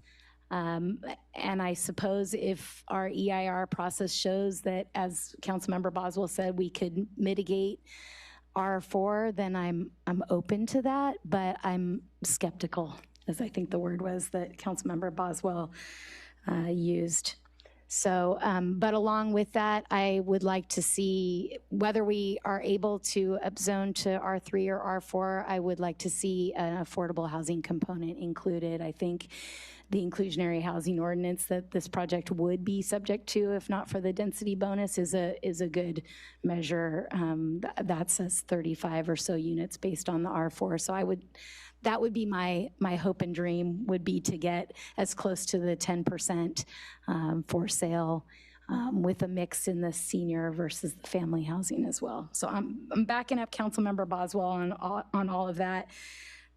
I think the last thing that I would say, and I'm taking this as a lead from that page 8 of the agenda correspondence where we should be looking at the fiscal impact analysis of what the ongoing costs are to the city for the extra infrastructure and the maintenance. I know there's been some discussion of a CFD already. I don't know if that's part of the equation, but I think we should analyze pretty thoroughly what the ongoing impacts of this are going to be to our public facilities, our public safety. You know, we're already looking at building a new fire station around Avila Ranch in the out years. And so I think we need to have a good idea of what this is going to cost the city long term.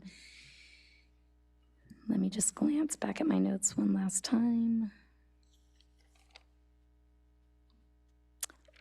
Thank you to all the community members who gave very valuable feedback, both in our email and here tonight. I hope you know that we hear you and we're concerned about the same things that you are, and we all want to see, we all want more housing. We all want capital A affordable housing that's deed restricted, and we all want what's best for our community.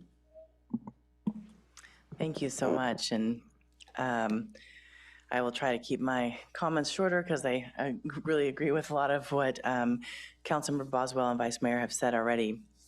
Going back to number 1, if you don't mind, I think that we saw from the staff report that we really need to have the bypass, or sorry, we really need to have Hayashi to be able to have the Hayashi property to have the bypass. So that seems to me to be a yes. It doesn't seem to work without it. So I think that's a simple, and we'll just keep going from there. So number 2, my concern around R3 and R4 are similar to a lot of what you've shared, Vice Mayor. I mean, when we went through our short range transit plan, just trying to get public transportation out to Avila Ranch has been difficult enough. And then you look at this one as well and go to R4. I just don't know how this is going to work if we're going to either have 600 cars added or we have public transportation that can't get out. This is concerning to me. But, you know, again, through studies, that's where we're going to start looking at all of this. But I really have concerns about that. I'll just leave it at that. I think the other part of this is going to the affordable section. I think that's next one, right? If there's a way to make the inclusionary housing requirement in this as well, I would really feel better about that. While I fully understand density bonus and senior housing, I think we have made it, it's been so abundantly clear. There's not the official right term, but we all know in the community, workforce, missing middle, whatever you want to call it, the average salary cannot purchase a home here. So that doesn't work out with the market. Then there's the low and very low, we don't have enough. So if there is a way to put that into this project, then I'd be a little more open to it as well. And I think it should be a mix between the senior homes and the non-senior homes. It seems odd because really, yeah, thank you, multifamily. But that also doesn't really matter. Any age can live in any place, so it just seems kind of an odd conversation we're having right now, but that's okay. I think as far as the the Bob Jones Trail, I think how Director Tway put it was fully study the Bob Jones Trail and all community input with this. I think that is where I'm really looking at is what makes the most sense is we don't really know yet. We've had these conversations. Do we do the alignment? What was right in 2013 versus what's right now? Flooding, was it flooding just on the trail or is flooding in, the actual homes? That's a whole different story. So looking at, does that matter? I don't know. When you go, when it's pouring rain, do you want to go on a bike ride? Maybe not. Maybe flooding is okay. So I don't think that is probably the case, but something to, I think about is really talking with the whole community and saying 20 years from now, 50 years from now, people look back and go, what was that decision and why in the heck did they do it? I really hope that we have some things that we can turn to that say, this made sense because of XYZ reasons. So I think a lot of conversation around that. I think the other part I didn't really feel was fully in any of these questions, but I know it will be studied in the EIR or in something will be the water. Yes, I understand that there was a water study, and Wallace is something we both use, the applicant and the city.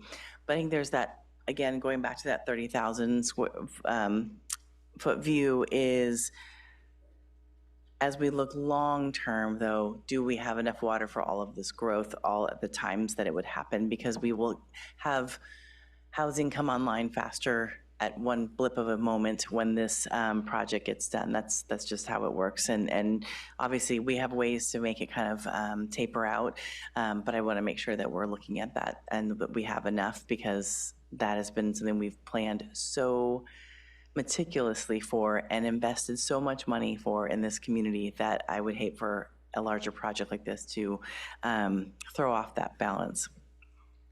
So let's see.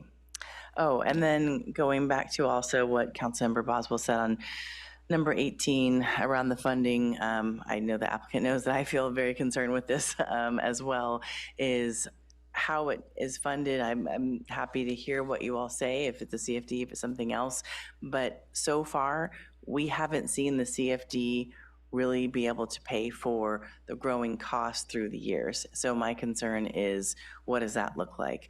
My concern is also for the people who live there. Oh, this is going to be a little bit lower cost than normal homes right now, but then if you add in this financing for the roads, the creeks, et cetera, will that raise the pricing? So that concerns me. I also worry about getting saddled long-term with what it takes for that infrastructure, for the roads and for the water, or for the creek. And I think that's all I will say. But I do want to also echo the thank yous. There has been a lot of conversation that the applicants have already done with the community members in this nearby area, and that is something I'm very thankful that's been some great starts. And I have continually asked many developers when they're talking about a project and who is in theory going to be in those housing units, really, have you talked to any of those people? And often the developer says no. So that is always a concern of mine, is this really, when you build it, going to be what you say it is, or what you intend it to be? And then I say also for the community, this is not the approval of the entire project. There is a lot more time, a lot more conversation that's going to be happening. And this is the okay to study it further. And I just want to make sure that is very clear. And that's for me. Councilmember Marks. Thank you. Well, this is quite a challenge, I have to say. I'm very concerned that we do not get ourselves into a situation where we encourage the applicant to go to the next stage. We give the green light to the project. And then we find something perhaps that we feel, the council feels, it's going to make us later reject the project. So I wanted to just bring that up. I also am concerned that the restrictions or the direction that we would give would make the developer say, it doesn't pencil out. We just want to go back to R2, R1, and what's already in our general plan.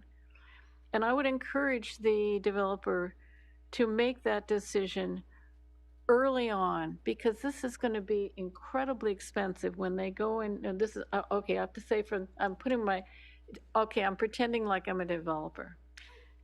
I know I won't do as good a job as they would do, but you don't want to have a situation where there's all this investment, all this staff time, all of this money and time that the developer's putting in, and then at some point we say, just like the intersection's going to fail, the project's going to fail. So I just want to put that out there. My my first inclination when I read this was to just say, no. I'm not going to give it the green light. I'm going to vote no. I just feel like it's too much density in that a particular part of the city. And I'm very concerned about what we're doing with Froome Ranch. So that Froome Ranch now is evidently 1,000. It's approved for 1,000. Oh no, we have 1,000 units now that are currently entitled but not yet constructed in the city. In addition, the Froome Ranch is a specific plan, which again, I think if we do this, we need a specific plan. There's one for Froome Ranch. Has 809 housing units right there at the corner. I mean, you know where it is. And also the other units that we've already entitled. So I think I'm just very hesitant to give this project the green light. I can see that my colleagues feel like doing that, so I'm going to go through this. In terms of annexing the Hayashi property, I want to point out it's part of our green belt. I also want to point out that if you've ever gone to this farmer's market on a Saturday morning, you bought some produce that's been grown on this land. This is prime ag land. So we're looking at sacrificing ag land for a road, and yes, a bike path. The bike path is already planned there, but will it go forward if we don't annex the property? I don't know. It's up to the developer. It's up to the property owner, right? We've just gone through this whole exchange with the county about the Abbott project, which they have given the green light. The supervisors have given the green light to the Abbott housing project across the road from the Tolosa winery, south of the airport, also in our greenbelt. So do we want to participate in the decimation of what we have declared in the past as our greenbelt, or do we want to have sprawl between the city of San Luis Obispo and the country club area? Because eventually, if we keep chipping away at the greenbelt and ag land, that's what's going to happen. It's going to be solid development between the city. We'll lose our concept of being surrounded by a green belt. So that's another consideration, that if we do go forward with looking at number one, if the majority does decide to go forward with this project, yes, the bypass road would make sense. And the trail, obviously the Bob Jones Trail, needs to be completed. However, again, if the developer insists on R4 or even R3, will that, as one of the residents brought up, the point in the public comment, will that in itself be a wash in terms of the good that the bypass would do in terms of traffic? I don't know.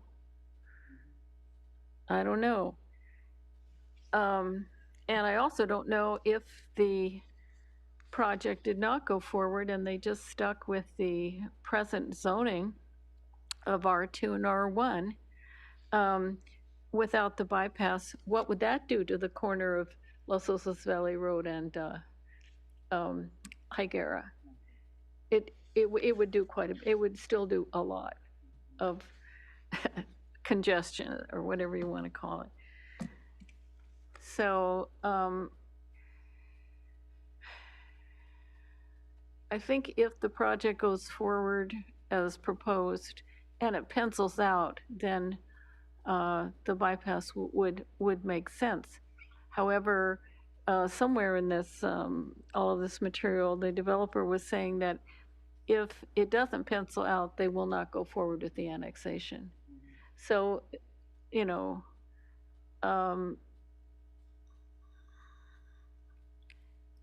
that's kind of a way of putting pressure on us to go for the highest density. I don't like that. I don't like that pressure, but it's there. So,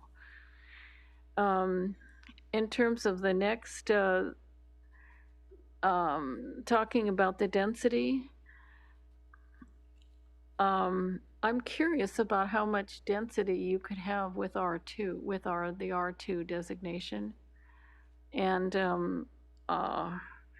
in terms of the senior housing idea, I sure hope they have elevators, because most seniors are going to want one-story houses, which you're going to find in the R2, not in the R3 or the R4.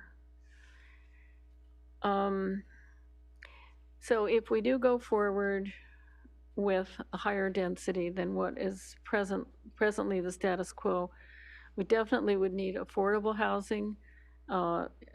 Definitely would not want to preclude some kind of senior housing, or even possibly some sort of congregate, like a senior, kind of like Garden Creek, what you see, assisted living, that kind of thing.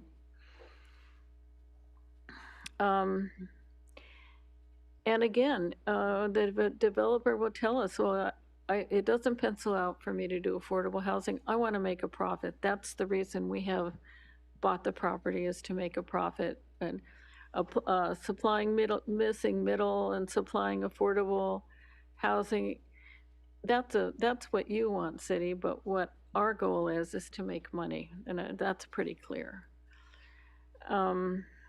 I'm very concerned about the city being overextended in terms of our general fund and the deficit, the budget deficit that we are now projecting. I don't want to get us into a situation where we're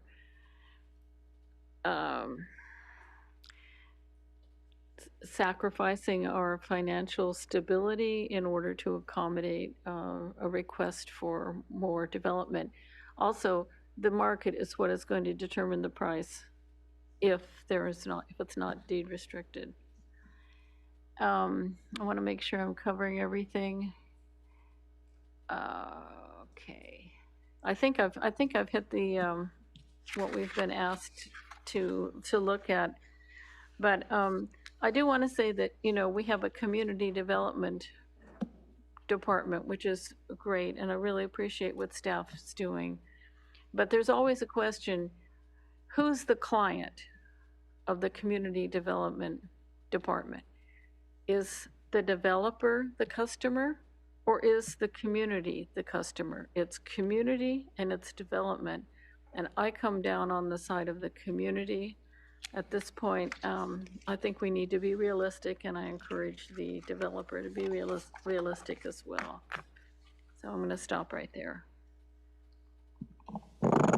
Thank you, Councilmember Francis. Yeah, thank you to all of my colleagues for their comments so far, and to all the members of community who've shared their comments. Yeah, this project's kind of been a doozy for me. You know, obviously this is a really challenging part of the city. All of us have run into issues trying to navigate traffic snarls down there, trying to get to the retail in that area, trying to get into your homes, as the case may be. And so adding more housing into this particular spot really presents some serious challenges. That said, our current housing crisis emerged because there were really long periods where nothing was built. And thinking about planning for housing that might be built 5 years down the line is really important, that we have these conversations, and what that housing will look like really remains to be seen. We're in desperate need of more senior housing, and this location, while it has a lot of constraints, also offers some unique access to amenities such as walkable grocery shopping and other retail. Also will have access to the Bob Jones Trail and Higuera Complete Street. So it kind of offers some real opportunities as well as the problems that we've talked about. The way I'm looking at today is that essentially what we're doing, and I think staff has done a really good job of articulating this, we're essentially okaying a study session, that we're moving forward so we can review a lot of the questions that we have. I think every single person up here has said, what about traffic and what about flooding? Well, we can't really answer those questions until we move to the next stage. This is not an okay of the project, it's an okay of let's see what the project would actually mean and how it would fit into this space if it does at all. A lot of the community members came out today and spoke in favor, even those of you who were against adding the density in and adding the housing in, were really excited about getting the Bob Jones Trail in there and maybe adding the bypass to alleviate some of the traffic. But the reality is that doesn't get unlocked necessarily without some development in there. And I think Councilmember Marks kind of talked about, like, we're kind of a little bit of pressure there to make the decision in order to unlock some of those public advantages. So to get into the nitty-gritty of each one of the three issues, I'm in favor of exploring annexation. And I am in favor of the bypass, even though I really don't think it's the best option for solving a lot of our traffic issues down there. I think it's the one that has the fewest trade-offs. Otherwise, we're going in there, and to build a roundabout at that intersection would require disruption to the housing development, to the school, to the retail across the street. It's just not really tenable for people to make that decision at this stage. And the bypass really offers the only option to alleviate some of the issues, regardless of whether or not the development goes in. In regards to the Bob Jones Trail, in favor, I think, of what everybody along here has said, that it needs to come back to the community. We need to explore all three of those options, especially in light of the fact that we don't know what the development will look like. I really liked the reference to making sure that whatever development goes in there, it really takes advantage of those design elements and is forward-facing to those if possible, incorporates those in as part of the kind of incentive to live there. Looking at how we pay for those elements, there's been a lot of talk about the potential of a CFD, but we really would need a fiscal analysis to look at not only the upfront costs of any infrastructure improvements, but any continuing costs. I know we've talked about kind of that delta between what a CFD covers up front and then the continuing staffing and maintenance costs that accrue over time. So in 20 years, what's the city going to be responsible for if we add this infrastructure in? Those are really important questions for us to look at now. Looking at question number 2 on the density and development potential, is R4 supportable, I think is how Councilmember Boswell posed the question. The EIR process, I guess, will answer that question. We're going to need a traffic analysis. I like that you mentioned, several of you, that we need a comparison to what an R3 project would look like. In particular, really focused on upstream and downstream flooding potential concerns. Councilmember Boswell also mentioned that upzoning would require additional public benefits and mentioned cul-de-sac in Tempe, which is a pretty interesting model for how to create, if we're looking at an area where we're concerned about traffic, well, how about focusing on how to make a sort of car-free little community in there? It doesn't exactly have the same resources that cul-de-sac does, but it is walking distance to grocery and to other things there. So let's look at some of the pieces that might work in that space. Some of our public speakers mentioned ensuring that there's sufficient park space as well as public infrastructure in those parks. So not just green space, but things for people to do within those spaces. And I really want to make sure we're keeping an eye to that. This area is pretty geographically isolated. So if we're talking about having families and folks with limited mobility issues living in that area, they need to have spaces that they can enjoy right outside their door and things to actually do when they're there. The last question on affordable units, I definitely think that we need to see at least a nod to inclusionary standards. So that minimum, the 10% of the units at the deed restricted level. I would love to see that in both the senior and the multifamily housing. I understand that by saying this, there might be issues with trying to get these things to pencil out, and it might need to be a dialogue about, is it 9%, is it 10%, you know, where does it actually work for folks? And I'm just going to say that I really want to see that goal of a 10% inclusionary housing requirement would be really fantastic. I think most of the rest of what I want to say has already been said. Significant concerns, but also significant opportunities here. And so I want to see all of the data before we move too far ahead with this. And that's where I land. Thank you. Thank you so much. And of course, one of the other aspects to all of this that we can't even know is someday, well, maybe we'll have an overpass, and then that conversation with the bypass is even different than what we're looking at today. So at this point, I think we have to actually have a motion, and if we'd like to move this forward. So does anyone want to make that motion?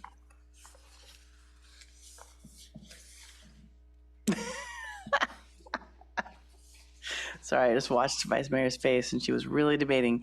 Councilmember Boswell. I don't think the staff report is clear on exactly what kind of motion the staff is looking for. I mean, a lot of times we can just read it. Yeah. I move that, but. Yeah, I was actually going to ask the same could you question. Provide some clarification on what kind Director of motion Tway. you would like from us? Because you kind of had input from all of us on all those different issues. Would you like it to be a motion that says, based on the many comments we had as direction towards as recommendations? I think the direction can be that you would direct the Director of Community Development to accept the applications as proposed by the developer and considering the feedback provided by the City Council this evening. Except the city manager says no, so. I'm also going to have phone a friend, city manager. Thank you. I think we need, the motion needs to direct the initiation of the annexation request in addition to the general plan amendments. And then if there is a consensus on any specific items, you know, that you may or may not want to include in the motion itself, that's great. At the same time, I think we do have direction from a majority that we've heard here. The important thing is directing staff. You're initiating the annexation application and the general plan amendment application, or the initiation of the application. I said that over and over. That makes sense. Thank you. I think the debate between the study session-ish feeling of all of our input on the recommendations versus the actual initiation of the annexation, I think was a little bit of confusion. Vice Mayor. I'm going to take a stab. That look on my face was about how to put all this into a motion, especially the extra direction. So I'll move approval of to review the general plan amendment and annexation applications. Let's see, direct staff to confirm the staff recommendation for funding strategies for construction that avoid the use of general fund for the Bob Jones Trail and the annexation process. Include, if at all possible, 10% affordable units in the applications or in the process. And I'm not sure how to handle the rezoning. Conduct further analysis on the rezoning to determine whether or not R3 or R4 is appropriate. Can I say that? Okay, I'll go with that. Does that cover everything you're looking for? Luke, Hannah, Director Tway? Is there anything still unclear? We can amend the motion. Okay, I'm seeing no heads shaking. There were other things included, but it seemed like we have clear direction. I don't know if they need to all be enumerated, but we heard about studying all the alternatives for the Bob Jones Bike Trail, making sure we're studying alternatives in the EIR for the various zoning, fiscal analysis of the project. So we heard. Is there consensus on parks?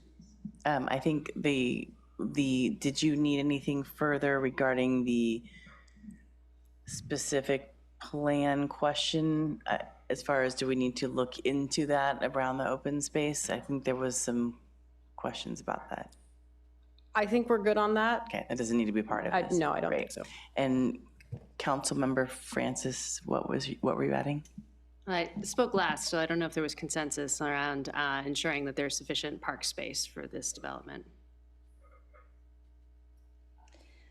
Since I don't think I heard that from everyone. I'm willing to make that part of the analysis that we request as part of the EIR. Is that agreeable? Thank you. All right, so we have a motion. Can I have a second? Councilmember Boswell. Second. Thank you. I think we are ready for roll call. Vice Mayor Shorsman? Yes. Councilmember Boswell? Yes. Councilmember Marks? I'm going to vote no, and my reasoning here is just that I think this is really taking on way too much given everything else that the city has going right now. And I'd like to have that reflected in the minutes, please. That's fine. Councilmember Francis? Thank you, Councilmember Francis. Yes. Mayor Stewart? Yes, and that moves with a 4-1. Thank you for all of that, Luke and Hannah, applicant, and all staff on this. I know that was a lot to go through, and it's 10:30 at night, but this is a very, very large discussion to even really think about going further on this, because even studying this is a big deal. And we do have a housing crisis, and we do have precious resources to steward. So there's a little bit of both. All right, we have our final topic of the day, which is reviewing the proposed circulation modifications to the 600 Tank Farm Road project. I believe we will have Director Tway on this, and maybe contract planner John Rickenbach.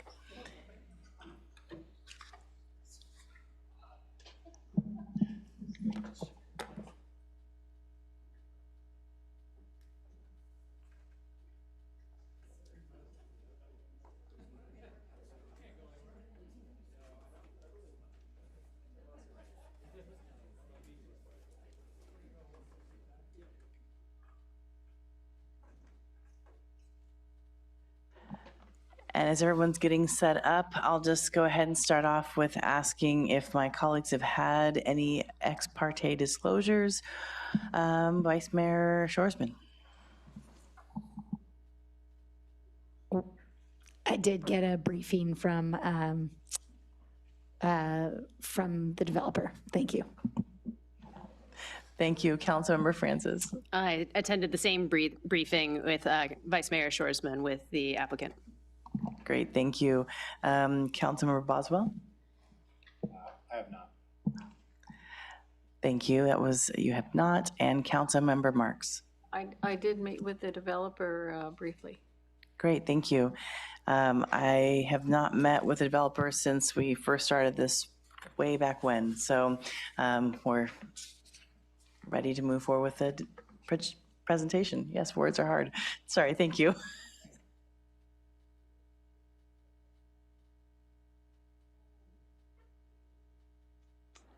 Okay, thank you, Madam Mayor, members of the council. I'll try to make this as brief as possible.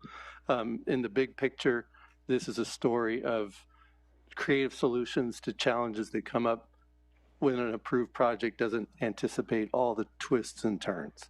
So this is the 600 Tank Farm Road project, considering possible circulation modifications to that approved project.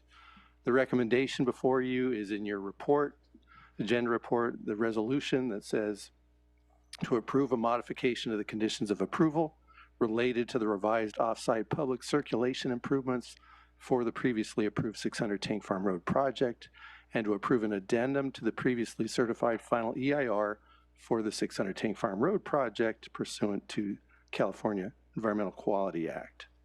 Just a little bit of background, I'll be brief. The project is located on Tank Farm Road, just to the east of Santa Fe, the future alignment of Santa Fe West, just west of Acacia Creek. To the south, you've got Tank Farm Road and undeveloped land. To the west, the Union Oil property, which comes into play in this action today. The approved project, just to remind everybody, back in February 2022, the council approved general plan amendment, specific plan amendment, that is to say to the airport area specific plan, a rezone, vesting tentative parcel map, a development plan, and a final EIR within an area that's almost 12 acres adjacent to Acacia Creek, 280 residential units, 240 of which are high density, 40 are mixed use units, small amount of commercial office space, and this is important, about an acre of off-site transportation improvements. This is the original circulation concept as was approved back in 2022. I'll show a more detailed shot of the area we're going to focus on, but included things like a new Acacia Creek path, a future bike ped connector to the 600 and 650 Tank Farm Road projects, an extension of Santa Fe to the north from a future roundabout, which is part of the project that was approved, and a few other things such as improvements along the frontage of this north side of Tank Farm Road, including parkway, protected bike lane, sidewalk, and a future north-south street connecting the Mind-Body intersection with Industrial Way. And where we want to focus here is in that southwest corner, south of the project site, which is the colorful part on the left, and that roundabout that was approved. I think I just mentioned all these on this slide, so we'll be able to get right through this one. There are a couple other things that are worth pointing out. That the applicant was required to prepare 65% designs and environmental studies for the future Tank Farm shared use path west of Santa Fe to Innovation Way, and as I say, a temporary sidewalk east to Broad Street, if not constructed by neighboring developments sooner, and to pay impact fees as fair share toward the future Tank Farm Road improvements west of Santa Fe. So where are we at? The project, as I said, was approved in 2022 based on Active Transportation Committee review and their comments. And then subsequent to that, ATC reviewed the preliminary design alternatives for the future Tank Farm Road shared use path west of Santa Fe, provided some input to guide the design. All was well to that point. In the last couple of years, development of on-site and off-site planning plans and permitting have progressed, but off-site right-of-way acquisition became an issue because they're unable to acquire the necessary right-of-way from Union Oil. The reason for that is that they've since subsequently been working with the Regional Water Quality Control Board to deal with PFAS on the site, which is a process, but it's a process that won't be resolved for some time.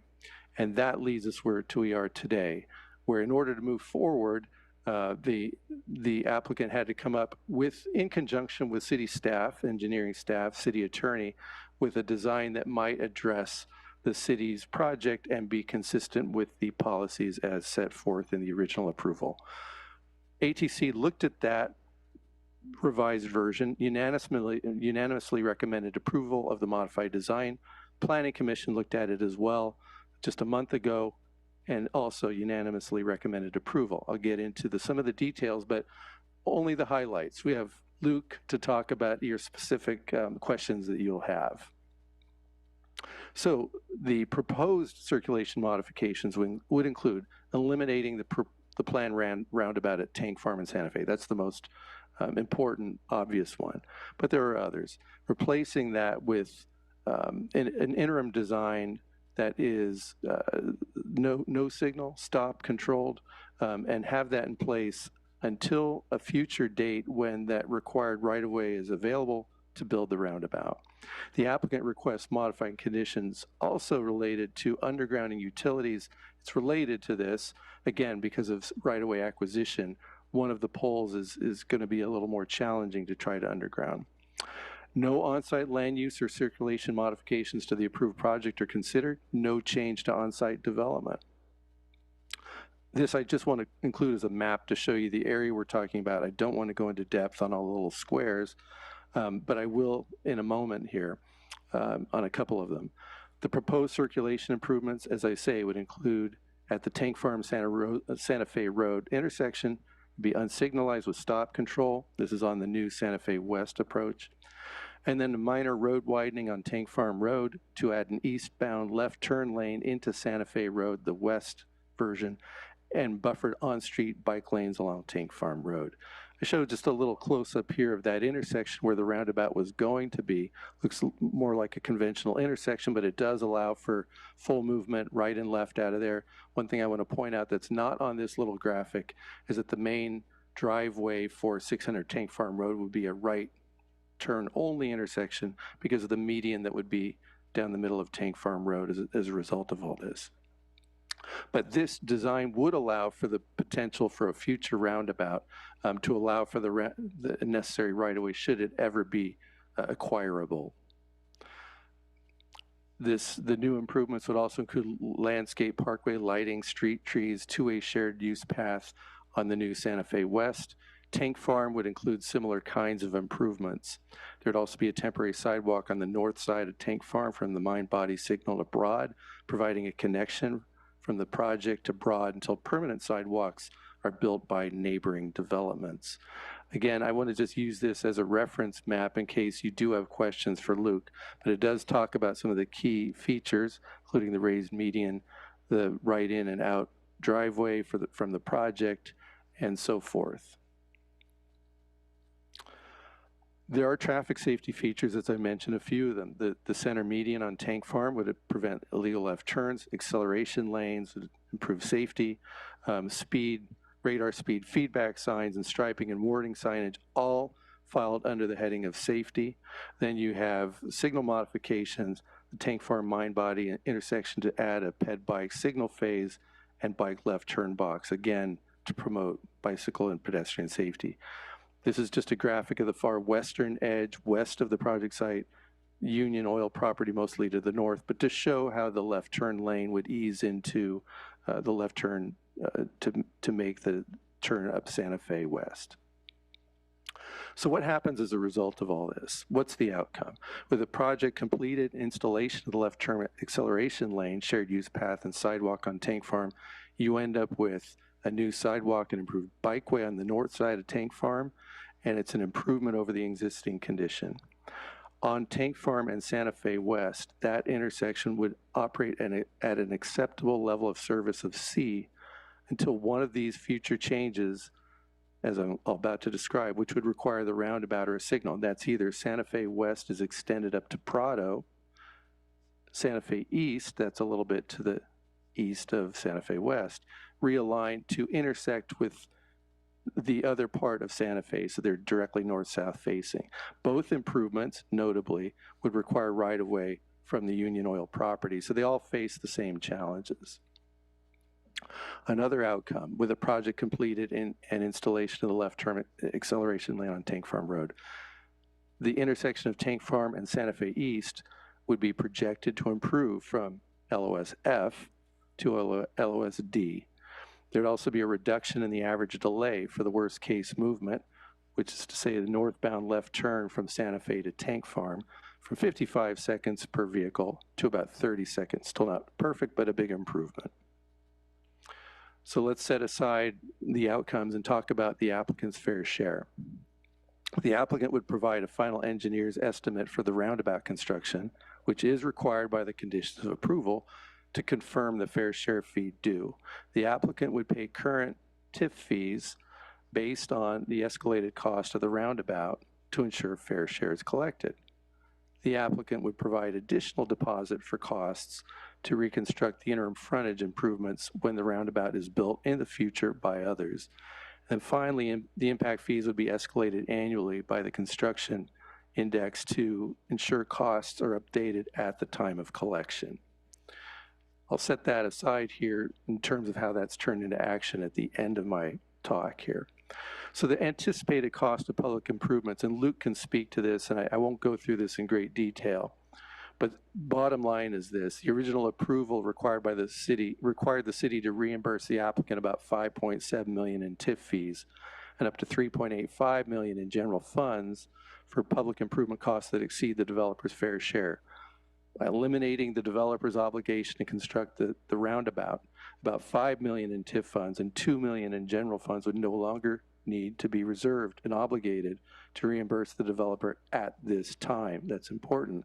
Impact fees would continue to be collected toward future construction of the roundabout. So if the proposed project modification is approved, staff would return at a future date to formally amend the reimbursement agreement to deobligate these city funding commitments. So it's trying to hold it up in the air for the possibility of the future, but be aware there is a difference in cost. Then the related issue that's not the focus here, but is important, has to do with undergrounding utilities. The original project condition required undergrounding 8 PG&E power poles and utility lines on the project site and along the frontage. Now, full compliance would cost about $1.3 million, plus the cost of undergrounding on the project site. The city asked for support, meaning staff asked for supporting documentation to support the necessity of this modified approach. And the bottom line, similar to the roundabout, the applicant could not get the necessary encroachment agreement from the neighboring property owner. So again, we're stuck in limbo here with the inability to make that move forward quickly. So as a result, the applicant requests 1 power pole on the site be allowed to remain, citing cost and inability to get the easement. The developer proposes a conduit across Acacia Creek to the east to allow for future undergrounding of the pole and the power line. And the power pole would not conflict with interim circulation improvements or the future roundabout. So again, these are all coordinated issues. This is a graphic, and we have Gabriel Munoz Morris here to answer any questions you might have about any of these issues, but this is a diagram showing how this would work. The little red circle in the middle is where that power pole would be in the southeast corner of the project site. This shows you where it is as you drive. It's where the road turns a little bit to the northeast. Here I won't go into some detail, but this is a discussion of the policy consistency. But except to say that the Planning Commission went through this in some detail, and the bottom line here is the policy structure of the general plan is such that there's enough flexibility to allow for these kind of changes. This is the policy framework that provides the direction to enhance active transportation modes, and that bike safety and pedestrian safety are important in the expansion of that network. Again, this interim design meets those challenges within the general plan.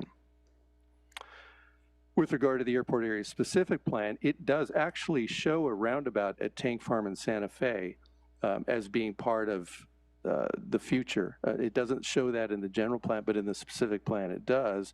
But again, even within the specific plan, it talks about the intent for meeting the access without over-designing the facilities.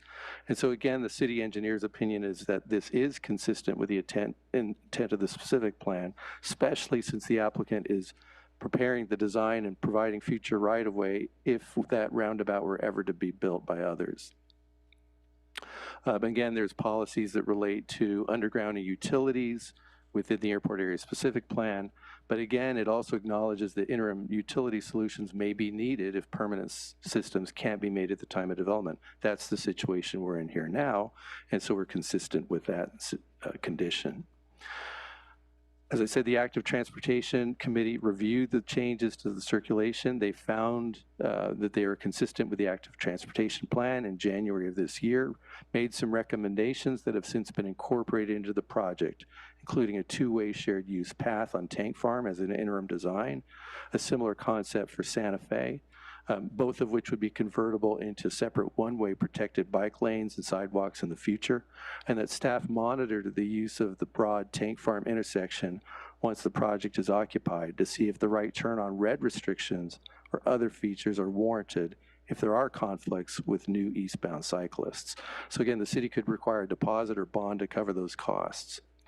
So the bottom line is there's changes, but holding out the possibility to meet the original intent of the project. That's the theme here. As far as other zoning other regulations, the zoning, the updated circulation improvements don't affect any aspect of the zoning regulations. And as far as the airport land use plan, the original project was found to be consistent with the ALUP in 2021 and does not apply to any aspect of the proposed circulation changes. That was confirmed with ALUC staff this past winter. As far as CEQA compliance, the original EIR for the project was certified in 2022 and the project was approved. An addendum to the final EIR has been prepared for this amendment. An addendum is appropriate because there's no new impacts or no new mitigation measures, and that the framework of the project still falls within the purview of the intent of the original project. There's a whole series of conditions of approval that are slightly modified from what was approved. These collectively put in better language what I've just said, having to do with circulation and utilities, the roundabout, infrastructure generally speaking, but they're there and they're included in the resolution that you have. But again, this is staff going through all the intent and changing the conditions to meet where we're at today. And Luke can speak to many of these if you have specific questions. Finally, we get back to the recommendation. And that again is to approve the modification of the conditions of approval as I've laid out, and to approve the addendum that supports that from the perspective of the California Environmental Quality Act. I'm here to answer any questions, but really Luke is the guy, I think, for a lot of the questions you might have. Thank you very much. Thank you so much. That was a really great way to get through it all, but yet I think the key, the focus that the project is not necessarily changing, and that's why we can stick where we're at. So, Vice Mayor Shoresman. I'm just looking at the time, and given that we need to make a motion, I figured if we're going to go past 11 and it's 10 minutes to 11, I thought before we get into the discussion and questions that I should just go ahead and do that. So, great idea. Are you making a motion? I am making that motion. Okay. Councilmember Marks, are you seconding that motion to last a little longer, or saying no, thank you? Yes, and I would like us to be out of here by 11:15 if we could. I think we all would like it to be out of here as soon as we can, otherwise but I'm going to fall asleep on the dais. we also just want to, okay. try to move this along. But Okay, I'll second it, yeah. Great. Can we have a roll call, please? Vice Mayor Shoresman? Yes. Councilmember Marks? Yes. Councilmember Boswell? Yes. Councilmember Francis? Yes. Mayor Stewart? Yes, we're all kind of losing our language at this point. All right, we'll move forward and keep going. If there are any questions for staff at this time? I just have one. Great, Vice Mayor.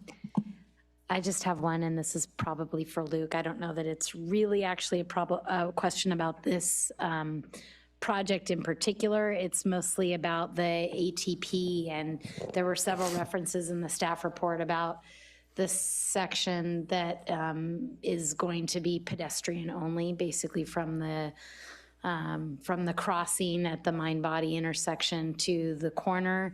And there were some references in the report about how the ATP, I believe, has switches there between Innovation Way and maybe it's that intersection or the entrance to this property is a two-way cycle track along the north side of Tank Farm Road. But at that point, it switches to separated bike lanes, I believe, along Tank Farm. And I'm wondering if there was any discussion by the ATC about changing that so that we just continue the two-way cycle track all the way to the corner of Tank Farm and Broad or not, or why they're still interested in switching it back to bike lanes on each side of Tank Farm.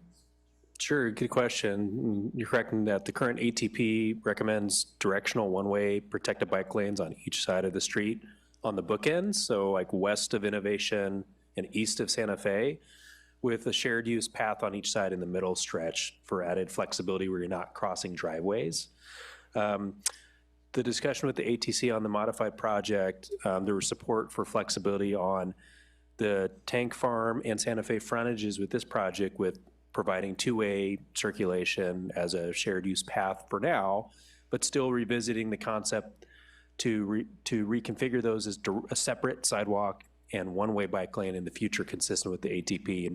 And part of the consideration is I don't know if John, if you're able to go back to a slide that kind of shows the three development projects along this stretch, is that the circulation for each of these was kind of looked at as a whole. And one of the concepts was that there'd be parallel connectivity off of Tank Farm itself from development to development for folks on a bike or on foot that want to get to and from like Broad Street, where the projects to the east haven't been built out yet, and we don't know when or if those will happen, so that there was more of a need for that two-way bike circulation in the interim, and that was a reason to revisit that look at whether these are two-way or one-way facilities. I think there is general interest in the ATC in things like what we've installed on Madonna Road and saying, hey, those feel comfortable. The trade-off is just more conflict points with two-way bikeways along high-speed streets with lots of driveways, so it's something we look at in the future, but the direction here is to design this in a way that works with two-way traffic, but can be reconfigured to separate sidewalk and one-way bikeway in the future without a significant cost. The conditions for the project do recommend putting the obligation on the applicant to at least make one last good faith effort to see if the right-of-way is available to extend the two-way path all the way to Broad Street. I know it's something they've had conversations with, and there appeared to be a mutual path forward to getting the right-of-way that we needed to do that. So for now, the modified project still shows just a narrow sidewalk between Mine Body Signal to the Broad Street intersection, but we'd be supportive of making that a full connection all the way to the Broad Street intersection if they're successful with the renewed attempt to look at that.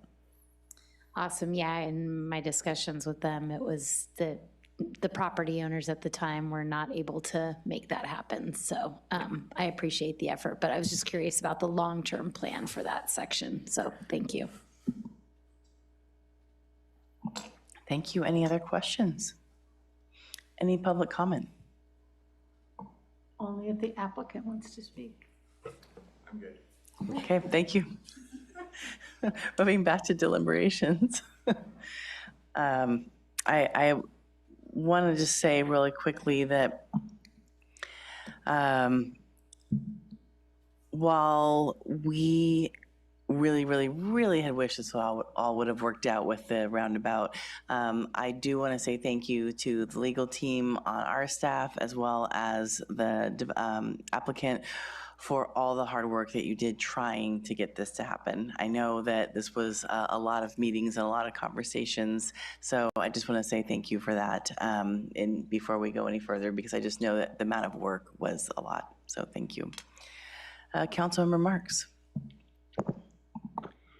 Thank you. Yes, I also agree with the mayor in terms of just, I appreciate the applicant's ability to be flexible and also to stick to the vision of one day actually having a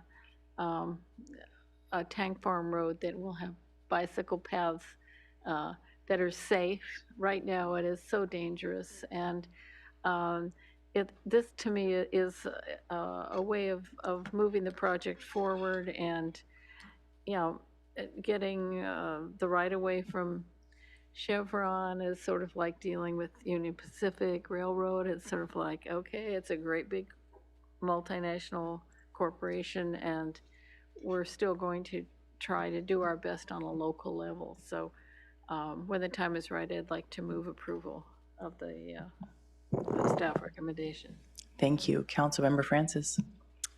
Yeah, I just want to say, last time we saw this project, there were really significant concerns. And I'm grateful for all of the improvements that we see here. And the concerns mostly were surrounding safety, both for drivers and for cyclists and pedestrians in this area.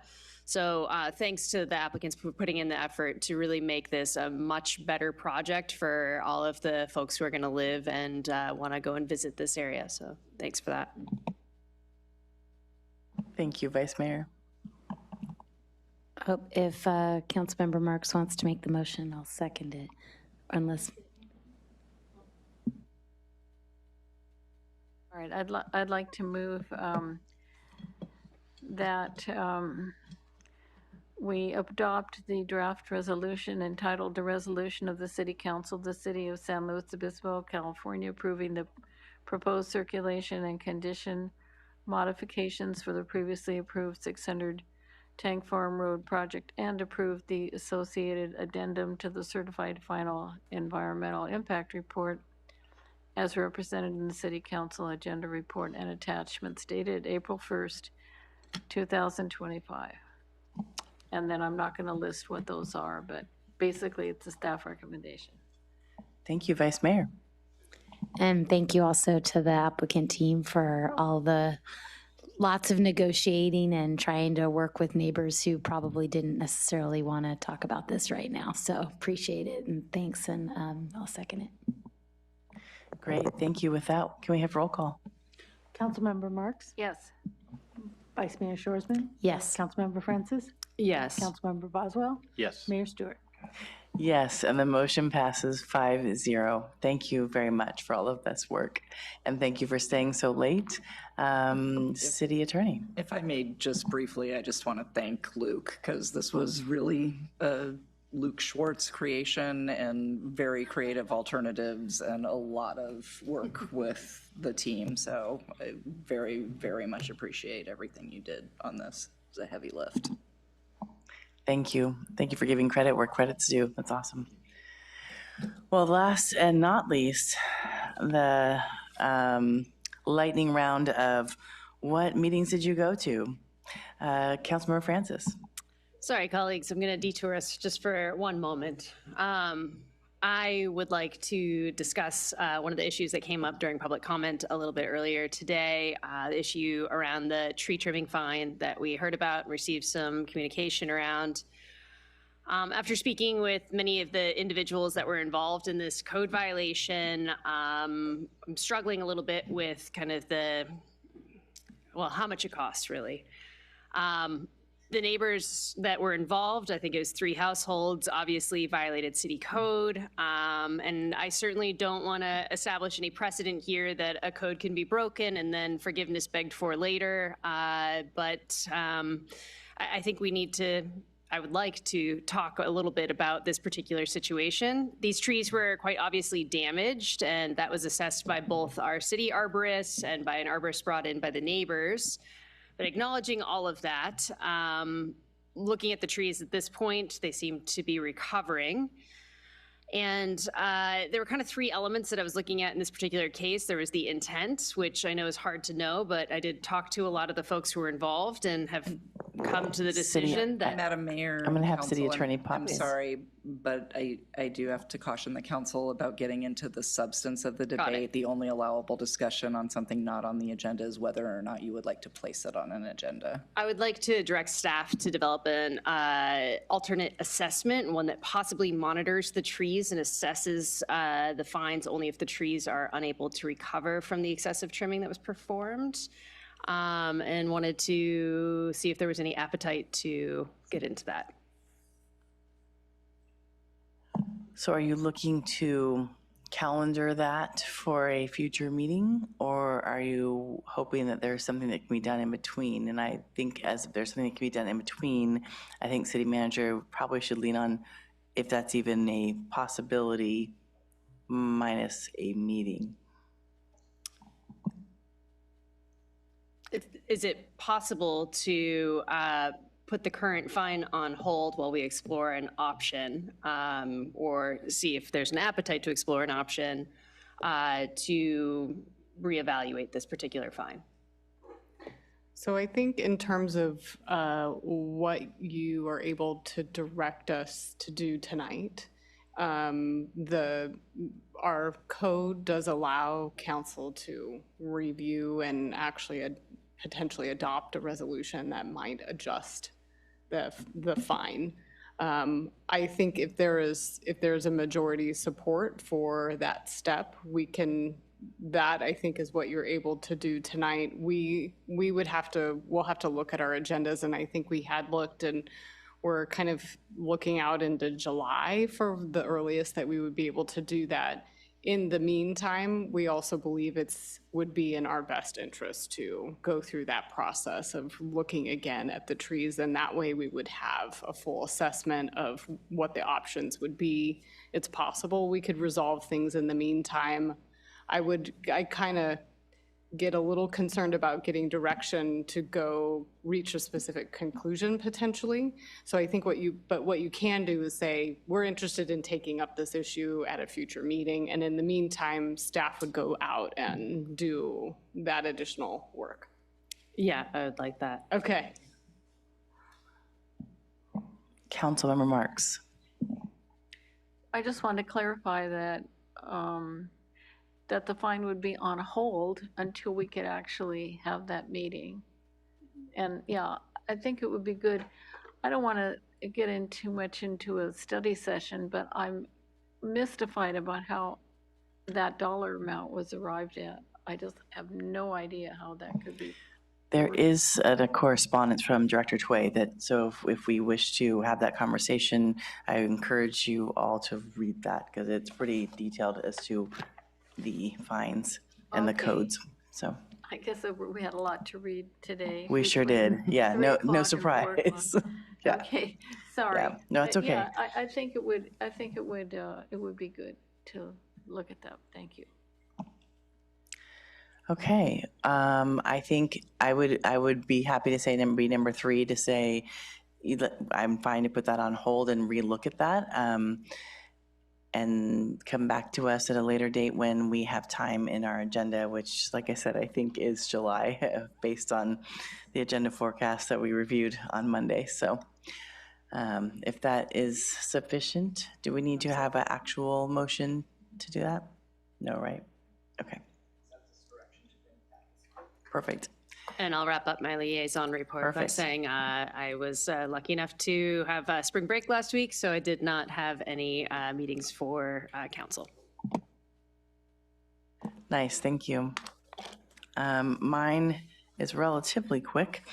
I did have a very eventful last week when it came to elementary schools. We had thanks to Greg Herman and Natalie Harnett.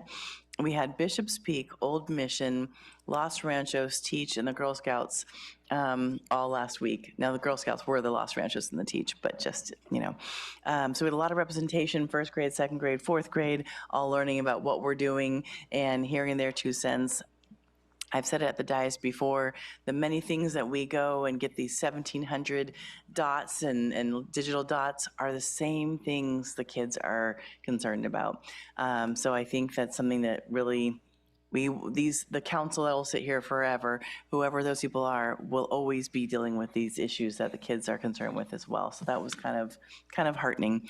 The slow cog meeting we have tomorrow, and we will be looking at the regional transit plan, so that's a big deal.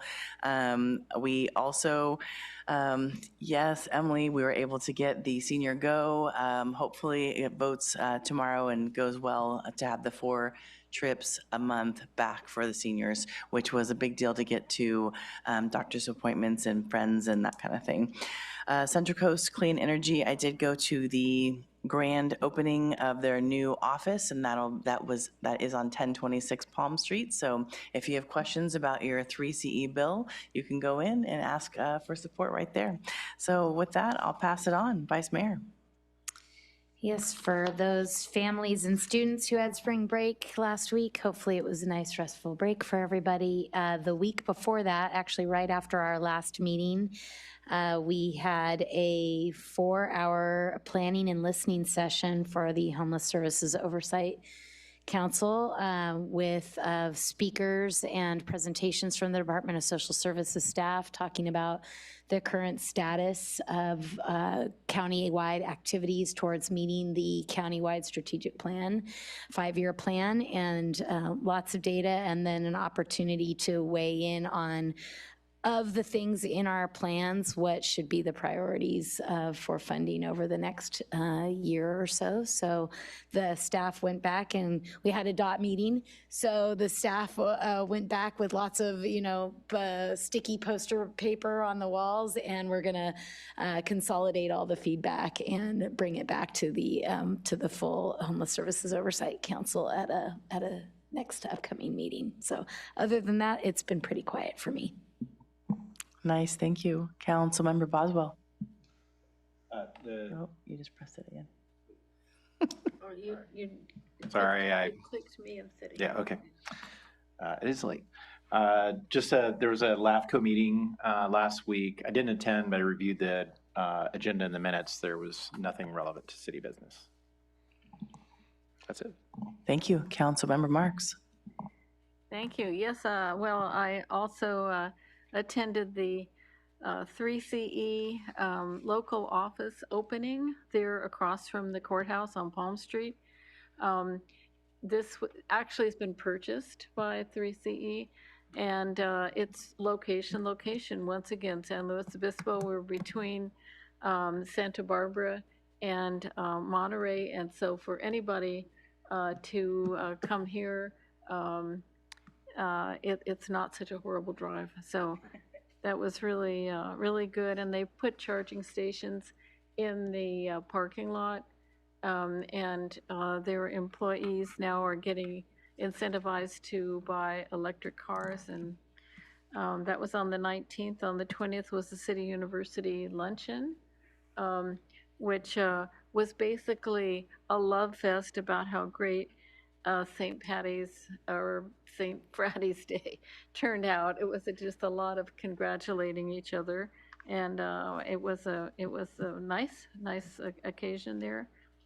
On the 21st, I attended a meeting with staff and some tenant protection advocates to just get some clarity and communication about their priorities.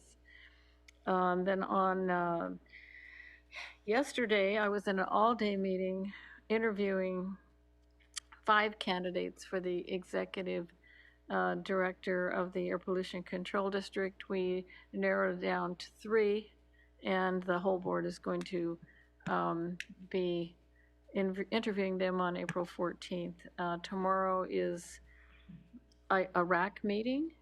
It's also my wedding anniversary. I'm going to celebrate by going to a RAC meeting. So that's all I have.